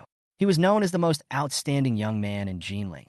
Su Yanqing spoke in a cold tone and said confidently, 5 years ago, the Jinling Su family collapsed overnight. Besides the Jinling Chen family, there are also the other four great families behind the scenes. But according to my investigation, the person who could overthrow your Su family overnight must be someone else. And now, you are just a retired soldier. In the past 10 years of your career in the military, you're only a lieutenant colonel at best. I guess what I said is correct? If we talk about the previous Su Yanqing, her emotions were still fluctuating. So at this moment, she exudes a cool aura. She sat cross-legged. His eyes were indifferent. A few words. He then orally narrated Su Xuanyuan's experience and the collapse of the Su family in Jinling. It was as if he had returned to his previous state of arrogance and control over the situation. This is what Su Yanqing meant. It's obvious. It was a warning to Su Xianyuan. I know everything about you. And now you. Not even the eldest son of the Jinling Su family. Not to mention, if the major families in Jinling were to learn that you, Su Xianyuan, had returned, I'm afraid you wouldn't be able to protect yourself. Clay Buddha crossing the river. Now, do you still have the leisure to care about other things? Yes. She was quickly disappointed. His eyes moved slightly, frowning. It was totally different from what she had imagined. She thought that Su Xianyuan would look nervous and flustered after hearing these words. But she looked at Su Xuanyuan's face, not to mention panic, but even her eyes did not show any fluctuation. None at all. Lightly smoke. Spit out slowly. Gently flick off any remaining ash. Still so elegant. The aura is still so graceful and noble. Su Xianyuan said calmly. Are you done? Now that we're done, it's Su's turn, right? Su Yanqing. Even Su Jin, who was sitting next to him with a worried look on his face, was stunned again. In half an hour, Su wants to see the share transfer document of Huaxing Company. Su Xianyuan said indifferently. Are you sure? Su Yanqing sneered. She took out her cell phone, dialed a number. The phone is connected. Bring the share transfer contract to the Su family villa. Su Yanqing just said a few words into the phone and then hung up. Immediately, the sneer on his face became even more intense. If no one helped her, how could she take away Su Jin's position as president so quickly? How could they call a press conference to prove that Su Jin was a vicious woman? You, Su Xianyuan. So naive. Xianyuan. Su Jin felt something was wrong. Suddenly, his face was full of worry. Barely 10 minutes. There was a luxury car worth tens of millions parked in front of the door of the Su family villa. Get out of here, old man. The old servant just wanted to see who it was. He was scolded by a handsome young man. With several bodyguards, he kicked open the door of the villa and rushed in with great force. The young man was dressed in expensive clothes and had an extraordinary aura. He looked like a man of great background. Fact, it does have a background. The young man's name is Duan Kong. He is a direct descendant of the Duan family in Sichuan City, and his father is the head of the Duan family. Looking across Sichuan City, it can be said that he covers the sky with one hand. There is only one aristocratic family, the Duan family. The Duan family has long been eyeing the fat piece of meat that is Huaxing Company. Hundreds of billions of assets. Who wouldn't be jealous after seeing this? Duan Kong and Su Yanqing had an agreement long ago. If things don't go well, Su Yanqing would call Duan Kong. I saw Duan Kong coming. Su Yanqing smiled, even more sarcastic. Unfortunately, I happen to know Mr. Duan. In terms of strength, the Duan family is stronger than your Su family during its heyday. Even more unfortunate is that the Duan family also has their eyes on Huaxing Company. What do you think we should do now? Su Yanqing said in a calm tone. However, he had no scruples at all and mocked Su Xianyuan for overestimating his own abilities. Duan Kong is here. What else does she have to worry about? Even if the Jinling Su family had not collapsed, Duan Kang's status was higher than Su Xuanyuan's. What's more now? She wanted to see if Su Xianyuan could maintain his indifference. Duan Kong treated this place as if it were his own home. When he first came in, he was very casual. He leaned on the sofa where Su Yanqing was sitting, looked down, and glanced at Su Xianyuan calmly. Lazily said, It's you, kid, who wants to go against our Duan family? Duan Kong crossed his arms and folded his arms. Looks very lazy. He didn't take Su Xianyuan seriously at all. What is the status of their Duan family in Sichuan? Need to consider others? Su Yanqing looked disdainful. He also had a half-smile on his face, looking completely domineering and confident that he would have Su Xianyuan in his grasp. Su Xinyuan? Heir of Jinling? Su family? Sorry, that was once upon a time. What qualifications do you have now to remain calm? Hey kid, I'm asking you a question. Seeing that Su Xinyuan was indifferent, Duan Kang's tone suddenly became a little impatient, and he said lightly, "Mute." But I only saw. Su Xinyuan waved his hand. Lightly said, "Give him a ride." Duan Kang was stunned. What do you mean? However, the next moment, his pupils shrank, his eyes widened, and his body trembled violently. The muzzle of a gun was pointed at his forehead. Don't you understand yet? Ko Hongji said helplessly. What this person means is that he thinks you are too noisy and wants to send you to reincarnate. You are the son of the Duan family, but you can't even hear this? Bang! A bullet. It pierced Duan Kang's forehead on the spot. Su Yanqing. Su Jin. All bodyguards. The smoke is still lingering. In an instant, the whole villa was in deathly silence. Chapter 89. Such generosity. Give a gift. Look at him falling to the ground. Open your eyes wide. Duan Kang still had a disdainful and ostentatious smile on his face, but he was bleeding profusely and was no longer breathing. There was a moment like that. Su Yanqing thought she was hallucinating. However, wait until she rubbed her eyes hard. Su Yanqing was completely stunned. Su Jin was stunned. Everyone present was stunned, especially the group of bodyguards who followed Duan Kang in aggressively. Were so scared that their hair stood on end and they collapsed to the ground on the spot. Someone's body was shaking wildly. Some people were shivering. He said in a daze, "Master Duan? Master Duan is dead. How dare you kill Master Duan?" This sentence. These were spoken by Su Yanqing, who had come back to her senses. Her whole worldview. It's about to collapse. It feels very dreamy, very unreal. The son of the Duan family. Just I like that? Crazy. Su Xinyuan must be crazy. He even dared to kill the eldest son of the Duan family in Sichuan City. If this isn't crazy, then what is? Fierce. Su Yanqing stood up. As if avoiding a ghost or god, he quickly distanced himself from Su Xinyuan. His face turned pale, and he said, "How dare you kill him, even if your biological parents die in front of you?" Su Yanqing's emotions were not so unbalanced. This is the direct descendant of the Sichuan Duan family, and the only heir. What's the difference between this and breaking the sky? It's really boring. Su Xinyuan shook his head helplessly. It seems that Mr. Duan did not bring the share transfer agreement, which makes Su a little disappointed. Su Yanqing. All the bodyguards were speechless. What time is it? This man is still thinking about Huashan Gongzi's shares. This is really stupid. Still pretending to be stupid. You are done. You killed the young master of the Duan family. Just wait for death. Su Yanqing's eyes were filled with fear, and she quickly stepped back, not wanting to stay here for even a second. Duan Kang died here. She doesn't want to have anything to do with it. Lian Huashan Company also holds shares. I don't want any of them anymore. Go, go. Su Yanqing urged the people around her to leave quickly. Are you leaving now? Su Xinyuan said calmly. They are my biological parents after all. Do you want me to collect their bodies? Su Yanqing trembled.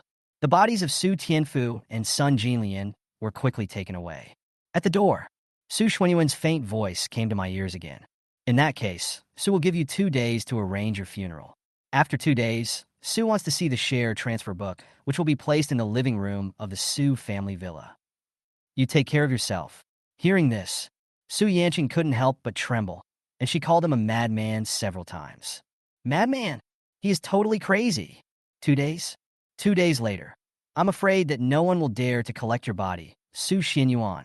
Less than 10 seconds. He quickly left the Su family villa.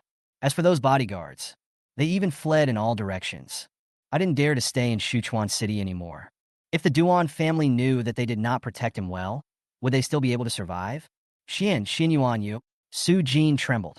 His eyes were full of worry and anxiety. Duan Kang is dead. How could the Duan family ignore it? Auntie, don't worry, I'll take care of everything. Su Xinyuan said indifferently. Wave. Take Duan Kang's body and leave the villa. Su Jin's eyes trembled. I sat on the sofa, feeling exhausted all over. All of a sudden, I felt like I had aged 10 years. What should I do? That's the Duan family. It is not inferior to the Su family in its heyday. Leave Tianqing Villa. Su Yanqing, temporarily solved. The next one is naturally the Duan family in Sichuan City. Dark green Hummer. Driving all the way. drive to the Duan family residence. In the entire Sichuan city, the Duan family is the only aristocratic family with a solid foundation and a deep background. They can be said to be truly all-powerful. The so-called local emperor. This is how it is described. After about dozens of minutes, the dark green Hummer had arrived at the door of Duan's house. At this time, it was already dusk, approaching evening. I have to say, because there is almost no rival in Sichuan City, the Duan family mansion is indeed much more magnificent than other aristocratic family mansions in Sudu. Two majestic, solemn, and lifelike stone lions, bearing fangs and claws. They stand on both sides of the gate of the Duan family mansion. Even the main door. They're all about 3 meters high, made of precious red nanmu. The entire Duan residence was brightly lit inside and out, with bodyguards patrolling and a stern atmosphere, just like the residence of an ancient prince. Only in Yinjing. Can see it. The door is open. Got off the car. Su Xinyuan put his hands behind his back and walked over as if no one was around. Following behind him was Ku Hongji, standing upright. Where did you come from, you country bumpkin? Is this the place you can be? Get out of here. Just walked in. Several bodyguards who were patrolling outside blocked the way in a menacing manner. Su Xinyuan didn't say anything, still walking straight ahead. This behavior, it immediately aroused public anger. What an arrogant boy. You dare to act so arrogantly without an invitation. Do you really think we are just here to eat for free? Come on. Several burly bodyguards. They immediately surrounded him. Then a few breaths. He was knocked to the ground by Ko Hongji's 3 punches and 2 kicks and started wailing. Finish this. Keep up. Su Xuanyuan's eyes were as calm as water, as if nothing had happened. He still had his hands behind his back, stepped over the threshold, and walked in. Now, the main hall and courtyard of the Duan family are magnificent and elegant. All the direct descendants of the Duan family, including the head of the Duan family, Duan Shunyan, were gathered together, drinking and chatting. This time, it's the Duan family dinner time. The Duan family of Sichuan. By this generation, the family was prosperous. This also resulted in the Duan family being full of talented people and the family foundation being stronger than before. Everyone in the Duan family was drinking, eating delicious food. But then an old man in a Zhongshan suit ran in a panic. He is the old housekeeper of the Duan family. He just entered the courtyard. His tone was panicked. Master, something bad has happened. Everyone was stunned, looked at it in surprise. Duan Shunyan, who was tasting the wine with his eyes closed, immediately showed displeasure on his face and said coldly, "You bastard, didn't I tell you not to bother me at this time no matter what?" The old housekeeper quickly explained, "Master, something really happened outside. Someone injured the bodyguard and broke in." All the direct descendants of the Duan family. Everyone was speechless, but soon a helpless smile appeared on his face. Interesting. How dare someone come to their Duan family to cause trouble? Are you tired of living? Duan Xuanyan's eyes flickered slightly. He took a sip of wine and said in a lukewarm tone, "How many people are here?" 2, said the old butler. 2? Hearing this, everyone was even happier. Just 2 people? You dare to come to their Duan family and cause trouble? It's simply a strange story. How ridiculous. Then why are you still standing there? Hurry up and get someone to kick them out. Duan Shunyan was even more displeased. I no longer have any interest in listening any further. Only 2. Is it worth all the fuss? Master, those 2 people really... The old butler wanted to explain. Although there were only 2 people, all the bodyguards in the Duan mansion combined could not stop them. But he hadn't finished talking yet. The main hall and courtyard were originally quite quiet, but there was a sound of extremely crisp footsteps. Da-da-da. Everyone was stunned. Duan Shunyan's eyes also turned gloomy. In sight, there are only 2 people. He stood upright, and his aura was truly extraordinary. But another one. Duan Shunyan's eyes froze for a moment, because he had never seen such a detached and graceful young man. Her temperament is like that of a goddess. Step. 2 steps. Soon, we arrived at the main hall and courtyard. Duan Shunyan's brows suddenly frowned. Coldly said, "Who are you, and why are you breaking into my house?" All the direct descendants of the Duan family looked gloomy. This guy, where did it come from? How come they have never seen it? However, Su Xinyuan simply ignored Duan Shunyan's displeased look, but act as if no one is around. He sat at an empty seat at the dining table, picked up a clean wine glass, and poured himself a glass of wine. Took a sip. He said lightly, "Well, this wine is good. If Sue's guess is correct, it should be a 20-year-old Shaoxing red, right? Duan Shunyin. All the direct descendants of the Duan family. Old housekeeper. Everyone was stunned. No one expected it. This young man has an extraordinary aura and is unfamiliar. Not only did he injure their Duan family bodyguards, he also dared to ignore them and drink after breaking in. Who are you? Stand up. Is this the place for you to sit? Where did this hairy boy come from? What do you think our Duan family mansion is? Can you drink this wine?" All the direct descendants of the Duan family denounced angrily. Feel dignity. I was insulted. Su Xinyuan took another sip of wine. He smiled gently and said, "Oh, sorry. I came so suddenly that I forgot to introduce myself. My last name is Su, and my given name is Xinyuan. Su Jin is my aunt. I heard that your Duan family has set their sights on Huashing Company, so I came here to talk to you." Su Xinyuan said calmly. "Su, I won't make things difficult for you. As long as you return all the Huashing Company shares you stole, Su will pretend that nothing happened. How do you think? Duan Shunyin. All direct descendants. Old housekeeper." It suddenly became quiet around. A few seconds later, some of the direct descendants laughed immediately after hearing this.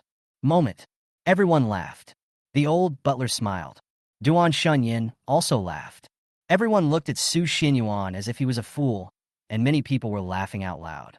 In laughter, full of disdain. The look was full of contempt. Where did this fool come from? How dare you talk to them like that? The Duan family has indeed set their sights on Huashing Company. How about taking it by force? So, what if you use tricks to take it for yourself? In the entire Sichuan city, anything that the Duan family sets their eyes on belongs to them. A nobody. Are you qualified to challenge them? Young man, after you finish this meal, just leave. I won't make things difficult for you." Duan Shunyin waved helplessly. No one wanted to pursue the matter of Su Xinyuan breaking into the house. Since Patriarch Duan is so kind, then I will respectfully obey your orders. Su Xinyuan smiled gently and said, "I came here in a hurry and didn't bring any gifts. Do you think this is okay?" After saying, "Wave," Kohonji placed the brocade box in his hand on the table. "Gift," Duan Shunyin said disdainfully. "I don't want to watch it at all. What good gift can I have?" All the direct descendants of the Duan family looked even more disdainful. The Duan family has nothing they want. What gift do you need? Open it and take a look. Duan Shunyin said calmly. The old butler stepped forward and opened it. But it is at the moment of opening. Look inside. Suddenly, his pupils shrank in fear, his face turned pale, and his hair stood up. "What is it?" Duan Shunyin asked lazily. The old butler trembled and said, Report to the patriarch. It is young Master Duan Kang's head. All the direct descendants of the Duan family. Duan Shunyin. Chapter 90. Who else is unwilling to hand over? A square brocade box wrapped tightly. 4 panels. It opened from 4 different directions at the same time, and some people didn't believe it at first.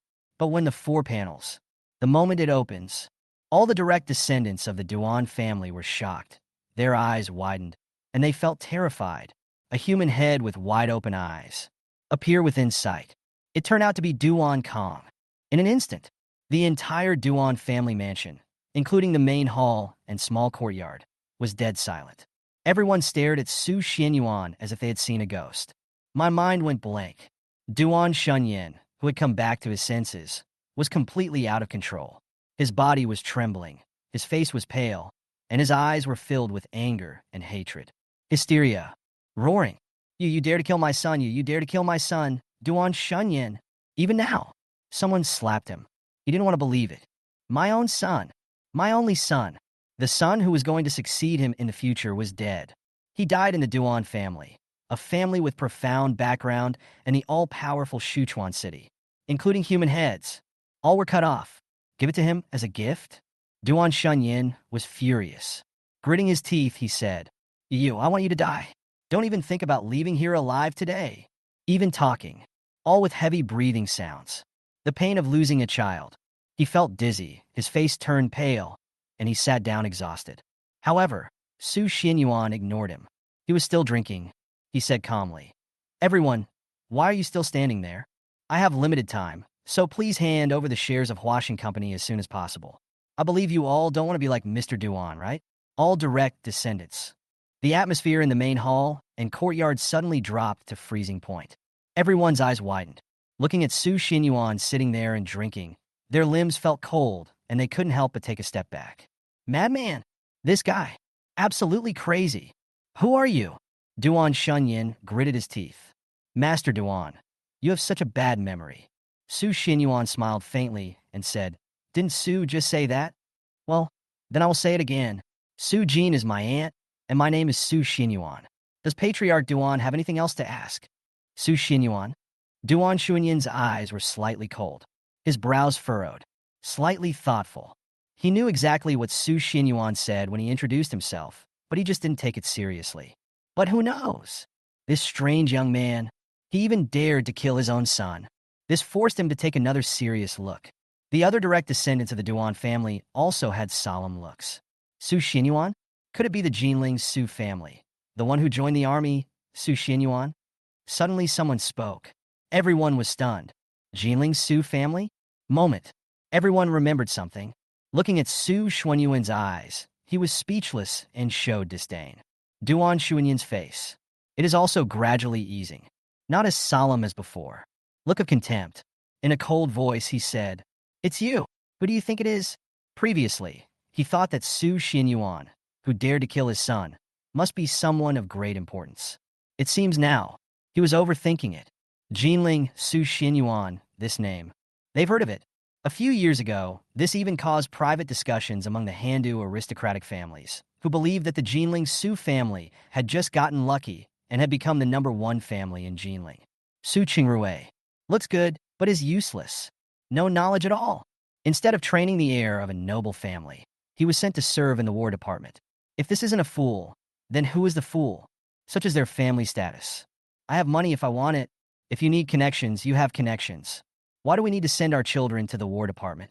What kind of future can they seek? Su Xinyuan? Jinling Su Xinyuan? Duan Shunyin raised the corners of his mouth slightly. He shook his head helplessly. Anger and hatred appeared in his eyes again. It was such a shame that Duan Xuanyin's son died at the hands of such a person. That being the case, that's easy. The Jinling Su family is gone. There is no need to be afraid of Su Xinyuan, a powerless man who has no influence and can reach a certain position in the War Department even after serving in the army for many years. Duan Shunyin gave the old butler a look. The old butler understood. He hurriedly left Duan Mansion. Please hurry up, everyone. If Su hasn't seen the share transfer document before this wine is finished. Su Xinyuan said calmly. Then don't blame me for not reminding you in advance. Su Xinyuan drank another glass. He had already drunk half of the wine jar, containing 20-year-old Shaoxing Red. But the words had just been spoken. The direct descendants of the Duan family were sneering all around. I think you should take care of yourself. Can you get out today? We are the ones who got the shares of Huashin Company. What can you do about it? Su Xinyuan, don't forget your identity. You are no longer the eldest son of the Jinling Su family. All the direct descendants of the Duan family looked down upon them. The Su family is gone. Why are you pretending? However, just as the few people finished speaking, they saw Su Xinyuan gently waved his hand. Bang! Bang! Bang! In an instant, several bullets pierced through the heads of the people who spoke. They fell to the ground with their eyes wide open. Is there anyone who is unwilling to hand it over? All direct descendants. Duan Shunyin. But at this moment, the main hall, the courtyard, and the trees all around were suddenly enveloped by an extremely sharp aura. Automatic without wind. A cold voice was heard. What an arrogant young man. How dare you come to the Duan family mansion to cause trouble? Do you really think I don't exist? The open space in the main hall and courtyard was originally empty. Suddenly there was a figure. A flash of light passed by the gate of the courtyard, and the fierce aura became even stronger. Like an extremely sharp knife. Many branches were cut off out of thin air. Then an old man with a strong build, wearing a black Zhongshan suit, with his hands behind his back, appeared in front of everyone. His eyes were cold. His whole body was filled with coldness, as if a sharp knife was standing there. Although he looks a little thin, however, the aura is as strong as a flood and as powerful as a towering mountain. Master Long, you are here. Duan Shunyin quickly stood up to greet him, without any trace of solemnity or fear on his face. Looking at Su Xuanyuan's eyes, it became more sarcastic and disdainful. His Duan family has been able to dominate the huge Sichuan city for so many years. And no other family wants to come in and share the pie. In addition to a strong foundation, it's the old man in front of him. The old man in the Zhongshan suit looks confident. Lightly said, "Master Duan, please be patient. Since I am here, even the most important matter is just a small matter." What kind of person is he? If it weren't for these decades, the Duan family worshipped him like an ancestor, a family of origin. How could he be qualified to let him take action? The old man in the Zhongshan suit looked calmly. It fell on Su Xinyuan and Ku Hongji. The tone is gentle, but he said in an unquestionable commanding tone, "Two young men, we have had enough fun and drunk some wine, so let's end it here. I will make it difficult for you, too. I'll give you 3 days to deal with your affairs. 3 days later, come to Master Duan's grave and accept the death penalty." Chapter 91, do you know who that is? The Northern Territory Emperor. Duan Shunyin sneered. All the direct descendants of the Duan family sneered. To them, the old man in the Zhongshan suit was the epitome of invincibility. Even if Su Xinyuan had a gun, it was just scrap metal. Who knows? Su Xinyuan didn't react at all, still playing it safe and drinking. The old man from Zhongshan Villa was stunned for a moment. His face was full of displeasure. Coldly said, "Young man, how dare you ignore me?" Ku Hongji was unhappy. He didn't even look at the old man and spoke casually, glancing. "Who are you?" The old man in the Zhongshan suit smiled, but said nothing. He still had his hands behind his back, his eyes slightly narrowed, looking like a hermit. In his eyes, young people like Ku Hongji. He doesn't even have the qualifications to speak. But Duan Shunyin, who was standing aside, couldn't help but sneered. Listen carefully. This Grandmaster Long is at the 5th level, a martial arts grandmaster, and a founder of a school of martial arts. He is even ranked 39th on the Imperial Martial Arts Kirin ranking. Duan Shunyin looked at him sarcastically. He said disdainfully, "You two boys, I'm afraid you don't even know what a martial arts grandmaster is. Not to mention the Empire Martial Arts Kirin ranking. Why are you still standing there? Since Grandmaster Long has shown mercy, you should kneel down and kowtow to my Duan family to apologize, then cut off one of your hands. 3 days later, come to my son's grave to die." All direct descendants of the Duan family. All of them had a sneer and disdain on their faces. You are right. Su Xinyuan and the other two probably don't even know what the Grandmaster of Martial Arts and the Qilin list are. What kind of existence is that? To put it bluntly, Su Suanyuan and Ge Hongji, in the eyes of such people, you are not even an ant. Jianghu, where is that place? It is a world full of legends, magnificent scenery, and hidden dragons and crouching tigers.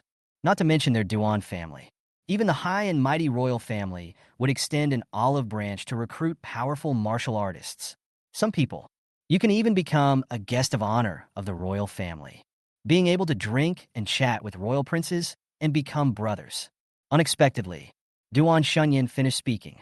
After drinking a glass of wine, Su Xinyuan simply said indifferently, "Oh, what else?" Duan Shunyin. All the direct descendants of the Duan family. Grandmaster Long. The air is quiet. Everyone was stunned. Duan Shunyin shouted, "You dare to provoke Grandmaster Long? I think you are seeking death. You don't know how high the sky is and how deep the earth is.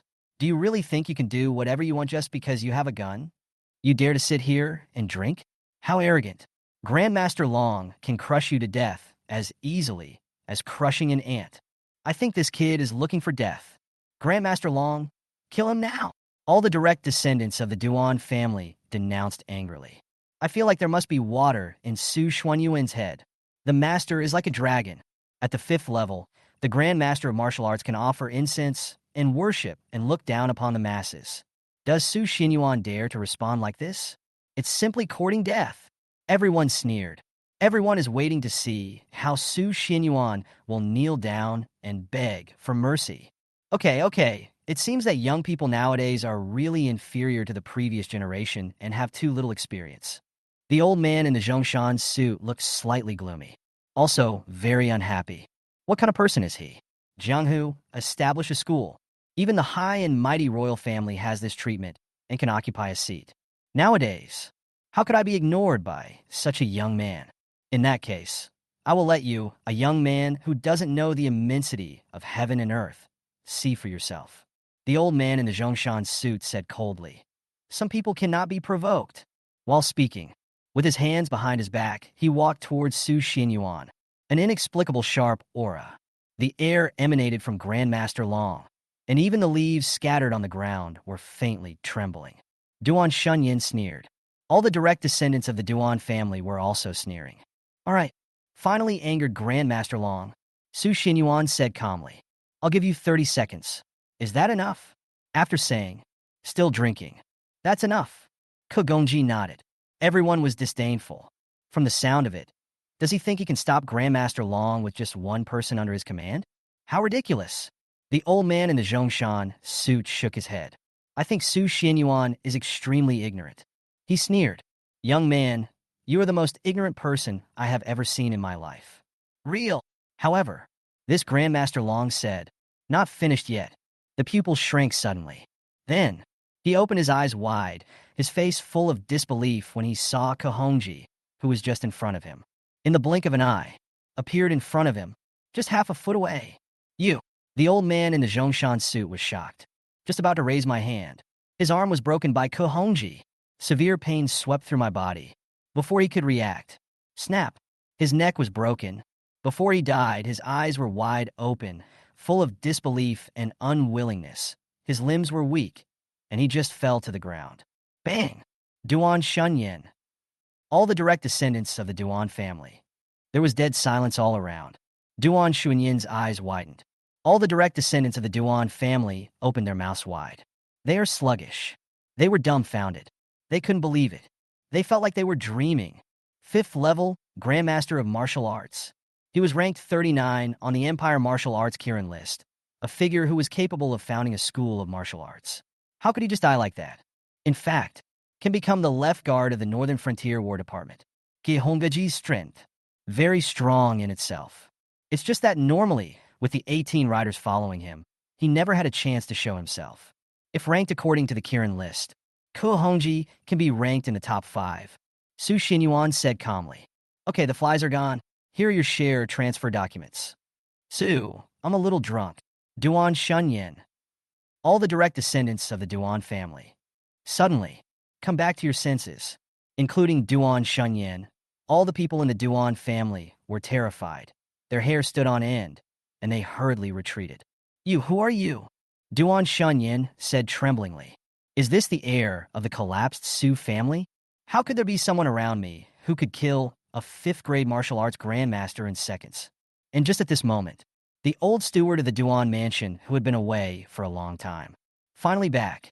He was in a hurry. Come to Duan Shunyin. Whispered in the ear. Master, Lord Wang is here. Real? Duan Shunyin's eyes suddenly lit up and his face was filled with joy. The old housekeeper of the Duan mansion nodded. Previously, just in case, Duan Shunyin asked the old butler to go and get help. They are the Duan family. As long as you are in Sichuan City, you can get whatever you want.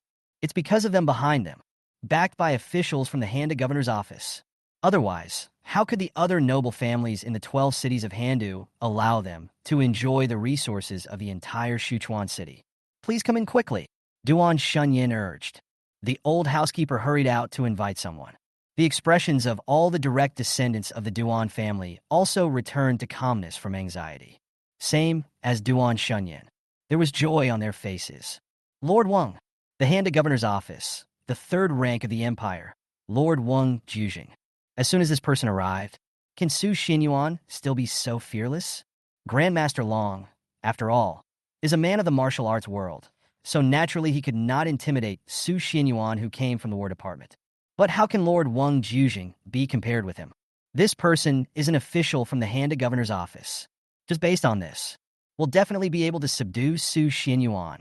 Soon, a middle-aged man wearing a black and red official uniform, a red hat, and an elegant temperament, from outside the main hall and courtyard, walked in. Master Wang, you are here. Seeing the person coming, Duan Shunyin was overjoyed and hurried forward to greet him. The middle-aged man is the 3rd-rank governor of Handu, Wang Jujing. Master Duan, how are you? The middle-aged man bowed. Master Wang, you are finally here. You have to make the decision for our Duan family. Duan Shunyin smiled bitterly. Immediately, pointing at Su Xinyuan fiercely. It was this man who killed Mr. Duan's son and injured a bunch of people in my Duan mansion. He broke in and insisted on snatching the shares of Huashan Company. Yes, Lord Wang, you have to make the decision for us. Master Wang, quickly arrest him. This man has violated the laws of the empire and should be sentenced to death. He must be brought to justice. All the direct descendants of the Duan family denounced angrily. But he saw Su Xinyuan, still drinking as if nothing had happened, as if no one was around. Suddenly, even angrier. He is really too arrogant, Lord Wang. You see, he doesn't even take you seriously. Lord Wang has arrived, but you are still sitting here. I think you really don't want to live anymore. How dare you, a stinky soldier, ignore Lord Wang? Do you know what this crime is? Wang Jujing frowned. If it weren't for the old patriarch of the Duan family, who had once done him a favor, how could he have come to take a look? But I didn't expect it. He is upright. The third-rank officials of the Handa governor's office are all here. The person in front of me, who came to the Duan family to cause trouble, actually dared to be so arrogant. Looking at Su Xuanyuan's back, Wang Jujing said coldly, "Stand up and let me see who you are." Su Xinyuan ignored him. Ko Hongji turned around and asked calmly, "What's the matter?" Boom! A moment. Wang Jujing, who was unhappy just now, suddenly changed his expression. Become panic. Become uneasy. He turned pale. His hair stood on end, and his limbs felt cold. Ko Hongji! How could he not recognize him? Yesterday, just now, he and the Northern Territory Emperor appeared in the governor's mansion in Handu. The Longquan sword appears. Even the governor of Handu and several second-rank officials were beheaded. Hiss! Doesn't that mean? Wang Jujing's pupils dilated, and he took a deep breath as he looked at the figure sitting there drinking. Whole body, all trembling. Master Wang, what are you doing? Duan Shunyin obviously felt something was wrong. But before he could finish his words, Wang Jujing attacked him. He angrily said, "Kneel down, Duan Shunyin. All the direct descendants of the Duan family. Kneel down quickly." Wang Jujing was completely furious. Duan Shunyin and others all knelt down. Bang! Even Wang Jujing knelt down. Duan Shunyin, old housekeeper, all the direct descendants of the Duan family. Okay, now that we have finished our drink, I will take my leave now. Su Xinyuan said calmly. 2 days later, I want to see the shares of Huashan Company appear in the Su family villa. After saying that, he left. Ko Hongji followed closely behind. Only the dazed Duan Shunyin and a group of Duan family members kneeling on the ground were left. Master Wang, what's wrong with you? Are you crazy? Why are you kneeling down to this boy? Duan Shunyin was dissatisfied. He asked Wang Jujing for help, but this was not the way he wanted to help.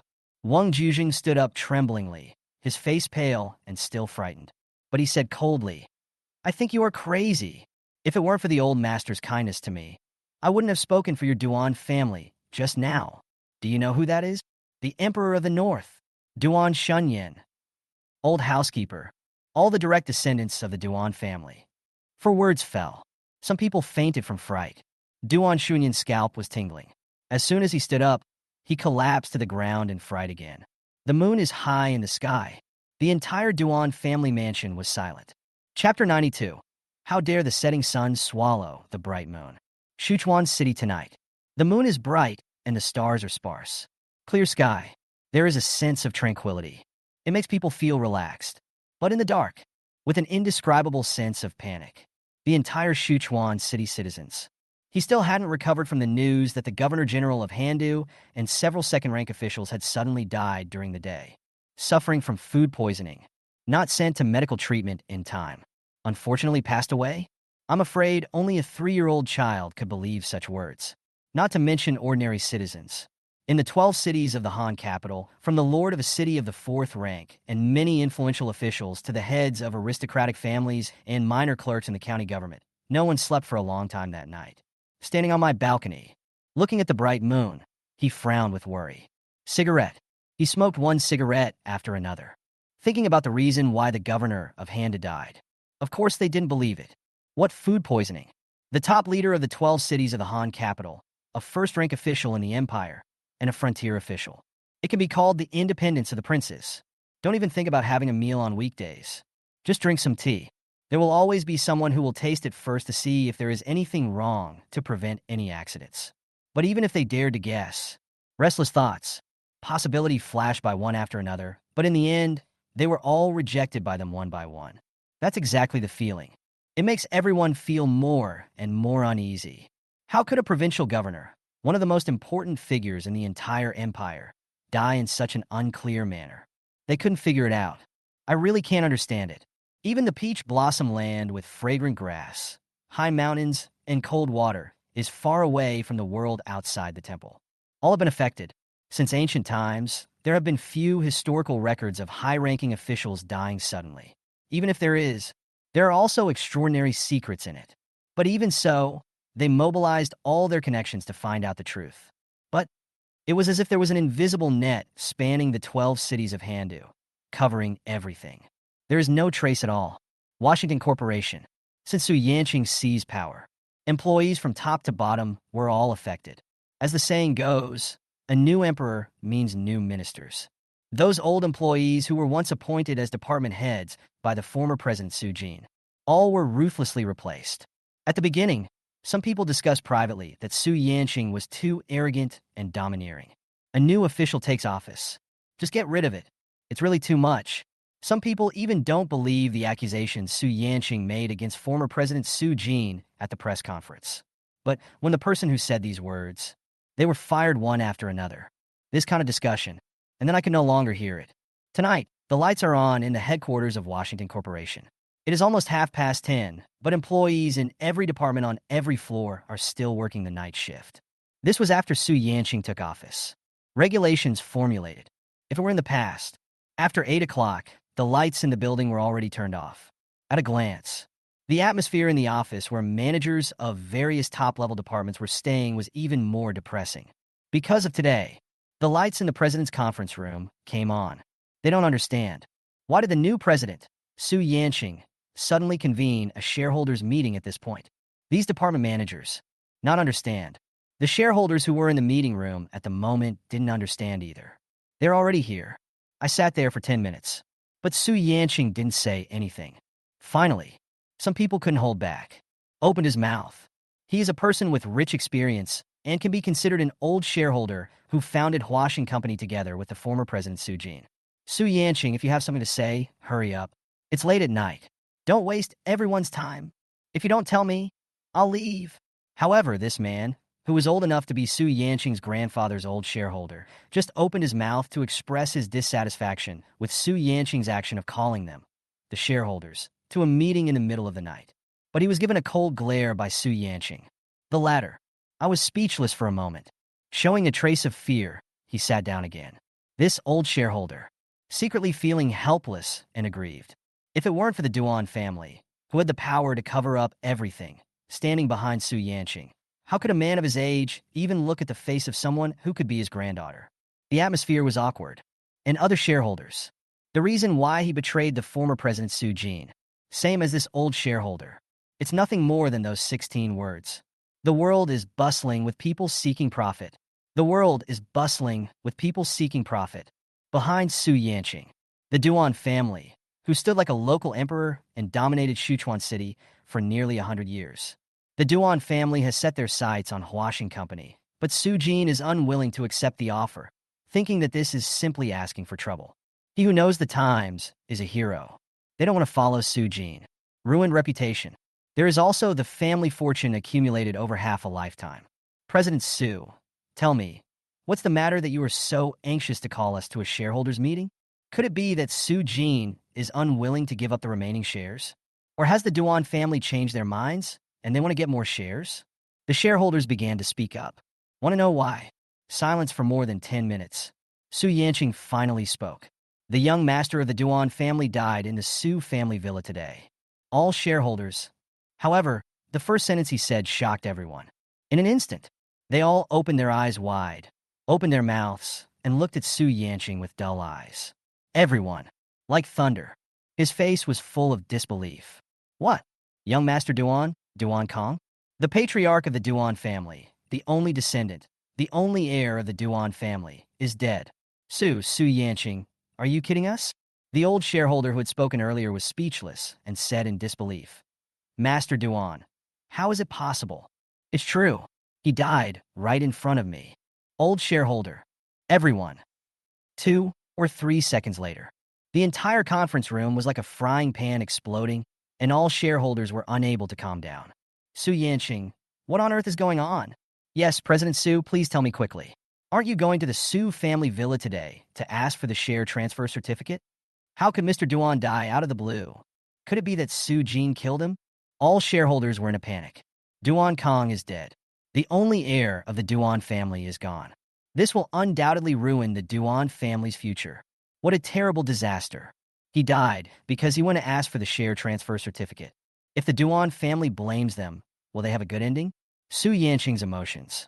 Equally uneasy. Even though I witnessed Duan Kong die in front of me, almost a day had passed. But at this moment, my palms are still sweating. His face looked even worse. After a person thinks carefully, still feel that something should be done. At least let the Duan family think so. She had tried her best to stop it, but the murderer was too arrogant. He suppressed the uneasiness in his heart.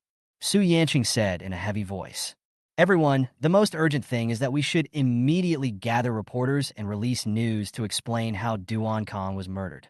First, we can distance ourselves from the murder, and second, we can make it clear to the Duan family that the murderer is Su Xinyuan. Su Xinyuan? The heir of the Jinling Su family who joined the army. Everyone was stunned. The old shareholder opened his mouth wide. I can't believe it. How could it be Su Xinyuan? The Jinling Su family has been in ruins for many years. He's just a lousy soldier now. How dare he kill Master Duan? Everyone's eyes widened, even more speechless. Yes, a lonely young man, a stinky soldier. Sunset. How dare you swallow the bright moon? Chapter 93, he deserves it. He has brought this upon himself. The Duan family is at its peak. It has been based in Sichuan for nearly 100 years, with a solid foundation and profound heritage. There are even rumors that it has a close connection with an official of the governor's office. That section of Kong. As the only heir of the Duan family, looking at the 12 cities of the Han capital, nature is like the bright moon in the sky, incomparable. Next is the Su family, Jinling Su family. During its heyday, it was located in Jinling, the ancient capital of 6 dynasties, and its power was tremendous. The true first family in Jinling. But now, it's long gone. All kinds of glory disappeared completely. How can Su Xinyuan, the heir of the Su family, be compared with Duan Kong? But they heard it. Su Xinyuan actually killed Duan Kong. Let's not talk about this for now. Now we only have one thing to do, which is to personally call all the major newspapers in Sichuan City and ask them to publish news about Su Xuanyuan's murderous behavior right now. Su Yanqing said calmly. Only in this way can we avoid being implicated. And it is also a good opportunity for the Duan family to come forward in person. I think you all understand what I mean, right? Everyone looked at each other. I was stunned at first. Then he reacted and understood what Su Yanqing said. Yes, the Duan family was completely enraged. Then wouldn't it be easy to get the shares that Su Jin had been reluctant to hand over? Everyone, please stop standing there. Su Yanqing said, Only if you make the calls yourself can we get the news out to all the major newspapers before tomorrow. Time waits for no one. Let's get started. All shareholders' faces changed, including the old shareholder. Everyone took out their cell phones and called the contact numbers of well-known newspapers in Sichuan City one after another. As their identity, ordinary journalists are not qualified to contact them. We must fight. Just call the editor-in-chief of the newspaper. The editor-in-chief spoke. The people below, shouldn't we seize the time and get moving? Hello, is this editor-in-chief Qian? I need your help with something. Ask your editor-in-chief to answer the phone.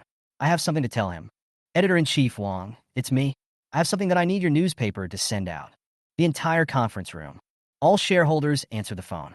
Su Yanqing raised the corners of her mouth slightly. There was a hint of pride on his face. As long as it's done. Basically, it has nothing to do with her. Even if the Duan family had any grievances against her, they would not be able to hold her accountable. Sit on the mountain and watch tigers fight. The fisherman gets the advantage. The smile on Su Yanqing's lips became more and more intense. If so, think about it carefully. Su Xinyuan killed the young master of the Duan family in front of her at the Su family villa. It seems now, that may not be a bad thing. Okay, it's settled then. Editor-in-Chief Wong, please have your subordinates publish the report now. Once the matter is settled, I will personally treat you to a meal. That's it. I'm hanging up. Okay, sure. I'll transfer the money to your account. Soon. A group of shareholders and the editors-in-chief of major newspapers in Sichuan experienced a pleasant transaction. He was delighted and hung up the phone. Immediately, he looked at Su Yanqing and nodded. Indicates that everything is ready. Just wait for the news to come out. Su Yanqing's face showed an excited and proud smile without any concealment. As soon as the news comes out, the Duan family will definitely seek revenge on Su Xinyuan. When the time comes, it won't be long. In addition, shares were acquired. She is the real president of Huaxing Company. All shareholders. A sigh of relief. Trouble starts within the family. Naturally, we have to distance ourselves from the matter. Maybe. For them. Still a good thing. After Su Jin gets his shares, they can also get some. But at this moment, just as they hung up the phone within 2 minutes, before their uneasy thoughts caused by the news of Duan Kang's death gradually returned to normal. Mobile phones of all shareholders. But it rang. Everyone was stunned. Pick it up and take a look. It turned out to be the editor-in-chief of the newspaper whom I had just called. That's strange. Is it that they don't understand what they are saying? Everyone was confused, but I still answer the phone. However, on the other end of the phone, the editors-in-chief of major newspapers in Sichuan City seemed to have discussed it beforehand, and were all saying similar things. Sorry, I have something urgent to do. I'll report to you later. We'll talk another day. We'll talk about it the next day. We'll talk about what happened the next day. I'm hanging up now. All shareholders. Su Yanqing. Some even started to curse and swore into the phone. What the hell? You want to kill me? I won't publish your report even if you kill me. The words fell. At the same time, everyone hung up the phone. Beep, beep, beep. Echoing in the conference room. All shareholders. Su Yanqing. In an instant, the air was particularly quiet. Everyone was dumbfounded, standing there in a daze. Everyone was confused. What is going on? All shareholders were speechless. Su Yanqing was also speechless. We had clearly agreed on it. Why did everything suddenly change? President Su, this... Someone spoke. His face was full of confusion. But before everyone could figure out what was happening, Su Yanqing's cell phone rang. See the caller ID display. Su Yanqing's expression suddenly became more stunned. Speechless. How? How could it be Patriarch Duan calling? Master Duan? All shareholders are somewhat uneasy. Could it be that he already knew about Duan Kang's death and wanted to hold them accountable? Su Yanqing took a deep breath. Calm down. I answered the call immediately. He smiled and said, Uncle Duan. Uncle Duan, why are you calling me so late? I came here to ask you something. On the phone. Duan Xuanyin's extremely low voice made Su Yanqing and all the shareholders feel a chill in their hearts. Listen to the tone. You don't really know? Uncle Duan, you wouldn't have known that Master Duan?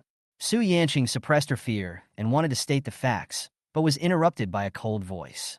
What do you think? This time, Su Yanqing was completely panicked. He quickly said, Uncle Duan, please listen to my explanation. Mr. Duan's death really has nothing to do with me. It was Su Xinyuan. It was the nephew of that vicious woman Su Jin who did it. He was the one who killed Master Duan. I didn't have time to stop it, and I hope Uncle Duan will understand. Su Yanqing's voice trembled. She was really uneasy. All shareholders were also uneasy and looked panicked. But just when they thought that Duan Shunyin called because of Duan Kang's death. But I heard Duan Shunyin on the other end of the phone. He said coldly, My son died. He deserved it. It was his own fault. Don't blame others. I came here to ask you, when will you return the shares of Huaxing Company to Su Jin? Su Yanqing.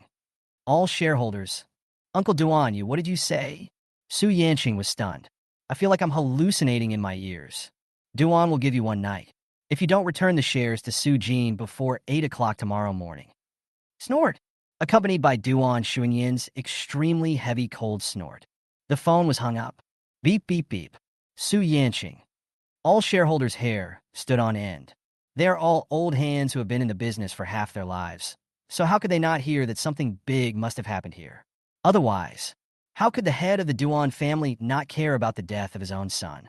He even called in person, warned them, and returned the shares to Su Jin. President Su, I'll take my leave first. I'm a little sleepy. Goodbye, President Su.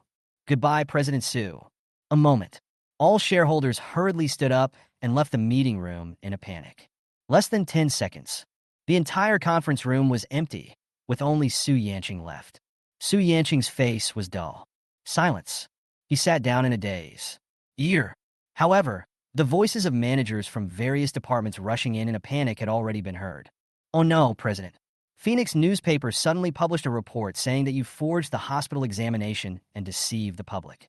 It's not about congenital leukemia. Even the director of the forged hospital has come forward to confirm it." Su Yanqing. Oh no, something's happened to the president. The editor-in-chief of Huanchuan newspaper suddenly released a news report saying that you lied and betrayed others and bribed the deputy editor-in-chief to slander the report about you being abused by Su Jin as a child.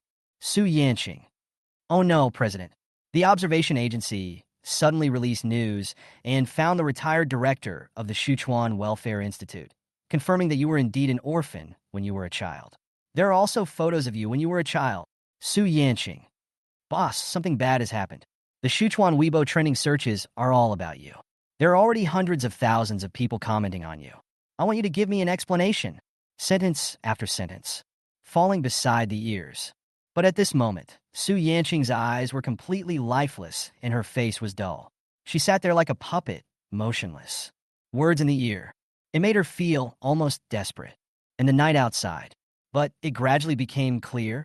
Chapter 94, Who cares about the cold north wind? It's just normal. It was daybreak. A ray of sunshine. Su Jin was awakened from her restless sleep. Sitting on the bed, he pinched the space between his eyes to wake himself up, but his face was still full of worry. Last night, she had a dream. I dreamed that my nephew Xinyuan, whom I hadn't seen for many years, was captured and punished by the Duan family because he killed Duan Kong. His head was covered in blood, suffering torture. He was buried alive. After, he was dug out and his body was fed to dogs. His bones were crushed to dust and his ashes were scattered by Duan Kang's father, Duan Shunyan. Su Jin was scared that night, sweating profusely. Even at this moment, after waking up, I found that it was just a dream. But I know it in my heart. Duan Kong is dead. That is true. He was killed by his nephew Su Xinyuan. If the Duan family knew, they would never let things go. Madam, please come out and take a look. Something has happened. Before Su Jin could recover from the shock, the old servant's voice came from outside the room. Su Jin was shocked and stood up quickly, not even wearing slippers. So I quickly opened the door. I was afraid that I would hear the bad news that my nephew Su Xinyuan was in trouble. I saw the old servant standing outside the door. Su Jin said hurriedly, "Yes. Is there something wrong with Xinyuan?" The old servant shook his head. "What happened? Tell me quickly." Su Jin became even more anxious.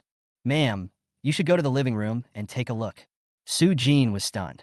He hurried downstairs and came to the living room, but saw there were stacks of folders on the table in the living room. I opened them and took a look. Su Jin's eyes widened. "It feels incredible. Huaxing Company share transfer certificate? This?" Su Jin was speechless. Turn around, looking at the old servant. "Who sent these share transfer documents?"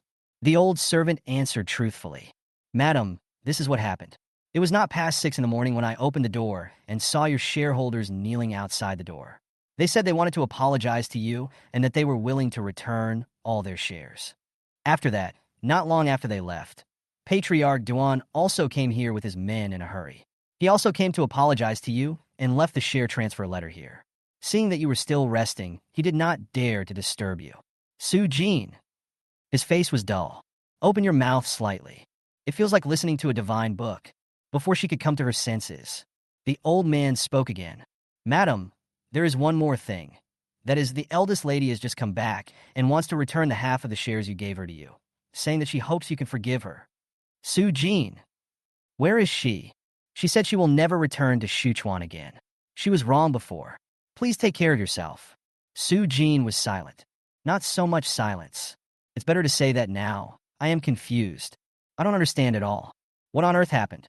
Overnight, things turned out to be completely different from what she had worried about. The old maid turned on the TV in the living room. According to the Sichuan Morning Post and Phoenix News, the current president of Huaxing Company, Su Yanqing, left Sichuan by plane this morning. Observation agency reported that the head of the Duan family said that his son was ambitious and had evil intentions and was unworthy of being a descendant of the Duan family. He has now pleaded guilty and asked President Soo Jin to put aside the past grudges and forgive the Duan family, according to Shinkan News Agency. On TV. Now, almost every handed TV station broadcast the report about Su Yanqing and Duan Kong secretly conspiring to fabricate and slander Su Jin in an attempt to seize Huaxing Company. Su Jin's mind was confused. What is going on? Just confused. Surprised and happy, mixed feelings. Then I heard someone knocking on the door. The old servant quickly opened the door. It was Su Xinyuan. Aunt, Xinyuan, you are here. Su Jin smiled and said, Sichuan City. Have you seen the news this morning? What's going on? There was a moment like that. Su Jin was suspicious. Is it my nephew whom I haven't seen for many years? What other identity? Settle all of this. But change your mind. But I also feel it is ridiculous. The Su family has collapsed long ago. The glory of the past, unfortunately, can only become the past. My nephew is going to join the army. That kind of place. Those who are capable always get promoted, while those who are incapable can only watch from the bottom. If the Su family were still there, maybe I can still find some connections. She knew that her nephew was once hailed as the best among the younger generation in Jinling. It also has the reputation of being unrivaled in beauty. But no matter how outstanding it has only been 10 years, and he is not even 30 yet. What position can he reach in the War Department? Otherwise, see Duan Kong is dead. She wouldn't worry to death. Su Xinyuan said gently. And it's all over. It's like this. I know a big shot in the War Department. He hates dirty things the most. I killed Duan Kong yesterday. I was just trying it out, so I told him the whole story about what happened in Huaxing Company. I have to say, Su Xinyuan started to lie. Don't blush. The heart doesn't beat. It seems to be true. After that important figure found out about this, he sent people to investigate the matter overnight and asked the governor of Handu to warn the Duan family. Because of you, Su Yanqing was spared from jail. Just expel her and never let her enter Sichuan City again in her lifetime. Is that so? Su Jin was speechless. I don't know why. Besides being happy, there is still a little disappointment. She really thought he was her nephew, who had become a big shot in the War Department over the years. But soon, this disappointment, she forgot about it. One way or another, it's finally over. As long as she, the only bloodline of the Su family, can still live well in this world, that is more important than anything else. As for Su Yanqing, let her be. After this incident, she finally realized that human hearts are unpredictable. Sometimes, only your closest relatives can be trusted. Xinyuan, you haven't eaten yet? Su Jin calmed down and said, Come, sit down first. You've been here for 2 days, and as your aunt, I haven't treated you properly yet. Well, I'll buy some food myself to welcome you, and we can have a good chat as aunt and nephew. After saying, she asked the old maid to prepare and went out with her to buy groceries. Su Jin is so kind. Su Xinyuan did not refuse either. Yes, it's been many years. He hadn't tasted home. A military career. Nearly 10 years. It started when I stepped into the north at the age of 19. He has always been accompanied by the vast ice and snow and the misty Kunlun Peak. The vast northern border of Kunlun. There is too much solemnity and sadness to describe. There are a million good men in the north. Same as him. Leaving one's hometown. We eat from a big pot. The water we drank was boiled with ice and snow. But compared to others, he is still lucky. At least, he is also survived by an aunt. Some people, however, are accompanied by cold wind, ice and snow, and loneliness throughout their entire lives. With passion as belief. Driven by national hatred and shame. Guarding the vast Kunlun border. Even the lucky ones. Early discharge from the military.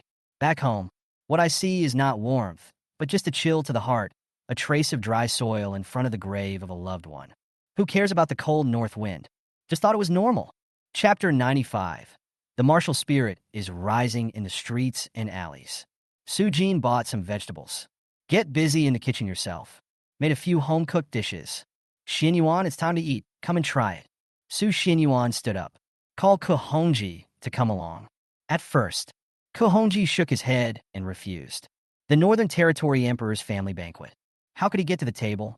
Finally, unable to resist Su Jin's enthusiasm, he forced Ke Hongji to sit at the table. Su Xinyuan is back. Ke Hongji has always been by my side.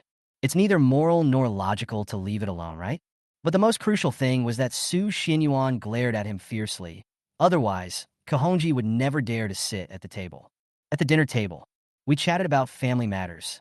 Su Jin stared at Su Xinyuan and urged him to get married. Xinyuan, my aunt knows a lot of ladies from wealthy families. Would you like to meet them tomorrow? Su Xinyuan. Xinyuan, look at these photos of girls.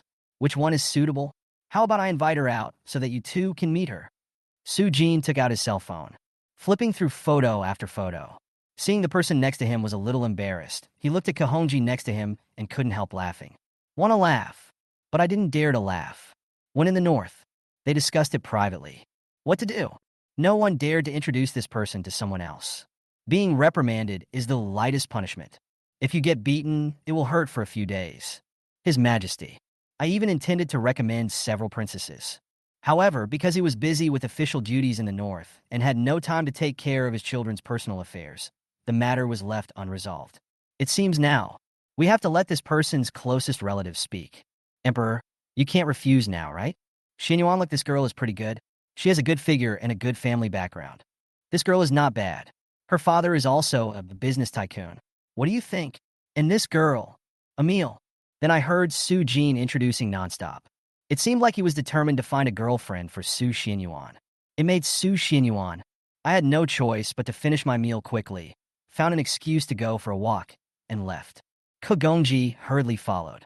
Su Jin muttered, "This child, as an aunt." She really thought that her nephew should find a girlfriend and start a family. The Su family has only this one descendant.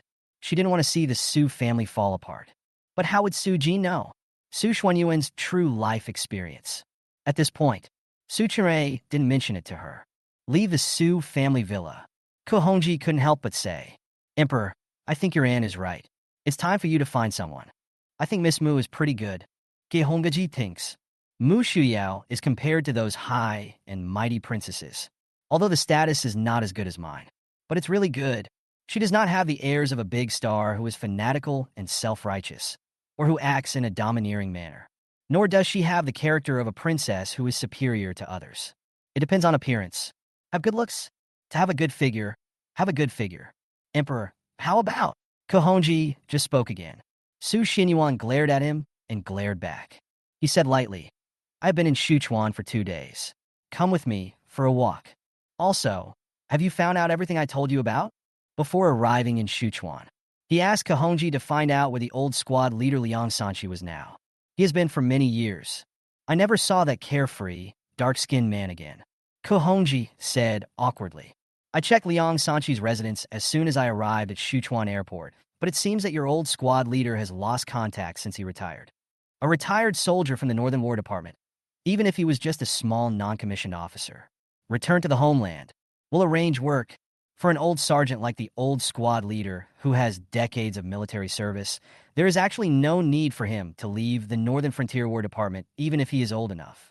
Not to mention, he is an old non-commissioned officer who has won 3 first-class medals.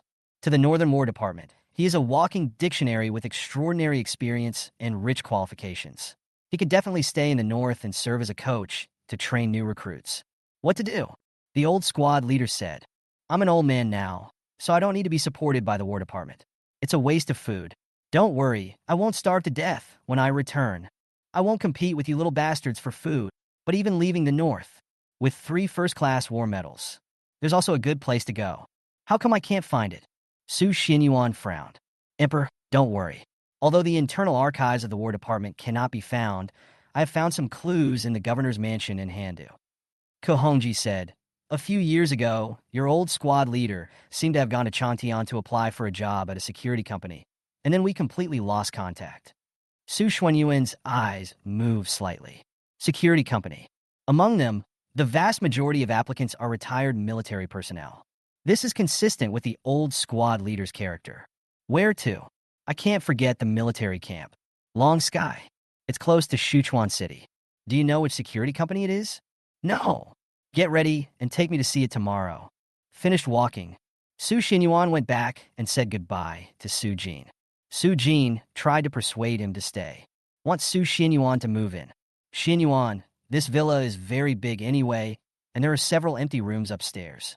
You could just move in and your friend too. It will be more lively with more people. Su Xinyuan pondered for a while. Nodded. Compared to staying in a hotel, staying at my aunt's house is much more convenient. Returned to hotel. So I moved the luggage over. The next day, dark green Hummer. Waiting outside the villa early, Su Xinyuan got in the car. Kohonji then started and drove towards the sky. Sichuan City is not too far from Changtian. It probably takes less than 5 hours to go back and forth. Dark green Hummer. Soon, we drove out of Sichuan. The scenery along the way is picturesque, with green mountains and clear waters, children playing, and boatmen fishing by the lake. Human scenes. Everything is in sight. The 12 cities of Han capital.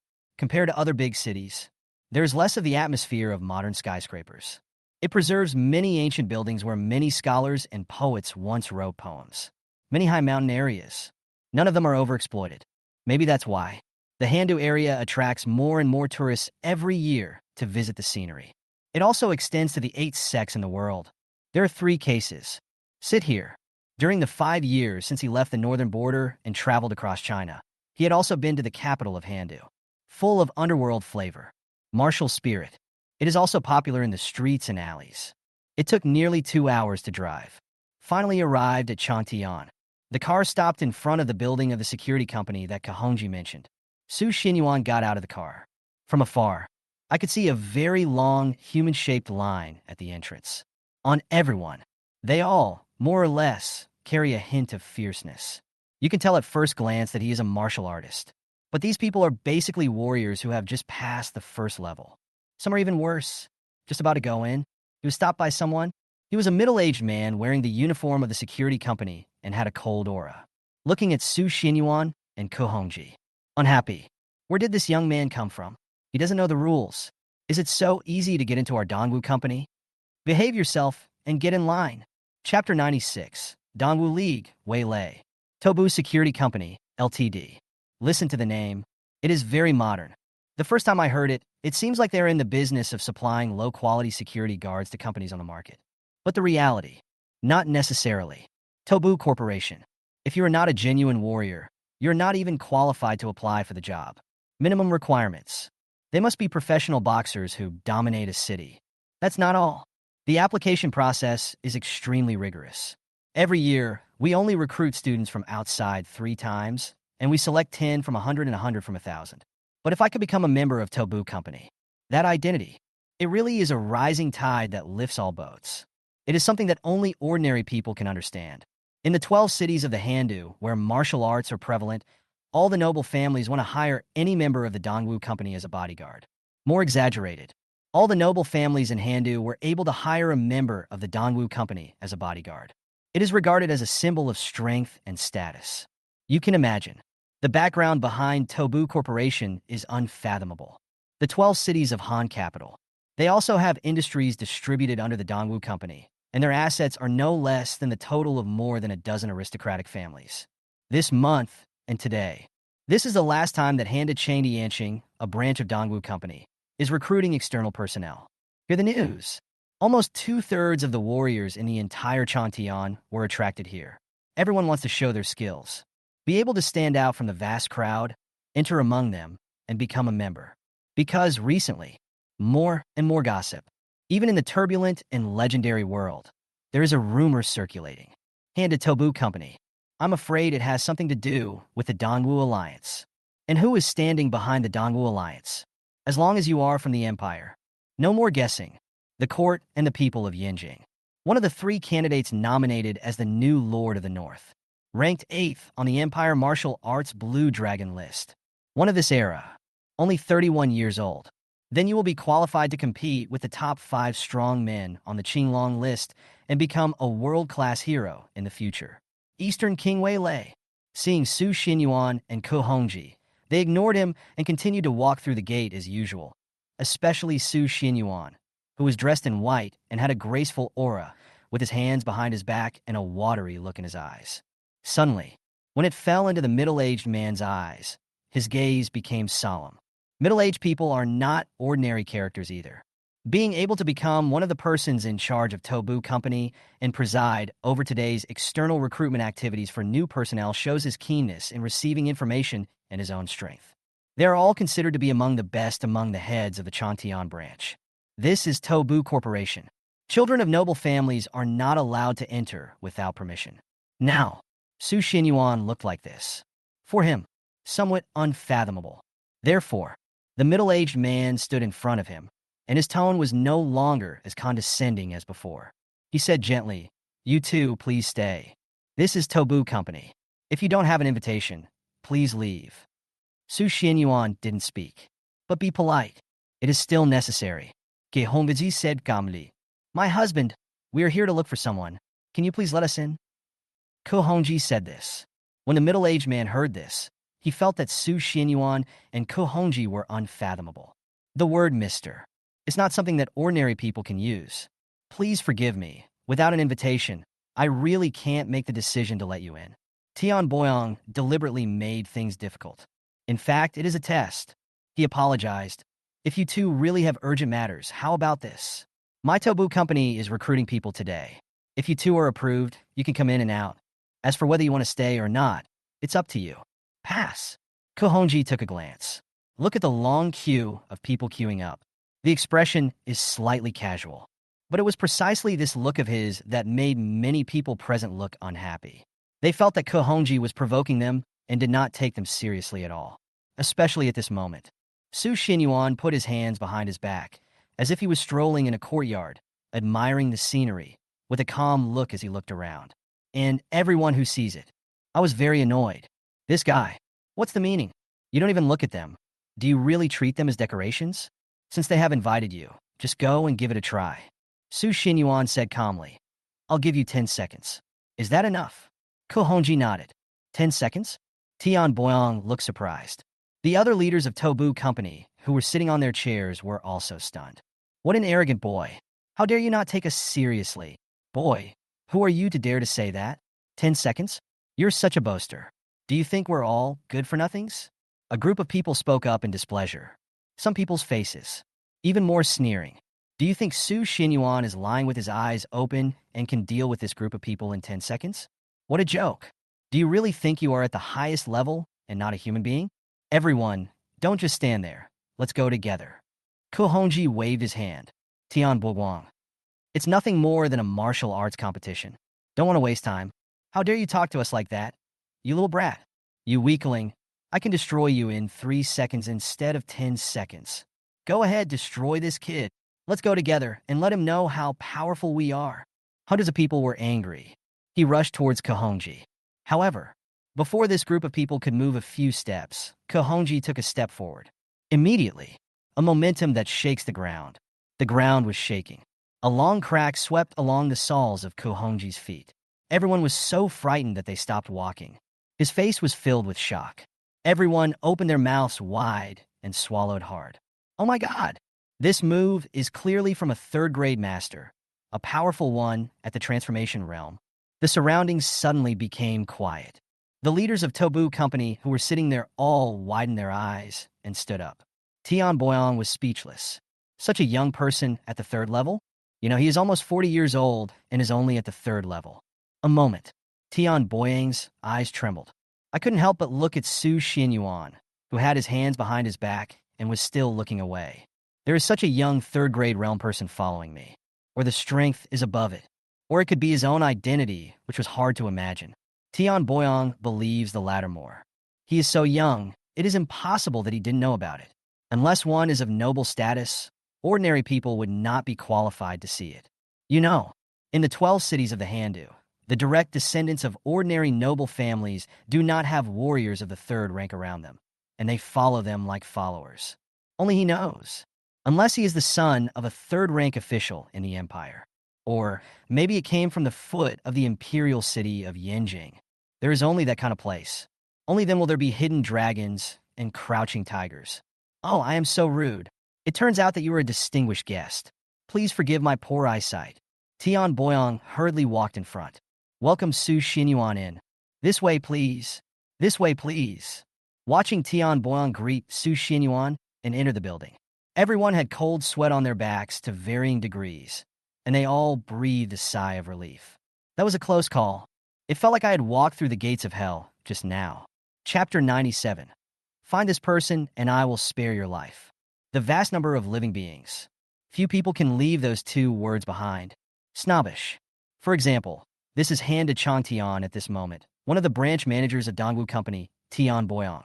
After being shocked by Ku Hongji's low-key and small-scale trial. The whole attitude, everything changed again. It was as if they treated Su Xinyuan as the most distinguished guest of their Changtian branch in recent years. Led Su Xinyuan personally. Went around a few floors. This section introduces the general situation of Tobu Corporation. Then, seeing that Su Xinyuan showed no interest, he tactfully led Su Xinyuan to the reception hall. I have to say, Tobu Company is indeed quite grand. A reception hall. The layout is very modern, combining modern style with ancient style. The walls are covered with photos and videos of imperial officials who have visited Tobu Company. There are also many valuable porcelains, calligraphy, and paintings. As a decoration, place on both sides of the hall. Several servants brought teacups and placed them in front of him, then retreated respectfully. Su Xinyuan sat on the left side of the main seat. Tian Boyong sits on the right. He gently pushed a cup of tea on the table in front of Su Xinyuan and said in a gentle tone, "Come, have some tea, please." Tian Boyong has already identified Su Xinyuan. It must have an extraordinary origin. He is the person most worth making friends with in their Changtian branch in recent years. Otherwise, his attitude, nor would I be so humble. Only, Su Xinyuan ignored it. Calm eyes. Look at a picture hanging on the wall. His eyes were slightly cold, but in Tian Boyang's eyes, he thought that Su Xinyuan must be interested. Can't help. He stood up, led Su Xinyuan over. It seems that you are very interested in this cover. Why don't you step over and let me introduce it to you? See Su Xinyuan stand up. Come over here. Tian Boyang's gaze, revealing a hint of complacency and pride. I feel that Su Xinyuan is indeed a man of extraordinary origin, as he actually recognizes the person on the cover. This is a playable video cover. On the cover, he is a young man wearing purple ancient clothes with a smile on his face, giving people a feeling of being high-spirited and self-centered. The most important thing, on the purple ancient costume, there are two words embroidered with precious gold thread, Dongwu. Background. It is a reception hall at this moment. Besides, under the young man's feet was a middle-aged man who looked to be in his 50s and was wearing an old dark green military uniform. He had dark skin and was spitting blood. Kohonji noticed something was wrong. His face looked serious. Hurry to catch up. Tian Boyong thought so. Su Xinyuan was attracted by the young man wearing purple ancient clothes on the cover. Only he knows. The opposite is true. It was the young man in purple ancient clothes who was stepping on the middle-aged man who was spitting blood. They're the Northern War Department. The retired non-commissioned officer, the former squad leader, Liang Sanshi. Su Xinyuan stretched out his hand and pointed at the young man in purple ancient clothes on the cover of the video. Lightly said, "Who is he?" Now, Su Xinyuan's voice, although light, but with a hint of coldness. Tian Boyong didn't hear the hidden meaning. With a smile, he said with pride, "It seems that you are indeed from a distinguished family, and you can see through this person's depth. But sir, can you really tell that this person is a disciple of the Dongwu League in the martial arts world?" Tian Boyong said proudly, "To tell you the truth, our Dongwu company was established by the Dongwu Alliance, and the person in the video is even more extraordinary. That's the close disciple of a certain 8th-generation elder of the Dongwu League. The master and the disciple are one, and one is a young master ranked 69th on the Qilin list. The other one is even ranked 11th on the Hidden Dragon ranking. A few years ago, I passed by Changtian and was invited by the general manager of our Changtian branch to observe. To be honest, that day, not only the entire Changtian city, but also the 7 or 8 nearby cities were shocked." Tian Boyong finished the introduction in one breath. His face was still full of pride and pride. Logically, a 40-year-old middle-aged man would not behave like this even if he admired her wholeheartedly. Only the current power of the Dongwu Alliance. It's really too brilliant. Its founder. But he's one of the 3 new candidates for the Lord of the North, the Eastern King Wei Lei, who is famous in the martial arts world and the government. His disciples. Each of them is a gifted child. Not to mention that he was the close disciple of the 8th-generation elder. And the Hidden Dragon list. In fact, it was created spontaneously by martial artists in the last 2 years. Martial Arts Kirin list. It covers all the 4th-grade masters and 5th-grade grand masters in the empire. The Qinglong list is even more terrifying. Only the 7th level realm can enter. That would be hard on other warriors at lower levels, as they also want to be included in the rankings to show their status and extraordinary strength. Seeking a great reputation. What to do? Qilin and Azure Dragon are not qualified to enter. The most embarrassing. It should be the 6th level. Neither up nor down. Qilin and Azure Dragon cannot be included in its name. Therefore, someone created the Hidden Dragon list. How about calling him over? Ko Hongji said softly. Find it? Tian Boyong couldn't help laughing. He felt that after listening to his introduction, Su Xinyuan would definitely admire him and want to make friends with him. But he was looking at Ko Hongji. He said in a gloomy tone, Brother, you say that easily. He is the last disciple of the 8th generation elder of the Dongwu League and a well-known figure on the Qilin list. How could he come just like I asked you to? Look at this guy. He has easily solved a level 3 realm cultivator. Speaking of, Tian Boyong clicked on the video. The video plays immediately. In the screen, this young man, dressed in the purple ancient costume of the Dongwu League, was particularly arrogant. He sat high above everyone else in the main seat. There were also many Chantian branch leaders accompanying them. Tian Boyong is one of them. In front of the young man in purple ancient costume, the man wearing dark green old-fashioned military uniform and with dark skin was standing. It was none other than the old squad leader Liang Sanchi. The video just started. Then a young man in purple ancient clothes came out. A displeased sneer. Old man, what did you say? My lord, I can name you and let you be my follower. This is a blessing you have cultivated for several lifetimes. Why are you unwilling? Yes, Liang Sanchi, stop standing there and apologize to Mr. Dong. Liang Sanchi, although you applied for the job through my Dongwu company, the Dongwu League is behind my Dongwu company, and this Mr. Dong is the disciple of the 8th generation elder of the Dongwu League. He personally named you and asked you to be his follower. That means he thinks highly of you. Why are you putting on airs? Hurry up, apologize to Master Dong. In the video, including Tian Boyong, all the leaders of Changtian branch are included. They all angrily denounce the old squad leader Liang Sanchi for being ungrateful. It is a great blessing for you to be the last disciple of the 8th generation elder of the Dongwu League and be named as his follower. If it were them, they would have agreed long ago. How could you refuse? Faced with everyone's rebuke, the old squad leader Liang Sanchi. But he was neither humble nor arrogant. Bowing. Thank you for your kindness, Mr. Dong, but I have been idle since I retired from the army. I don't want to bother with anything anymore. I just want to find a meal and live the rest of my life in peace. Please forgive me, Mr. Dong. But these words, just finished. This completely angered the young man in purple ancient costume. He felt that the old squad leader Liang Sanchi deliberately did not give him face in front of so many people. Immediately, he slammed the table and stood up. He kicked the old squad leader. After all, the young man in purple ancient clothes is on the Qilin list and a 4th grade master. Even if the old squad leader has been through many battles. Can't stop it. He was kicked to the ground. Suddenly, he spat out a mouthful of blood. It can be seen. The young man in purple ancient costume had no intention of showing mercy at all and did not treat the old squad leader as a human being at all. Then, before the old squad leader stood up, just a direct kick. Step hard on the chest. Through the video, Su Xinyuan clearly saw the smile on Mr. Dong's face, which looked very superior. Full of disdain. What are you so proud of, you stinking soldier? I have specifically asked you to be my follower. Do you dare to refuse? Once spent half my life dedicated to the old squad leader Liang Sanchi, who defended the Kunlun border and protected the Chinese people from infringement. Now, being stepped on mercilessly by the young man in purple ancient clothes, it seemed like in the eyes of the other party. Old squad leader.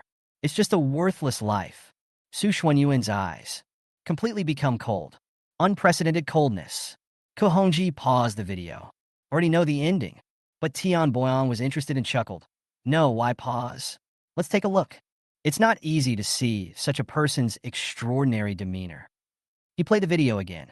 Then he saw the young man in purple ancient clothes, looking down with a playful look on his face, looking down at the old squad leader who was being stepped on by him, and sneered.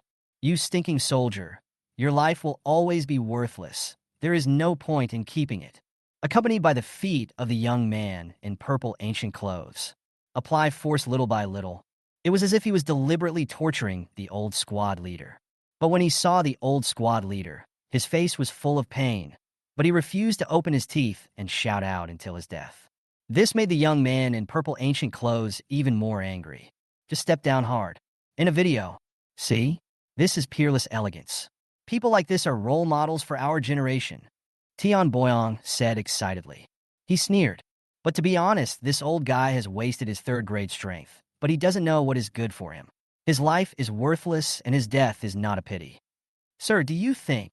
However, just as Tian Boyong turned his gaze to Su Xinyuan, wanting to ask Su Xuanyuan's opinion, in an instant, all the hair on his body stood up in shock.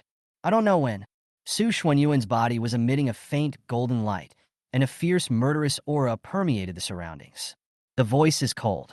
Lightly said, Su, I'll give you a chance. Find this person here, and I'll spare your life. Tian Boyong. Ko Hongji had a premonition. There was no fluctuation on his face. He knows. Someone has crossed this person's bottom line. No, it should be said that it is taboo. Chapter 98. Did anyone see him take action just now?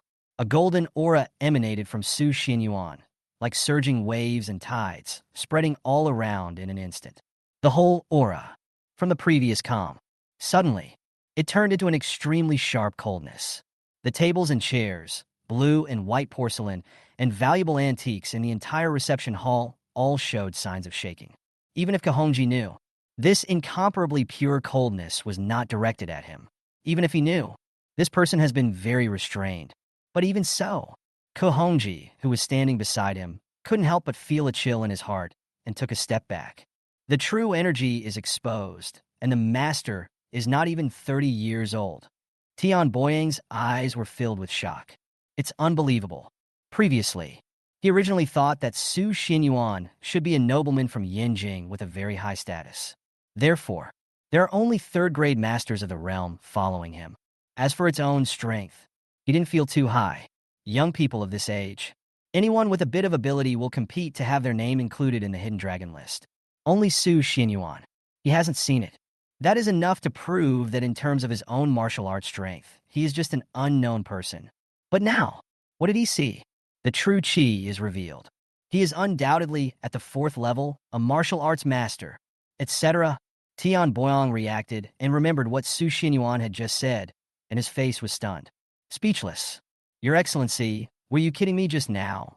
However, just as he finished speaking, all the tables and chairs around him collapsed, and countless debris were scattered all over the ground. Bang! A piece of broken wood shot out like a sharp arrow. It's hard to react at all. It immediately pierced through Tian Boyang's left chest, and the powerful impact made it impossible for him to put up any resistance. His face was full of pain. Boom! Just like hammering a nail into the wall, Tian Boyang's entire body was nailed into the wall. Blood was flowing down. Collision force. It was like the earth shaking, deafening, and even the glass of the building outside was shattered. Glass fragments, falling from a high altitude, scattered all over the ground. Everyone in the entire building was shocked. All of their bodies trembled suddenly. He stood up quickly. Someone sensed the source of the vibration and hurried over to the reception hall. This what's going on? Even the warriors outside who were applying for the job were speechless. They raised their heads and stared over here with wide eyes. Tian Boyong was at a loss.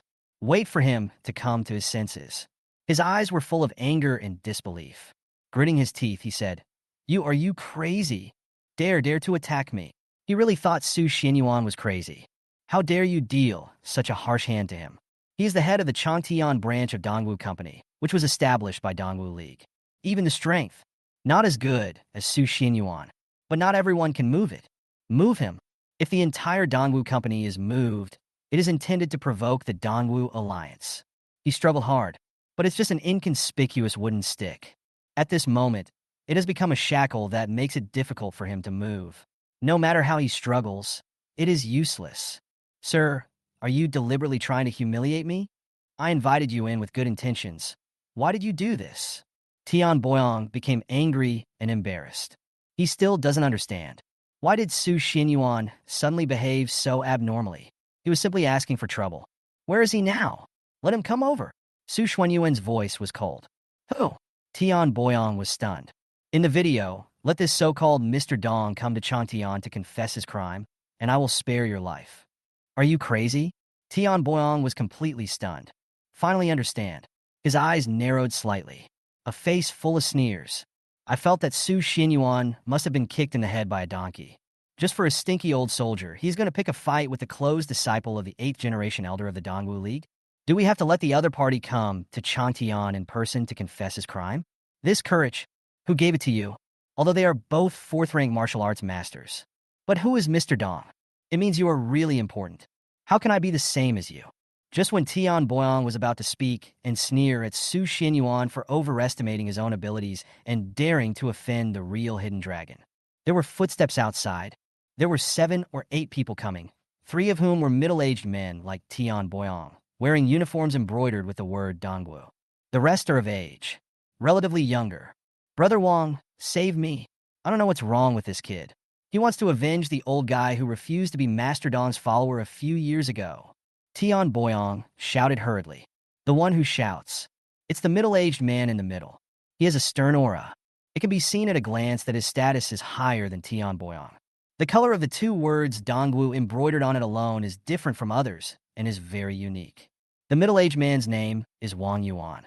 He is the general manager of Tobu Corporation's Changtian branch. Wang Yuan looked coldly at Tian Boyong, who was nailed to the wall, and then looked around the messy reception hall. His face was cold and gloomy. With an unhappy face, he said, "Sir, why are you so angry? Is it worth it for you to offend Master Dong over a stinky soldier?" Wang Yuan said coldly, "I won't make it difficult for you. As for your offense against Mr. Dong, I will pretend that I didn't see it. As long as you bow your head to apologize to us and offer us a cup of tea, this matter will be." Wang Yuan did this. "I have considered it. Su Xinyuan is too young. He was promoted to Grand Master. The background should be very good, able to make friends. Just his words. Not all has been said yet." He was interrupted by Su Xinyuan. A faint voice echoed throughout the venue. "Su will give each of you 10 seconds. Do you understand? What an arrogant boy. If you don't accept my toast, you will have to drink the wine for punishment.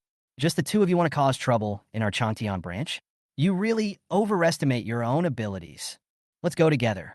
Does this kid know how powerful we are?" The other heads of the Changtian branch were unhappy. They immediately surrounded Su Xinyuan. Bang! Bang! Bang! However, in just a second, several people suffered the same fate as Tian Boyong. A piece of wood pierced through their left chest, and they were nailed to the wall alone. Wang Yuan. Wang Yuan was completely enraged. With a cold face, he said, "Sir, since you insist on doing this, I'm sorry." Wang Yuan took action. 3 steps away. The air is filled with true energy. It turned out that he was already halfway into the 5th level and was about to establish his own school. Wang Yuan sneered, completely confident that he can defeat Su Xinyuan. However, the next moment, his entire pupil suddenly shrank. Su Xinyuan didn't even raise his hands, still standing with his hands behind his back. Just a glance at him made him inexplicably feel as if countless mountains and hills were pressing down on him. The whole sky is about to collapse. Bang! A mouthful of blood spurted out. Back away dozens of steps. It actually directly destroyed Wang Yuan's cultivation. Everyone's hair stood on end, and their eyes suddenly widened in disbelief. Someone shivered. Just now, did you see him make a move? Wang Yuan. Tian Boyong was also shocked. However, Su Xuanyuan's eyes were dim, as if nothing had happened. Sitting in the main hall, on the only remaining armchair, lightly said, "Su has limited time. I want to see him in half an hour." The cultivation level of Tian Boyong and others. They were all scrapped. If you don't see anyone in half an hour, your lives will be wasted. Tian Boyong. Everyone. Wang Yuan. Chapter 99. Driving 800,000 miles just to meet you. The entire Changtian branch building was silent. Wang Yuan, who was pale and holding his chest and spitting blood, was silent for a few seconds before leaving and hurriedly looking for someone. Reception hall. The air smells of blood. It flowed down the chest of Tian Boyong and others, drop by drop. Everyone was shaking. Looking at Su Xinyuan sitting there, his eyes were filled with shock and fear, and his mind was blank. Under 30 years old, you can achieve such accomplishment. It's really strange. How come they've never heard of it? Su Xinyuan took a sip of tea. His fingers fell on the handle of the armchair, tapping it gently. For a moment, The atmosphere in the whole place seemed particularly cold and silent. Tian Boyong and others were trembling in their hearts. All of them couldn't help but hold their breath. This man, what exactly are you going to do? Are you really going to bring an army to call the closed disciple of the 8th generation elder of the Dongwu League to task? Ko Hongji remained silent. He knows it better than anyone else. Once the fire started in this person's heart, not to mention the 8 generations of elders, even if the Eastern King Wei Lei were present, it would be useless. With his many years of experience, better hide. The far eastern region of Handu. It is 80,000 miles away from the sky, a city with picturesque scenery and full of modern skyscrapers. Sit here. That's Anqing. Now, a certain antique house with elegant environment and full of peach trees, which gives people a relaxed and pleasant feeling, yet also a sense of respect and awe. It is the local city of Anqing. A bunch of rich young men were spending their time drinking and partying, chatting and laughing, and hugging beautiful women on all sides, frequently looking at the person sitting in the front seat. A young man wearing purple ancient clothes, with a good temperament, but a bit sloppy and lazy, with his feet on the table. Logically speaking, the rich young man present. Almost half. They are all direct descendants of the Anqing family. Although the others were not as well off in status, their families were also wealthy and powerful. Facing the young man in purple ancient clothes, he was so rude and put his feet on the wine table. Should have been severely reprimanded. His face was full of displeasure. But the situation, it's quite the opposite. Each of them hugged the beauties and flattered the young man from time to time. Mr. Dong, you are indeed worthy of being a famous young master on the Hidden Dragon list. Just the way you cross your legs exudes an extraordinary aura. I am really ashamed of myself. That's right. Don't you see who Master Dong is? How can you compare with him? Mr. Dong is a god. It is an honor for all the people of Anqing to have him visit us. Come, let's toast to Master Dong again. Listen to this. This is just flattery. Cross your legs and show off your aura. If this word gets out, it will make people laugh to death. A group of direct descendants of Anqing aristocratic families are so shameless. But these rich young men are too shameless. Not only do I not feel it is excessive, still think that it is not praised enough. It doesn't even capture 1/10 of the temperament of the young man in purple ancient clothes. Who are the young people? On the Hidden Dragon list, a 4th grade grandmaster. His master. He is also famous in the martial arts world, the 8th generation elder of the Dongwu League in the government and the public, on the Hidden Dragon list, a renowned 6th grade realm, and a 6 Luo Chaotian level strongman. This kind of person, such an identity. What's wrong with them chasing after you? Others want to flatter me, but they can't. Mr. Dong, I'm sorry to bother you today. My father is already preparing a birthday party for you tomorrow. Yes. My father is the same. The reason he didn't come to accompany you today is that he was busy choosing a gift for you. Please forgive me. Mr. Dong is such a great man. How can we be careless about his birthday party? We will definitely help Mr. Dong and make it a great one. Everyone, don't you agree? Yes, that is of course. A bunch of rich young men flattering him. At the same time, he explained why only they, the younger generations, came to accompany him today. In case the closed disciple of the 8th generation elder of the Dongwu League is unhappy. A chance encounter. Learn about this. Appeared in their Anqing. Suddenly, it caused a sensation in Anqing's upper-class circles. The closed disciple of the 8th generation elder of the Dongwu League has arrived. How many years has it been since a person of this level appeared in Anqing? If you serve the other person well, not to mention their status in the future, it will rise sharply. At least, being able to have a relationship with such a person, who would not give them face wherever they go in the 12 cities of Handu. Life is short. In their family. Yes, it's all about face. Dong Yuanyue was swaying gently while crossing his legs and playing with a red wine glass. His face looked dull and lazy, but it gives people a sense of mystery, being high above and unpredictable. This may be the identity of the 8th generation elder, and the closed disciple of the Dongwu League brought an intuitive feeling to everyone present. Dong Yuanyue looked calm and composed, took a sip of red wine, lazily said, "Tell me, who will come to celebrate my birthday tomorrow?" Dong Yuanyue had no intention of coming to Anqing. It was just that on the way back to Dongwu League, he passed by Anqing and stayed there for a few days. Was taken away by a group of local noble families. Surrounded like the moon, surrounded by stars. I have to celebrate his birthday. Just celebrate. With his status, is he not qualified enough? Mr. Dong, all the important figures in Anqing will be here. I heard that the heads of the noble families in the neighboring cities will also be here. The Anqing general government will also send people to deliver gifts. Don't worry, I won't let you down when the time comes. Several local wealthy young men rushed to speak. But at this moment, the old servant who came to Anqing with Dong Yuanyue came in from outside. Opening. Sir, something seems to have happened at the Changtian branch of Dongwu Company. Someone is causing trouble there and specifically asked you to go and confess. It seems to be because of the incident with Liang Sanchi a few years ago.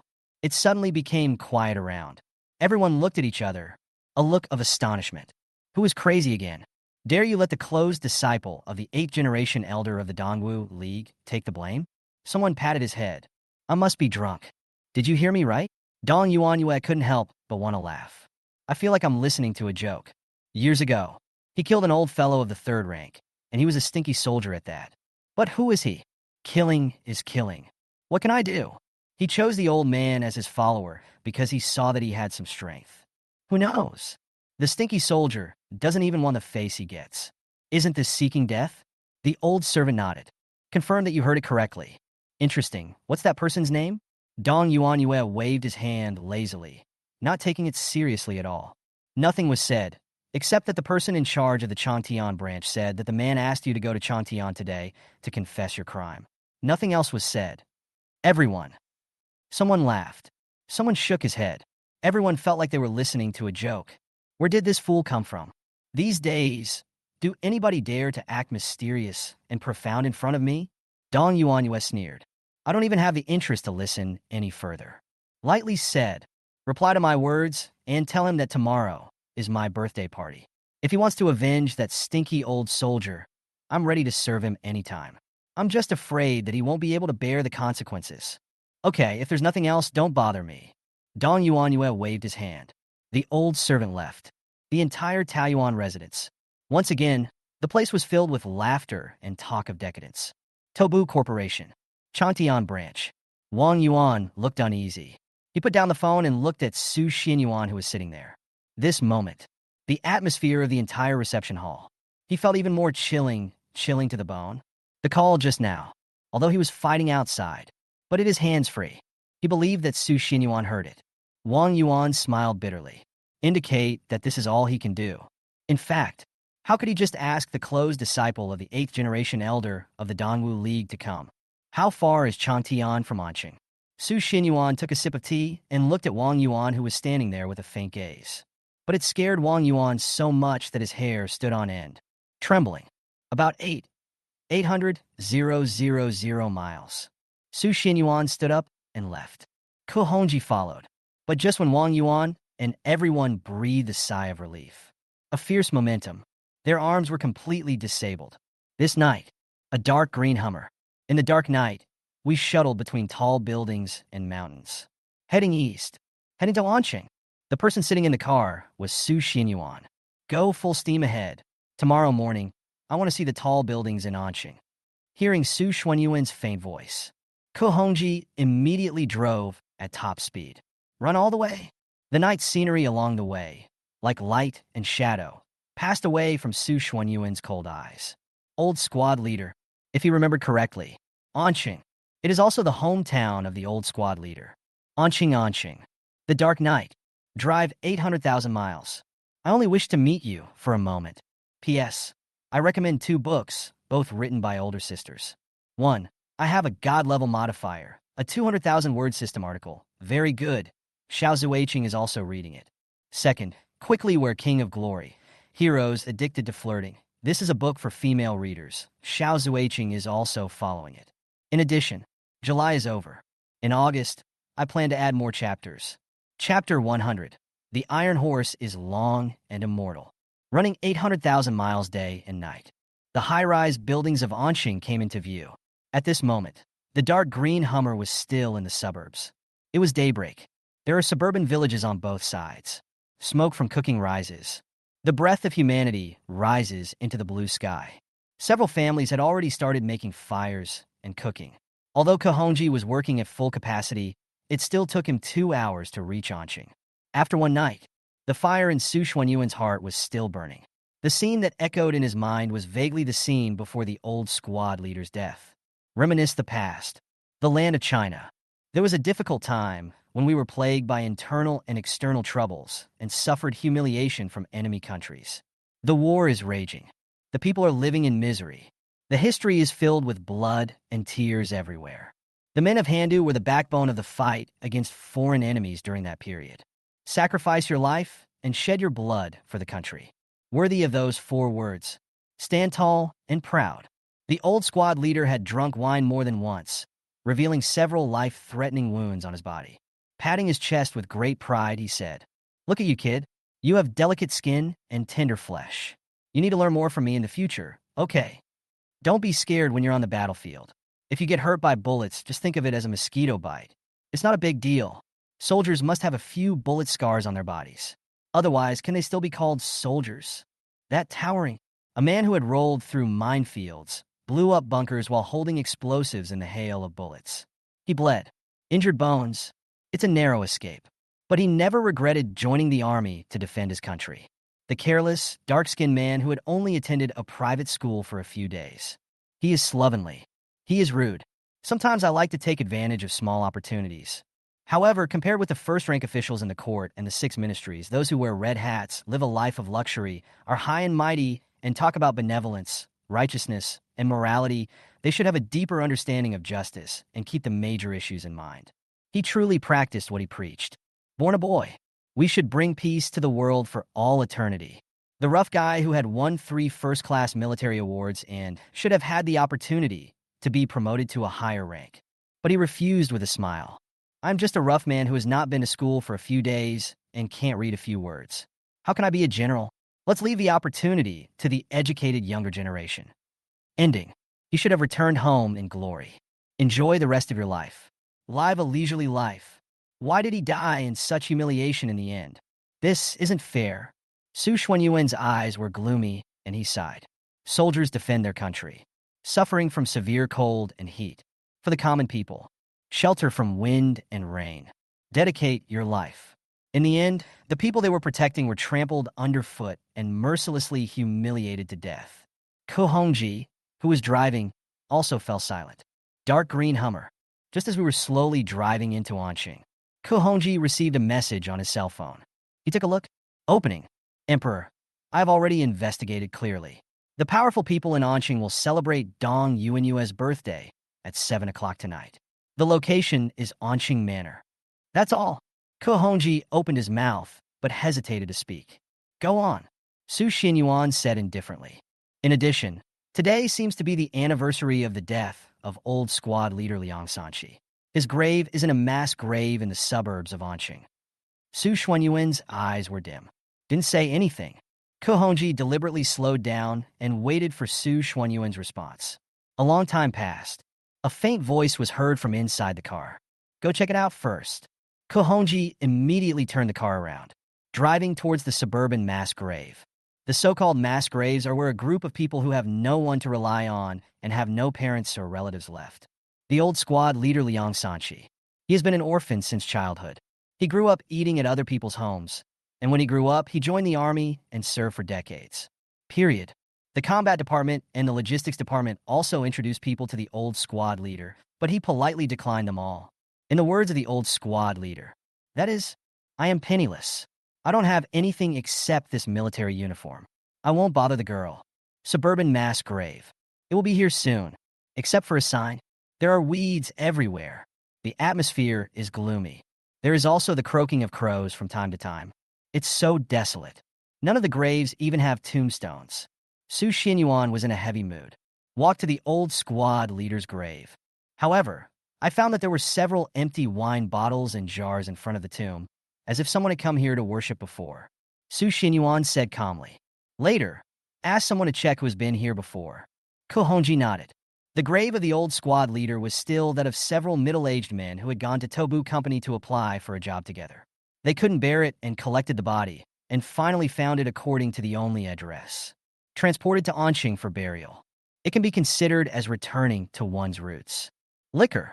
Su Xinyuan waved his hand. Ko Hongji hurried back to the dark green Hummer, opened the trunk, and took out 2 bottles of Forbidden Palace wine. Emperor, if you really want, these are the last 2 bottles. How noble is the imperial wine in the Forbidden Palace. The master craftsman who was able to brew this mellow and fragrant wine has long passed away. Fill it up. Su Xinyuan looked quietly at the grave made of only yellow earth, still so concise and to the point. He won 3 first-class military awards during his lifetime. How glorious is that for a soldier? That's a hero. The martyr's tomb should have been given the rank of general, for the world to see, now after death. But there is only a pile of yellow earth as company. How sad. How can 2 bottles of imperial wine from the Forbidden Palace, no matter how precious they are, comfort his heroic spirit in heaven? Kohonji had no choice but to fill the glass with wine. You're a new recruit, you shot a gun for the first time, and you did pretty well. It looks like you're a good soldier. Here, I'll give you a sip of wine. Don't be unhappy. I don't give my wine to ordinary people. I give you wine, and you say it's spicy? It's spicy, that's right. If you don't want to drink it, forget it. I won't give it to you. Hey, kid, have you stolen my wine again? And you're saying no? Who else but you dare to steal my wine? Su Xinyuan picked up the bottle of wine. Fall down slowly. The iron horse is riding leisurely, magnificent and immortal, facing the sand, facing the wind, facing the blood, facing the expectations of all living beings.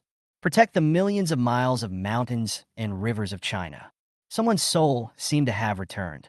I heard the past. When he first entered the military camp, his old squad leader taught him how to shoot for the first time. Drink, drink, old man. I know you are tired and you should take a rest. No one will compete with you for the wine now. Su Xuanyuan's eyes were gloomy. Whispered, old man, go slow. It's not enough. I'll ask someone to send you a bottle every day. Kohonji's eyes turned red. Turn your head to the side. I can't bear to watch it anymore. One who dedicated half his life. He walked through all the gunfire and bullets, and was an old non-commissioned officer who had won 3 first-class military honors. Several years after his death, they could only be buried in a mass grave. However, the so-called close disciple of the 8th-generation elder of the Dongwu League has a distinguished status. Wherever he goes, he is treated like the moon surrounded by stars and is flattered like an ancestor. This world, it's really unfair. Chapter 101. The king's ambition of domination, his desires are great. Kohonji was indignant. In the 5 years since this person disappeared, all 6 ministries from top to bottom have been deliberately targeting their northern border war department. The intention is to choose from among the 3 new candidates for the Lord of the North. Choose one. Rule the North. Yen Song, the chief minister of the cabinet, recommended his most talented student, Su Feng, the king of the South. The 3rd prince also nominated someone, King Mu Tianling of Shiwu. These 2, they are of noble status and all come from royal families. Only Wei Lei, the king of the East, who came from a humble background, was pushed forward by several border princes who wanted to get a piece of the pie. And this Eastern King Wei Lei, who came from the martial arts world. Although it is the most inconspicuous one, but the degree of sophistication. However, compared with him, both the Southern King Su Feng and the Western King Mu Tianling's methods are a bit immature. Know that you come from a humble background. In terms of background, he is not as good as the previous 2. In the past few years, he established the Dongwu League, and with the support of several major princes behind him, it quickly rose to become the famous Dongwu League in the world. It has attracted many young talents. Join the Dongwu League. Those first-rank officials in the 6 ministries and ministries who had always looked down on the gangsters were also shocked. Only a few years, the Dongwu League dominated the 12 cities of the Han capital and announced that it had 100,000 disciples. This amount, it can no longer be underestimated. You know, the young people recruited by the Dongwu Alliance are not only from the underworld, but most of them are from the people. The family of the 12 cities of Han capital. Everyone is vying to make their descendants become a member of the Dongwu Alliance. If only that were the case. That's all. Children of wealthy families have always been accustomed to a life of luxury, and they cannot bear the hardship of practicing martial arts. They entered the Dongwu League. It's just for fame and fortune to go out and have something to brag about. However, the current scale of the Dongwu Alliance has expanded to other major cities in the empire. It is aimed at ordinary people. This has led to an embarrassing situation of a lack of young talent in the 6 ministries and commissions in the past 2 years. Even there, the Northern War Department. More or less. Be affected. The number of people joining the army in previous years is much lower than in previous years. it can be seen that Wei Lei, the founder of Dongwu League, how ambitious you are. He was no longer in a hurry to become the new Lord of the North, but he wanted to dominate the world. Develop your own power vigorously. Several major border princes. What you are raising is not a sheep that you can control at will, but an extremely ambitious wolf with bared fangs and claws. Old man, you've finished this wine. The first half is over. For the second half, when I finish my work, I will come back and drink with you.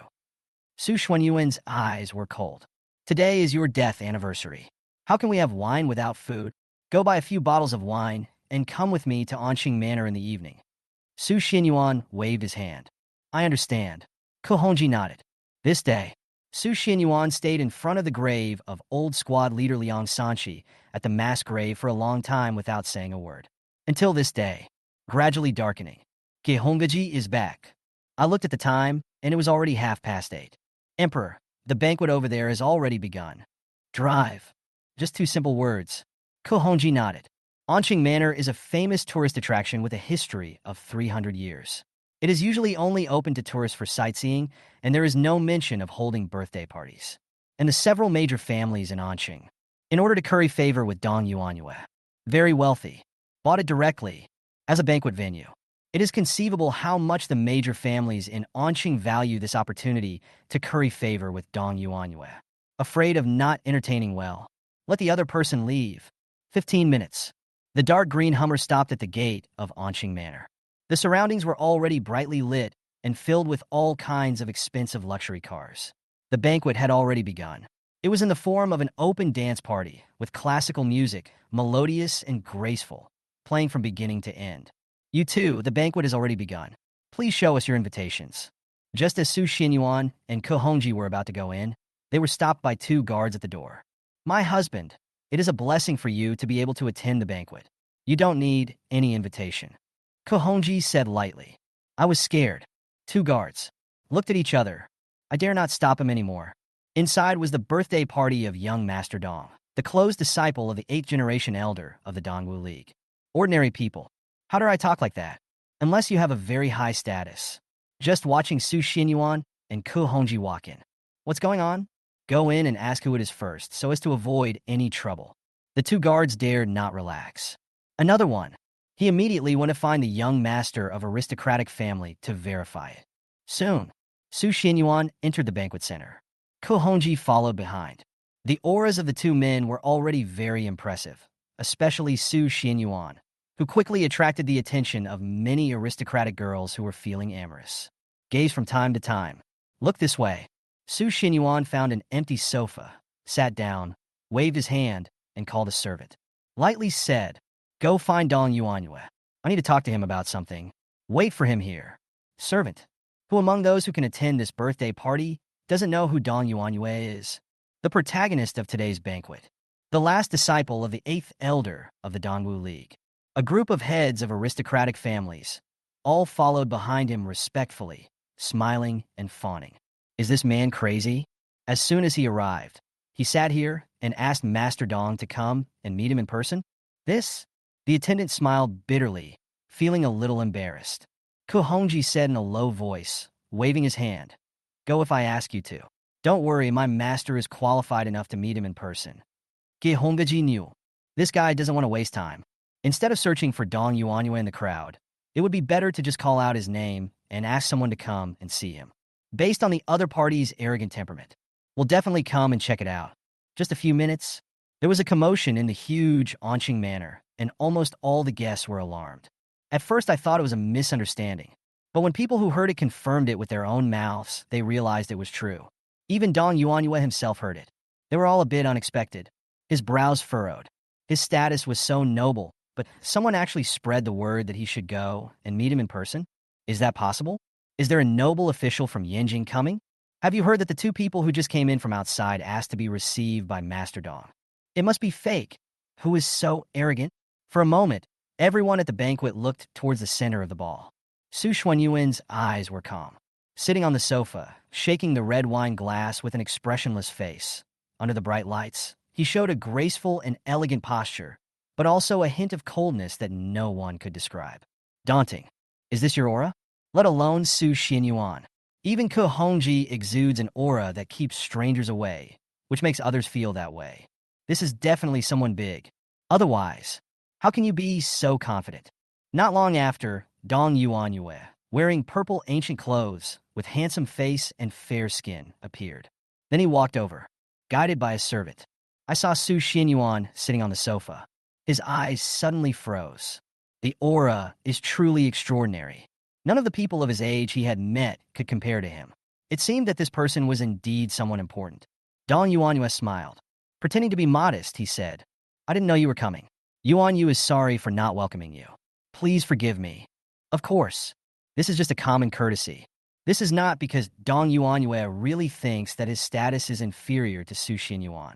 Since you have specifically asked for Yuanyu to meet you, you must have come from Yanjing. May I ask your name?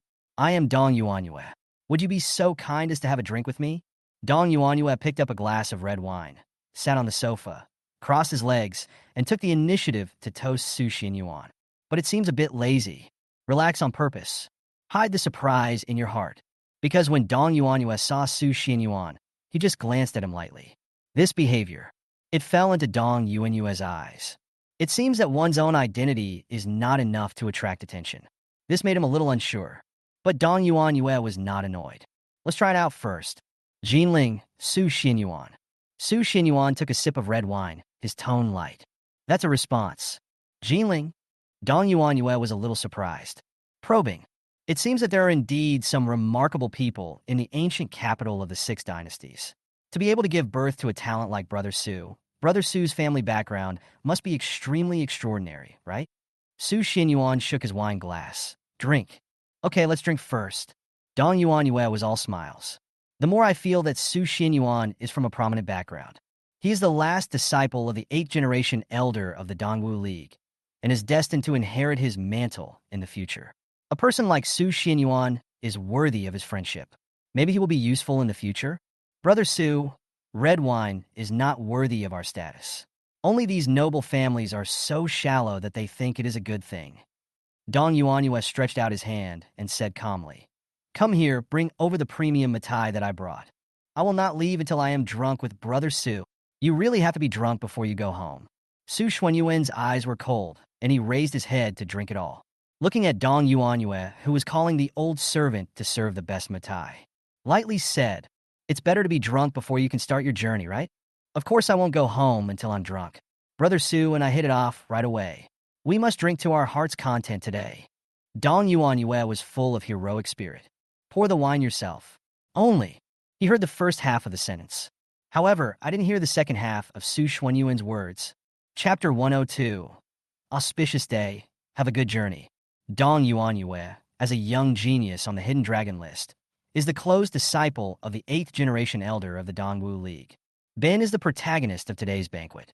Now, but she was drinking and chatting happily with a strange man, as if he was a close friend she hadn't seen for many years. All the guests present were watching. It's both emotional and envious. When will they be able to become brothers with Dong Yuanyue? Almost a bottle of premium matai was taken into the mouth.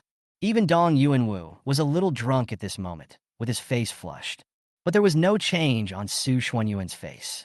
I couldn't help but give a thumbs up. Brother Su, you are really a big capacity, a big capacity. I admire you. Even till now, Su Xuanyuan's identity is still unknown. But it was the first time he saw someone who could drink so much, and he could drink a bottle of top-quality matai without any problem. He laughed. Brother Su, now we are acquainted. Now, may I have the honor of knowing Brother Su's background? You'll know in a moment. Su Xuanyuan's tone was flat. The topic changed. He said lightly, But Su, I have something I want to ask you, so that I won't find the wrong person. What's the matter? Dong Yuanyue was curious. I heard that you went to the Changtian branch of Dongwu Company 2 years ago and killed a man named Liang Sanchi there. Do you still remember it? Liang Sanchi. Dong Yuanyue, who was already 70% drunk, was stunned at first. Then he recalled the events carefully. Suddenly I realized. Got an impression. Oh, so Brother Su is talking about that old immortal? Dong Yuanyue sneered. I remember. Of course I remember. How could I not remember? I passed by Changtian at the beginning. I had nothing to do, so I went to take a look. I didn't expect to meet a third-grade realm master. Seeing that the old man had some strength, I wanted to take him in as an attendant. I never thought that the old man was so shameless that he dared to refuse me, so I killed him. Dong Yuanyue shook his head helplessly. It seems that he is still brooding over this past event. Disdainfully, Brother Su, don't you think this is ridiculous? After all, I am a disciple of the 8th generation elder of the Dongwu League, a famous young master on the Hidden Dragon list, and that old man still refused. He is simply out of his mind. Why did Brother Su ask about this? Dong Yuanyue was confused. Logically speaking, a person of Su Xuanyuan's background shouldn't know about this. Did you really kill him? Su Xinyuan said in a faint voice. Dong Yuanyue was slightly stunned. I wonder if it's an illusion? Or something. Just now, he saw a hint of coldness flash across Su Xuanyuan's calm eyes. But I didn't take it seriously. He said calmly, of course I killed him. For an old soldier to die in my hands, to put it bluntly, it's a great honor for his ancestors. Su Xuanyuan's eyes were dim. By the way, Brother Su, you haven't told me yet, why are you so interested in this old thing? Dong Yuanyue poured a glass of wine. Started drinking again. He said casually, could it be that this ignorant old man has offended you before? Su Xuanyuan's eyes were cold. Pointed at himself. The old fella you were talking about once won 3 first-class battle medals and was also Su's former squad leader. Grass! Dong Yuanyue immediately burst into swearing. His face changed suddenly. I felt like I had eaten shit. Oh shit. It took a long time. The man in front of me is just a stinky soldier. He even lowered his status. Brother Su is calling. Boy, you dare to play tricks on me? Dong Yuanyue was about to get furious. Boom! It happened so fast that before he could come to his senses, Su Xinyuan opened his 5 fingers and pressed down on his head, like an angry dragon, and a cold voice came out. The old fella you were talking about has made meritorious service before, with 3 first-class military merits. He has a name, Liang Sanshi. Did you hear that clearly? One hand. Dong Yuanyue was pinned to the ground along with the collapsed table, and he fainted on the spot. In an instant, the whole audience was shocked. Everyone was stunned, staring at the scene with wide eyes and dull faces. This man is crazy. How dare you use such heavy hands against Master Dong? What else is going on? Weren't we drinking and chatting happily just now? The guests who were closest to the scene knew best what was happening, but they also looked confused. This is crazy. This man actually turned against Master Dong just for a stinky old soldier? You are crazy. Do you know who that is? Why don't you put Mr. Dong down quickly? Are you looking for death? Put my son down now. A group of guests, as well as the old servant who had come to his senses, all scolded Su Xinyuan. My sir, today I am only looking for Dong Yuanyue. If you don't want to die, please get out of the way. Ko Hongji pulled out his gun. Shaken. Old servant. Everyone. In an instant, the whole audience fell silent. Su Xinyuan slowly stood up, as if nothing had happened, and straightened his clothes. He said calmly, I'm sorry to disturb your pleasure. If anyone is worried about this Mr. Dong, you might as well tell his elders that Su is waiting for you at any time. Everyone was speechless. That's what I said. Isn't that too arrogant? Goodbye. Su Xinyuan waved his hand, signaling Ko Hongji to take Dong Yuanyue with him, then turned and left. I watched Ko Hongji carry Dong Yuanyue on his shoulders and walk away in full view of everyone. Everyone gasped. The heads of several major families in Anqing, as well as the officials of the palace, were trembling in their hearts and did not dare to stay there for long. He quickly gave orders. Find various channels. Contact Master Dong Yuanyue. Soon. The person was contacted, the 8th generation elder of the Dongwu League, Lei Jingyun, who was wearing a purple and gold robe and had a white beard. The 8th generation elder of the Dongwu League. At first he thought someone was playing a joke on him. It was not until I couldn't get through to Dong Yuanyue's cell phone that I realized something had really happened. Give orders immediately. Come here, pass on my order, prepare the car, and go to Anqing. I want to see who is so bold as to touch my disciple Lei Jingyun. The Council of Elders of the Dongwu League. A luxurious and imposing limousine, carrying many talented disciples of the Dongwu League, picked up the gloomy-faced Lei Jingyun. Dong Yuanyue was his last disciple. Very important. He regarded him as the only one to inherit his legacy. Otherwise, he would not have taught him everything he knew without reservation. But now, how dare someone touch his disciple? Because he had been in a coma, Dong Yuanyue had no idea where he was. Wait until he wakes up. Only then did I realize I had come to a mass grave. and Su Xinyuan was standing right in front of him. At the same time, he couldn't believe it. He, a well-known young master of the 4th level, was actually completely unable to resist under the hands of Su Xinyuan. However, he didn't think that Su Xinyuan really dared to do anything to him. Damn it, who the hell are you? How dare you attack me? Do you know that I am the last disciple of the 8th generation elder of the Dongwu League? But the next moment, he felt a chill down his spine. He found that the surroundings were cold and crows were croaking, and Su Xinyuan was actually in such an environment. To a grave. Light 3 incense sticks. Bye. You. What are you going to do? Dong Yuanyue felt a chill in his heart. It will be the anniversary of his death soon. Wait a little longer, and I will personally send you off. Dong Yuanyue. Madman, why are you pretending? I don't believe you dare to kill me. I am the last disciple of the 8th generation elder of the Dongwu League. Are you doing this just for a stinky old soldier? I am warning you. Let me go immediately. Otherwise, as soon as my master arrives, I will ask you to go down and accompany this old man. Su Xinyuan walked over and took out the cell phone from Dong Yuanyue's pocket. Lightly said, after such a long time, I'm sure your master must have known about it. Don't worry, before he dies, I'll let you see your master for the last time. Dong Yuanyue. Open the video call. It worked in a few seconds. The picture over there showed the face of a white-haired old man sitting in a car with a sullen expression. Yuan Yu, where are you? Since you are okay, your master will. However, before he could finish his words, he saw an unfamiliar face, which gave the 8th generation elder of the Dongwu League a bad feeling. Su Xinyuan showed the video screen. Turned to Dong Yuanyue. He said calmly, You two, master and disciple, please meet each other. After all, this is the last time you will see each other. Lei Jingyun. If you haven't reacted yet, I have lived so many years in vain. Lei Jingyun was so angry that his hair stood on end. He gritted his teeth and said, How dare you? If you dare to touch a hair of Yuan Yu, I will destroy your body. But he had just finished speaking. Su Xinyuan poured a glass of wine. Sprinkle on the grave. Wave. Ku Hongji handed over a broadsword with a red tassel. He smiled gently and said, Auspicious day. Have a safe journey. Snap. The big knife fell. Heads fell to the ground. The whole world was completely quiet. Lei Jingyun. Chapter 103. Like a god in the moon, nowhere to find him in the world. Dong Yuanyue's head. Falling at the same time. The video call was also disconnected. But at the last second, Lei Jingyun, the 8th generation elder of the Dongwu League, who was already on his way to Anqing, was a famous 6th grade, 6 Luo, Chaoqian level strongman on the Qianlong list. But I witnessed it with my own eyes. He saw how Su Xinyuan chopped off the head of his most proud disciple, Dong Yuanyue, and the head rolled to the ground like a ball. Blood was gushing out. Even the details like the dust on the ground were clearly visible and reflected deep in his pupils. Bang! A loud explosion was heard from an extended version of Lincoln luxury car only 50 miles away from Anqing. That was after the phone was crushed. The sound that occurs. Period. There was also a crunching sound of teeth gnashing. Inside the car, many outstanding geniuses of the Dongwu League all frowned and remained silent. There are only 2 words to describe Su Xinyuan. Madman! Who is this person? How dare you kill Dong Yuanyue in front of Elder Lei?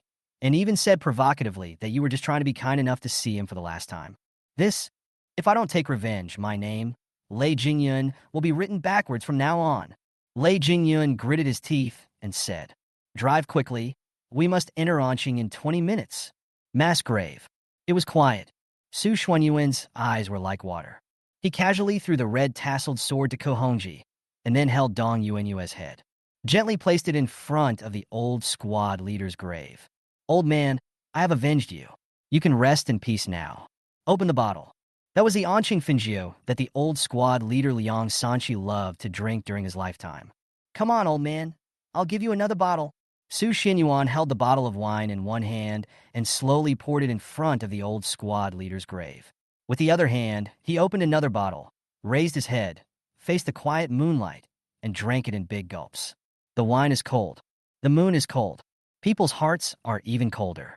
The once ignorant new soldier has now become the king commanding millions of soldiers in the north. Under one person.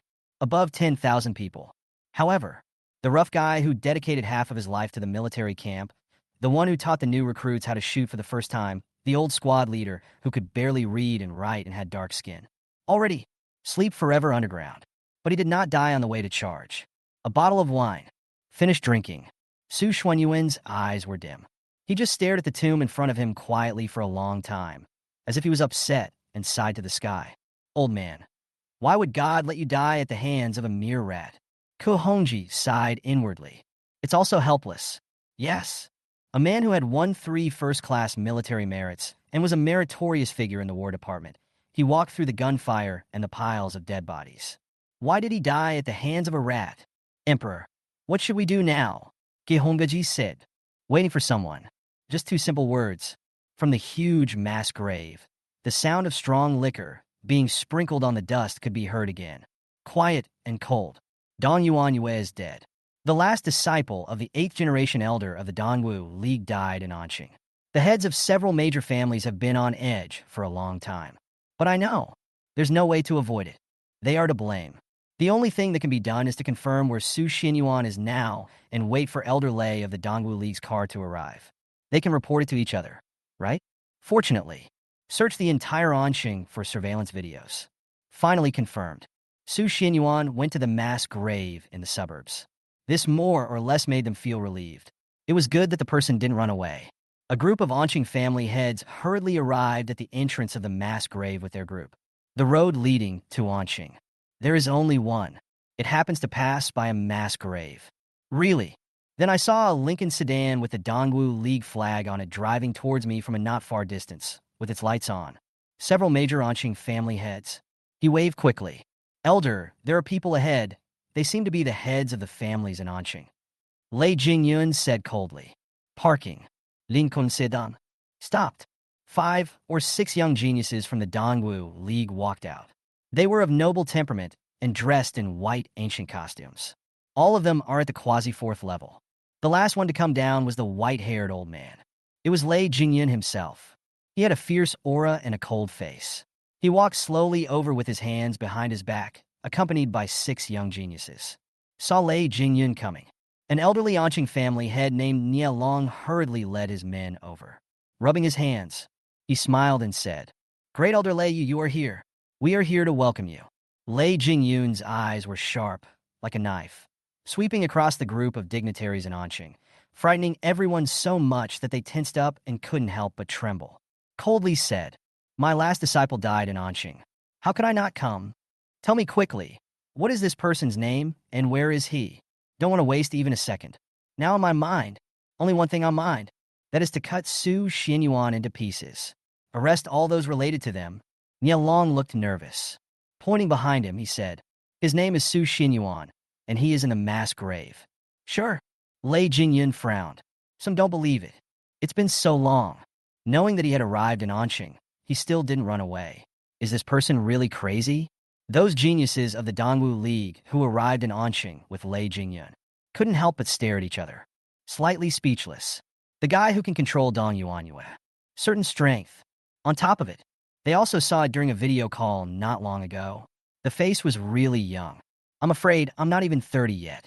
Such a young master. Looking at the martial arts world, there are such people, but they are all from the big sects and factions. Always act cautiously. If they knew that it was the closed disciple of the 8th generation elder of their Dongwu League, they would never kill without regard for the consequences. As for the 8 sects in the world, that's even more impossible. Those who are of the same age as the country and often live on the golden summits of famous mountains and peaks have never been heard of having any disciples appear in the eyes of the world. Eliminate all possibilities. The only possibility left is one. Just a nobody. For their Dongwu League. What is a nameless person? No background.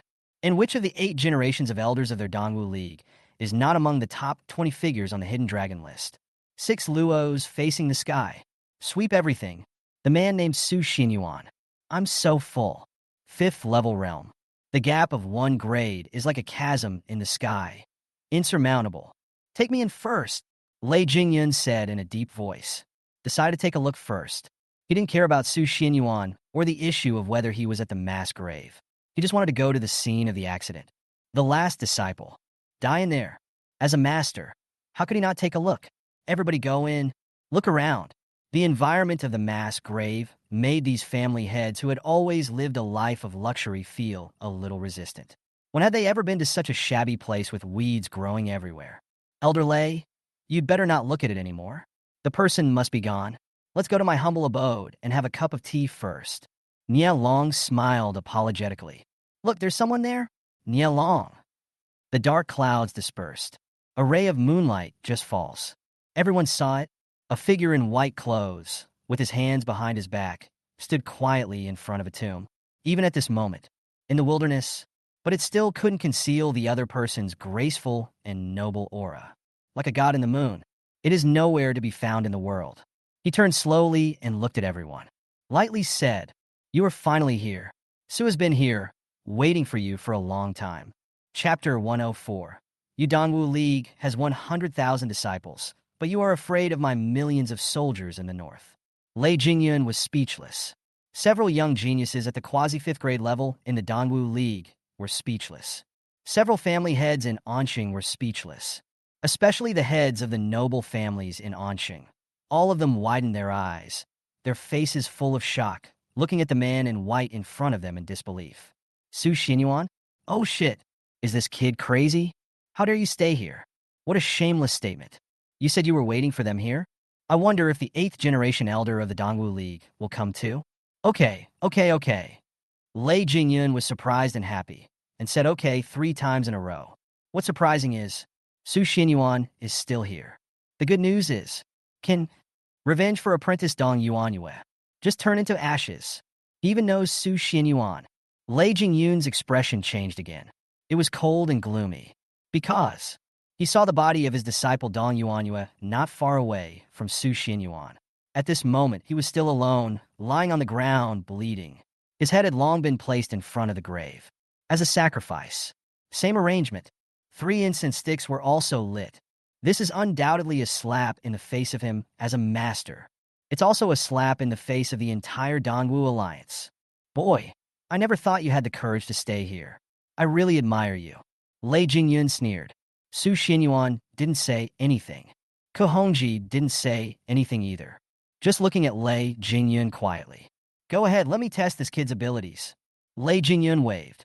Immediately, there were 6 young geniuses from the Dongwu League who came together, and they all surrounded them. In their eyes, Su Xinyuan is indeed extraordinary. Don't be careless. But they come from the Dongwu League and are not ordinary characters. Where did you come from, you little bastard? How dare my master take action against you? I can deal with you. Ke Hongji stepped forward. All the heads of the noble families in Anqing could not help but sneer. A follower. How dare you fight against the proud elites of the Dongwu League? Where does your confidence come from? 6 young geniuses. Also sneering. I immediately felt that I was offended. When anyone can challenge them? 5th level. Lei Jingyun spoke solemnly to himself. All the family heads. Young prodigy. Everyone's eyes widened. A look of disbelief. What? All of these followers are at the 5th level? How is this possible?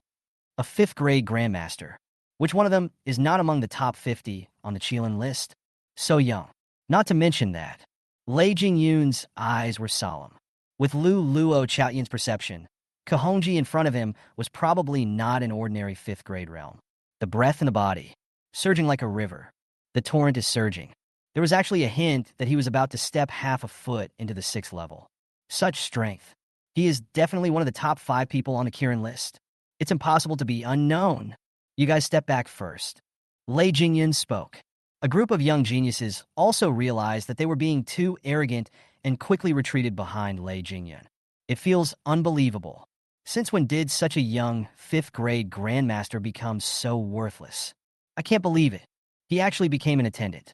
Did they underestimate Su Xuanyuan's status beforehand? Sir, who is it? Lei Jingyun's face was grim. Hands behind back. Look at Su Xinyuan. Even at this moment, I feel that Su Xinyuan has a profound background. He also believed that as the 8th generation elder of the Dongwu League, he had nothing to worry about, even if it's really unexpected. Isn't there the entire Dongwu Alliance standing behind him? Who is the founder of Dongwu League? Who doesn't know about this in the world, in the court, and in the public nowadays? Why? Are you timid already? Su Xinyuan said calmly. Don't you want to avenge your apprentice? Lei Jingyun. How dare you talk to our elders? You killed our elder Lei's last disciple, yet you still dare to be so arrogant? Do you really think no one can stop you? Even if you really have some background, do you think we, the Dongwu League, are afraid of you? All the young geniuses scolded, feeling that my dignity has been insulted. Lei Jingyun's expression. It sank again. He sneered. Sir, do you really not fear our Dongwu League? Even if you are from the Emperor's footsteps, do you think, with the current influence of our Dongwu League, who would deny our Dongwu League face for your sake? Lei Jingyun said this, full of sarcasm. Tell Su Xinyuan openly. He has already incurred public outrage. No one can save it. You have so much to say? Su Xinyuan said indifferently. Shake your head. He smiled gently and said, Dongwu League, if there are more good-for-nothings like you, I would be very disappointed. A group of family heads were stunned. Madman, anyone who dares to say such things in front of the 8th-generation elders of the Dongwu League must be crazy. Then what is he? Arrogant. Lei Jingyun completely lost his patience. He sneered. Then let me see what makes you so confident that you can say such things. Ko Hongji stood in front of him. Get out of the way. You're no match for him. Ko Hongji curled his lips helplessly. I had to step aside. There's nothing to be ashamed of. It is indeed true. After all, Lei Jingyun is a long-established and well-known 6th-grade expert. If he can really defeat him, then wouldn't the other party have lived in vain? A group of young geniuses from the Dongwu League sneered. It doesn't matter whether you have a real origin or a fake one. Elder Lei is a true 6th-grade realm, a 6 Luo Chaotian level figure. They just don't believe it. No matter how strong this man named Su Xinyuan is, can he be stronger than Elder Lei? Lei Jingyun's strength. It's really extraordinary.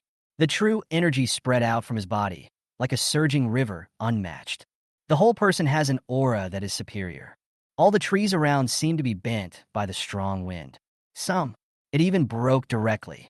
Boy, I'm at least a 6th-grade realm. How can I be frightened by you? Lei Jingyun sneered.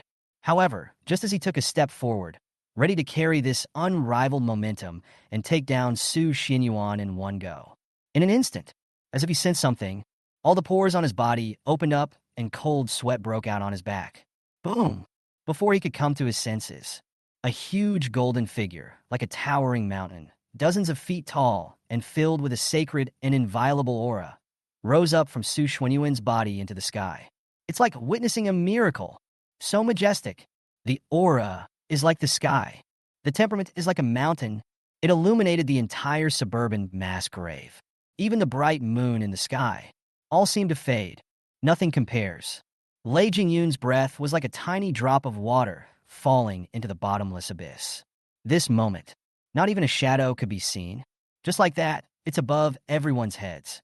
All the patriarchs of the noble families are big mouths. All the young geniuses of the Dongwu League opened their eyes wide. Lei Jingyun was stunned. A voice that came down from the distant sky came from Su Xinyuan's mouth. It sounded like a joke and like thunder, shaking every corner around. Afraid of your Dongwu League? Go back and ask Wei Lei if he is afraid of me. Lei Jingyun. Let me ask you, are the 100,000 disciples of your Dongwu League afraid of my millions of soldiers in the northern border? Lei Jingyun. All the young geniuses. All the family heads. Chapter 105. Swallowing mountains and rivers like a tiger. Only the first of the famous generals. The road, which was dozens of feet long, was like a towering mountain, majestic and powerful, like an endless, boundless ocean, exuding an aura of unattainability, unfathomable mystery, and a huge golden shadow standing above the head. Now, it really looks like a true god of the snow region who is sacred and inviolable and no one is allowed to approach. All over the body, they are all filled with a noble and indifferent aura. He emerged from Su Xinyuan, who was wearing snow-white clothes under the moonlight, with his hands behind his back. In an instant, sweeping the whole audience, everyone was stunned.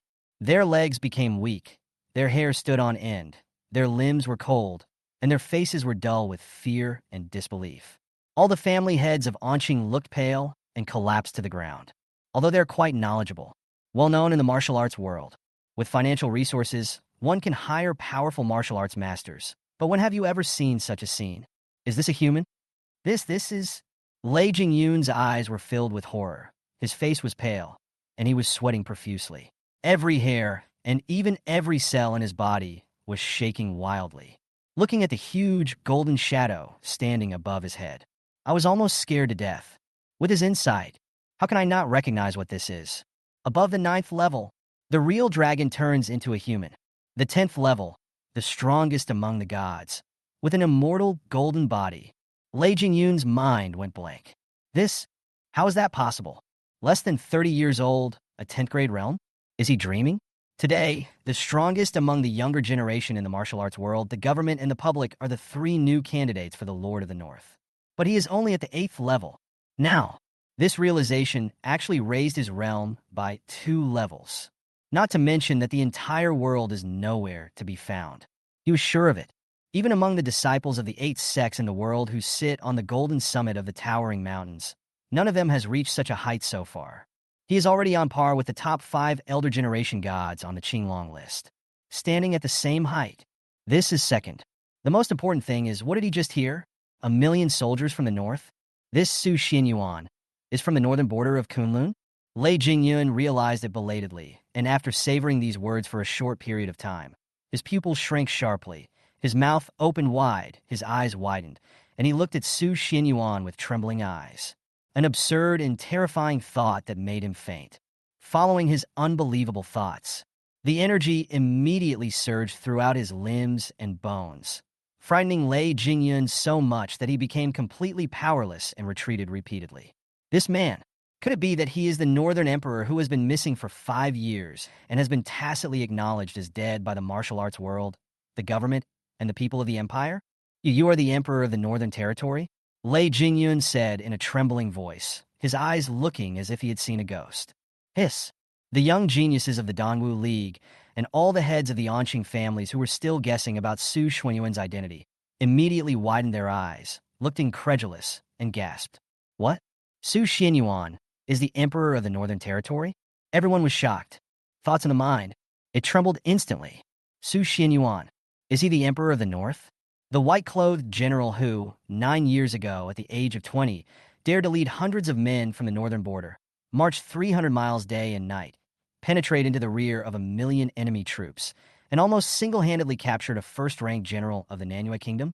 Or maybe the man who, 8 years ago, at the age of only 21, was named the youngest Lord of the North in the history of the empire, and led millions of soldiers in the north to recapture the 19 northern counties that had been lost for nearly 100 years with a crushing force? Or that he is dressed in white as snow, wearing a golden mask, riding a fierce horse, with the world covered with snow, going to Yinjing, 100-mile red carpet, princes and nobles, all bowing their heads, and bestowing the empire with the famous sword that has been passed down through the ages, Longquan. He is named a genius through the ages who is second only to one man and above 10,000 people. The head of the noble family was breathing rapidly. The young genius of the Dongwu League had a dazed look on his face.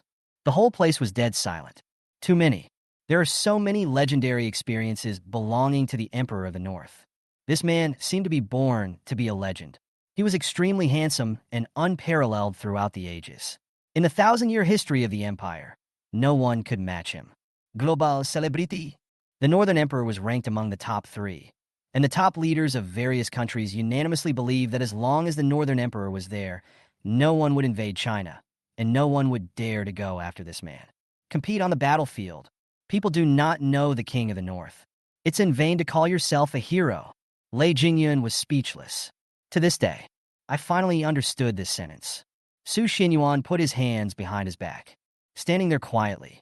His entire aura is like that of a tiger, overwhelming the world and swallowing up mountains and rivers. 2 pairs of dark eyes looked over so calmly that Lei Jingyun and his companions felt as if they were falling into an ice cave, and goosebumps appeared on their bodies. Thump! Even at this moment, Su Xianyuan has already restrained his breath. A huge golden shadow disappeared out of thin air. But a group of young geniuses from the Dongwu League instantly became like dogs that had lost their homes. They immediately knelt on the ground and kowtowed frantically. Mercy, mercy, Lord, please spare us. We will never dare to do it again. Mercy, mercy. Please spare us this time. The trembling cry for mercy from the bottom of his heart echoed throughout the venue.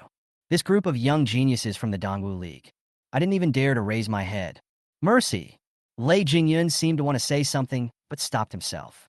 Just about to speak, there was a small hole pierced through the pale face, between the eyebrows. He fell to the ground with his eyes wide open. The 8th generation elder of the Dongwu League. Until death, none of them are qualified to let Su Xinyuan take action. He looked at it with eyes filled with true energy. Then he died. See a other young geniuses from the Dongwu League present. Everyone was horrified. Some had dilated pupils, opened their mouths wide, and screamed, including the heads of the aristocratic families in Anqing. I was really scared to death. Suddenly, fled in all directions. Emperor Ko Hongji spoke. Let them be. Su Xinyuan waved his hand. This night, Su Xinyuan moved the old squad leader's tomb to the Anqing Martyrs Cemetery, and it was the highest level, the hand of first-rank general's cemetery, for the world to pay homage. Originally, there were people in the Anqing War Department. Some people are still dissatisfied. The tomb of a first-rank general. Very few. How many imperial generals wanted to be buried here after their death? When would it be the turn of a small, non-commissioned officer? But you should know, this order actually came from the north, and it was a warrant of the highest level. Some people were so frightened that they fell down from their seats on the spot. The highest level in the north. Who else? As a member of the War Department, who doesn't know? And this night, until 8 o'clock the next day, a series of major events occurred that shook Anqing and even the martial arts world. First, several major families in Anqing announced that their patriarchs would abdicate and recuperate. The next one is Lei Jingyun, the 8th generation elder of the Dongwu League, a 6th-rank cultivator on the Hidden Dragon list, and a 6th Luo Chaotian level warrior. Death news. The news spread to the world and caused a sensation. Most people don't believe it. A figure of the level of the 8th elder of the Dongwu League would actually die in such an inexplicable way. Finally, an old master of the 6th rank in the martial arts world went to Anqing alone to investigate the truth. Not long after, a strange name appeared in the world of martial arts which had been quiet for a long time. Everyone was clueless, completely confused. Su Xinyuan? Who is it? How come they have never heard of it? Even more unbelievable was the belief that it was then spread from the territory of Anqing. In an instant, I don't know how many senior masters were shocked. Under 30? Are you telling a story? Chapter 106. The position of the leader of the Dongwu Alliance, reluctantly sitting for a while. Under 30 years old, this caused the life of Lei Jingyun, the 8th generation elder of the Dongwu League and a veteran 6th rank realm expert, to remain in Anqing forever. This is not storytelling. What is it? Doesn't this mean that this Su Xinyuan is a very intelligent person at the 7th level? Are you trying to fool them? Is this the so-called truth? Do you really think they have never seen the world? In the vast world of martial arts, a group of old masters all shook their heads and sneered. I don't believe that Su Xinyuan is really that young. If only this were true. Doesn't that mean that these people have been living like dogs for so many years? If there were people like Wei Lei, the king of the East, Mu Tianling, the king of the West, and Su Feng, the king of the South. That's all. They have nothing to say. After all, among the three, 2 were born into royal families, had noble status and profound background, and the other one was also recommended by several border princes. He was a rare hero in a century and could be called a powerful person, but an unknown person who came out of nowhere and whose name has never been heard of. How can one reach the 7th level? Therefore, people in the underworld who heard the news unanimously believed that this matter was mostly a false rumor. It was those Anqing noble families who exaggerated the truth. I was scared out of my wits. After all, aristocratic families are nothing more than money, power, and influence. They have only a vague understanding of the things in the martial arts world and can only come into contact with martial arts grandmasters at best. Even, they think, there may be other hidden stories behind Lei Jingyun's death. Often walk by the river. How can you not get your shoes wet? It was probably because the 8th generation elder of the Dongwu League was used to being high and mighty, and when he saw an unknown opponent, he did not take him too seriously, which gave the opponent an opportunity to take advantage of him. Defeat due to underestimating the enemy. Lost his life. It's a pity that Lei Jingyun's fame has been ruined. At last, he actually lost his life in Anqing, helped Su Xinyuan achieve his goal, and made him famous in the martial arts world. But Lei Jingyun was the 8th generation elder of the Dongwu League. How could the Dongwu League ignore the death of such a figure? Really, not long after, the news spread throughout the world. The Dongwu Alliance has 100,000 disciples and is feared by the 12 cities of the Han capital. It has become the most powerful force in the martial arts world. He actually intended to settle the matter peacefully. An ASEAN order was also issued. Recruit Su Xinyuan. His identity directly replaced Lei Jingyun's original position, and he became the 8th generation elder of the Dongwu League. In the world, some people were speechless. Some people were surprised. But some older masters had already guessed that this would be the result. The Dongwu League made this decision. Not surprising. Su Xinyuan's strength. One way or another. Obviously above Lei Jingyun. Instead of avenging Lei Jingyun, it is better to recruit Su Xinyuan and use him for your own purposes. On the other hand, it also demonstrates the magnanimity of the Dongwu League. Alas, I didn't expect Lei Jingyun to end up like this. Even his status as the 8th generation elder was replaced after his death. Who says it's not? Su Xinyuan is really lucky. He originally had no reputation, but now not only has he not been punished by the Dongwu League, but he has also transformed from a sparrow into a phoenix, becoming an extremely honorable 8th generation elder. Stop talking, this is fate. It's our fault for not catching up. People everywhere in the world are expressing their feelings. Anyone can talk about it. They're all sour, both envious and jealous. How many people want to join the Dongwu League, but cannot? Those wealthy and powerful families spent countless amounts of money to seek a status for their children within the Dongwu League. However, I can only be an ordinary disciple. Su Xinyuan is fine. Don't do anything. Kill Lei Jingyun. On the contrary, it is a great, joyous event. How can I seek justice? However, just when everyone thought that Su Xinyuan would gladly accept the Dongwu League's recruitment and take the position of the 8th generation elder of the Dongwu League, Kahongji made a brief report. All he got was a casual remark from Su Xinyuan. After, just ignore it. Leave Anqing. Return to Shuchuan. If Wei Lei gave up his seat, Su could have sat down for a while. Except for this. No further response. A sentence. Almost half of the world, which was buzzing with discussions, fell into dead silence in an instant. Countless people stood with their mouths wide open, dumbfounded. Feel it all. Su Xinyuan must have something wrong with his brain, and it's a very serious problem. This guy, do you know what you're talking about? The Dongwu Alliance has not only forgiven the death of Lei Jingyun and ignored your heinous crimes, but has also extended an olive branch to recruit you into the Alliance and become the 8th generation elder with an extraordinary and noble status. This Su Xinyuan, just ignore it. He even made such a big fuss about it. Call the Eastern Heavenly King by his name. Do you want the other party to give up the position of leader of Dongwu to you for a while? The whole world. It totally exploded. And Su Xinyuan at this time. We're almost back to Shuchuan. Emperor, I have found out that the person who buried your old squad leader Liang Sanchi was a local of Anqing. Kohongji said. However, those people were already old and died early in the past few years. The only one still alive is Lu Qingchuan. This is the photo just sent by the Hand War Department. Kohongji said as he spoke, while handing the phone to Su Xinyuan. Mobile phone album. Already opened. It was a photo of a young man with dark skin, a beard, and an honest look who appeared to be in his 20s. What is this person's identity? Kohongji smiled helplessly and said, Emperor, I was just about to tell you. I just asked someone to investigate. Maybe it was destined by fate. Guess what? This Lu Qingchuan is actually related to the old squad leader Liang Sanchi. My nephew. Su Xinyuan said indifferently. Hey, how did you know that? Kohongji looked back in surprise, seeing that Su Xinyuan didn't speak. So I had no choice but to turn around and continue driving. Su Xinyuan sighed slightly. How could he not know? The old squad leader has no children. Ben is an orphan. The only thing that can prove my identity is a photo that has been kept by my side since childhood. That photo. He used to steal wine to drink. I saw it by chance.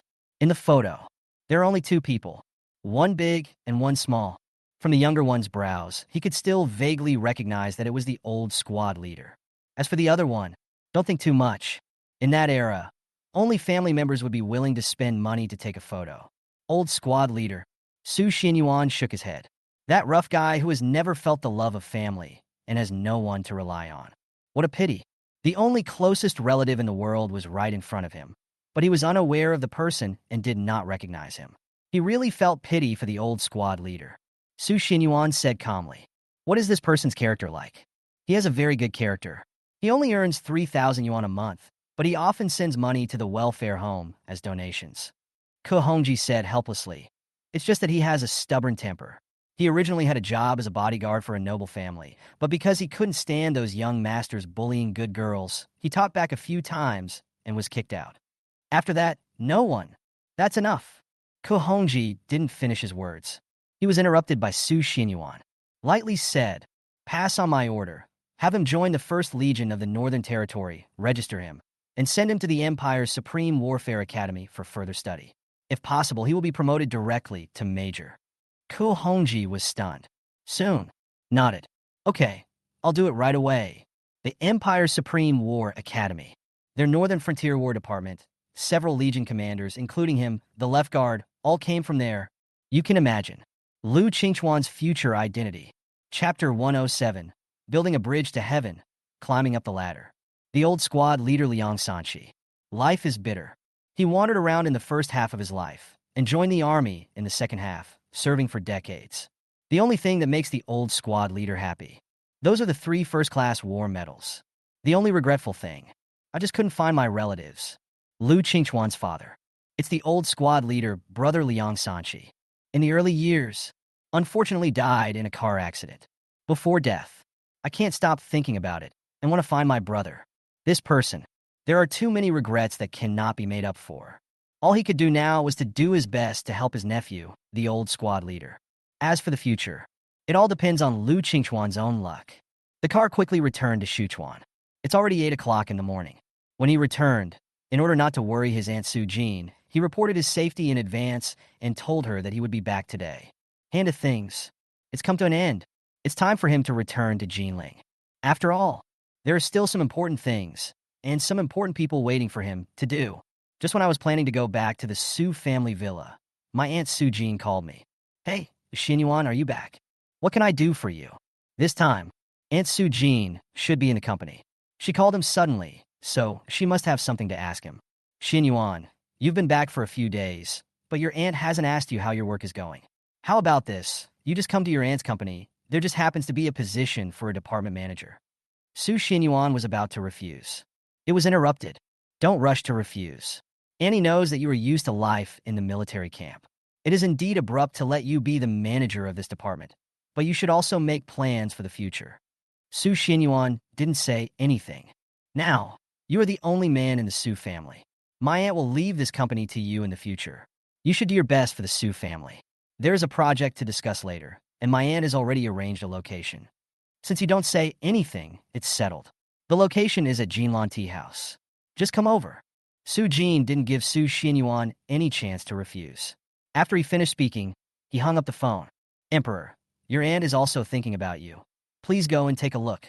Ko Hongji couldn't help laughing. Su Xinyuan shook his head and sighed. He signaled Ko Hongji to drive the car to Jinlan Tea House. What else can I say? He understood his Aunt Su Jin's painstaking efforts. I'm afraid that I will have no one to rely on in the future. I want him to inherit the company. As for the projects that he cooperates with others on, it is an opportunity for him to train himself and pave the way for future succession of the company. 15 minutes later, we arrived at the door of Jinlan Tea House, an upscale tea house with an elegant and quiet environment. Look up. It has an ancient flavor. Most people can't afford such a place. Su Xinyuan waved. Let Ko Hongji leave first to deal with Lu Qingchuan's matter, and then come back to pick him up after things here are done. This cooperation project. Inside Huashan Company. Only President Su Jin knows. To avoid suspicion. For the time being, I told Su Xinyuan alone. It's also for Su Xuanyuan's sake. Let Su Xinyuan adapt first to avoid unnecessary embarrassment in future internal company meetings. Su Jin was already on the first floor. Waiting. Saw Su Xinyuan coming. Before the person arrived, he briefly told Su Xinyuan about the other party's identity. Xinyuan, have you remembered everything? Su Jin said it earnestly and repeatedly, hoping that they would do so during the negotiation later. Su Xinyuan can leave a good impression on the other party. Success comes second. The key is to allow his nephew to integrate into this circle as soon as possible. Su Xinyuan nodded in response. General situation. He already understood. Nothing more than that. A certain noble family in Handa Qingchuan witnessed what happened in Shuchuan. I started to think about it. I want to cooperate with Huashan Company to develop a project. Get to the bottom of it. It was because of the video of the Duan family apologizing to Aunt Sujin in public that attracted the other party's attention, and they felt that there must be a powerful person behind Aunt Sujin. Otherwise, how to overcome the difficulties? Build a bridge to the sky. Climb on the power and attach yourself to others. This is the main purpose. The two went upstairs.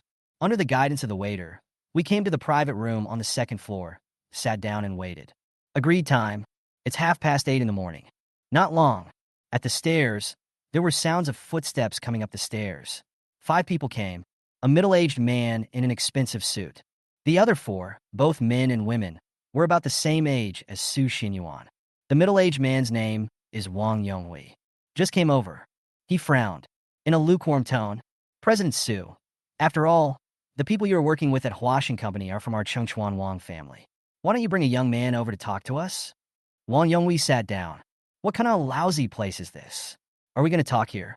President Su, things are really different now. Even our Chengchuan Wang family doesn't take us seriously anymore. Purin, what you said is true. President Su is definitely different now. Even the Duan family has apologized. How can our Wang family compare to him? You can't compare. You can't compare. As soon as the young men from the Wang family who came with him sat down, they started to speak in a sarcastic tone. Unhappy. Schneer. They all felt that Su Jin did not take the Chengchuan Wang family seriously enough. Talk about cooperation. The shareholders of Washington Company did not come, and only brought a young man who was about the same age as them and whom they had never seen before. Mr. Wang, you really misunderstood me. That's not what I meant. Su Jin quickly explained. This is my nephew Su Xinyuan. He just came back from military service. I want him to get familiar with the company as soon as possible, so I brought him here to have a look. Don't mind, have some tea. Su Jin personally poured tea to apologize. Very sincere. But when he heard that Su Xinyuan was a soldier, Wang Yonghui's expression, it immediately became ugly. A stinky soldier? I thought he was a department manager in your company, but I didn't expect him to be just a lousy soldier. Our Chengchuan Wang family is also a well-known century-old family. It's ridiculous for you to let your nephew, who is just a soldier, talk to us. President Su, you're going too far. Your nephew is just a soldier. Is he worthy of sitting with us? Get out of here, nephew. The young people of the Wang family sneered even more, full of disdain, pointing at Su Xinyuan. Scold and leave. What are their identities? Among the direct descendants of the Chengchuan Wang family, which one of us doesn't have billions in his hands? At worst, he's a top executive at a billion-dollar company. When will a stinky soldier be able to sit face-to-face with him? This is really looking down on them. Su Jin's face was grim. Everyone, Xinyuan is my nephew and will inherit my company in the future. Please take back what you just said. She is very angry, even if the project is not discussed. She wouldn't let the Wang family do that either. What about her nephew? Humph. I think President Su deliberately doesn't want to cooperate with our Wang family. Wang Yonghui said disdainfully. Su Jin was about to speak. For a long time, Su Xinyuan didn't say anything, but he said calmly, I think you're mistaken. It seems that it wasn't Huashan Company that wanted to cooperate with you. It was you who approached us first. As soon as these words came out, the expressions of several young people from the Wang family were even more disdainful. Wang Yonghui shook his head in disdain, his face full of uncontrollable sneer. Young man, I have to say, you are really ignorant. Huashan Company is certainly worth hundreds of billions, but under my Wang family, there are 3 such companies. Do you think that my Chengchuan Wang family will really take the cooperation with Huashan Company seriously? Chapter 108. Did you know I was in Jinling? As soon as Wang Yonghui said this, the atmosphere in the private room on the second floor became gloomy. Su Jin looked unhappy. This is already clear. It's a deliberate humiliation. Xinyuan, grit your teeth. Just about to ask Su Xinyuan to leave. But Su Xinyuan stopped her and said with a gentle smile, Aunt, don't be so anxious. Since Mr. Wang is so confident, why not listen to what he wants to do? What do you want to do? Wang Yonghui sneered. It seems that you are not stupid, kid. Now that you have said this, I will tell you. The reason why my Chengchuan Wang family is willing to cooperate with Huashan Company is because of the people behind you, right? Don't think we don't know. Without a backer, can the Duan family apologize? Wang Yonghui was disdainful. He is not afraid of falling out, but they want to please anyway. Not Su Jin either. I just want to go through Su Jin. build a bridge, and hit the road. Then I wonder what you want to do next, Mr. Wang? Su Xinyuan said lightly. Boy, seeing that you are a smart man, I will tell you reluctantly. Wang Yonghui sneered. As long as you are willing to introduce us to the big shots behind you, the 3 companies under the Chengchuan Wang family are open to you for cooperation. How about this deal? You guys won't suffer any loss, right? Listen to the meaning. I want to ask for something, but this tone, but full of disdain. Wang Yonghui looked down, a look of superiority. It seemed to be telling Su Xianyuan and Su Jin. They can do that. I've already been very considerate of you. Stop while you're ahead. Don't be ungrateful. It turns out that Mr. Wang is also a layman. He speaks so obscurely, just to curry favor with us. Su Xianyuan smiled gently. You. Wang Yonghui was somewhat angry and embarrassed. And suppress your anger. He said calmly, so what? Big people are born to be admired. There is nothing to be ashamed of. In that case, Mr. Wang can go back. Why? Wang Yonghui asked subconsciously. Su Xianyuan said calmly.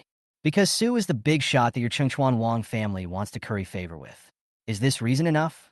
Wang Yonghui. I was stunned at first. Then, 2 seconds later, he sneered. You stinky soldier, you want to make us laugh to death, you? A big shot. President Su, your nephew is so grown up but still so cute. It seems that being a soldier can easily make people stupid. Who are you?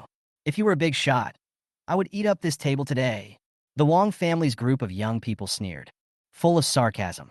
Suddenly I feel, coming to this tea house today was a mistake in itself. So embarrassing. How could they sit with such a fool and talk to him? Don't believe it? Su Xianyuan said calmly. How about you give me the phone number of Patriarch Wang, and I'll call him and ask him what he says?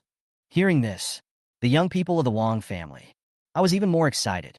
It really made me laugh to death. You can't just call our master whenever you want. Who do you think you are? Boy, I think you are really ill. Are you still pretending? Young man, I don't care whether you are really stupid or just pretending to be stupid.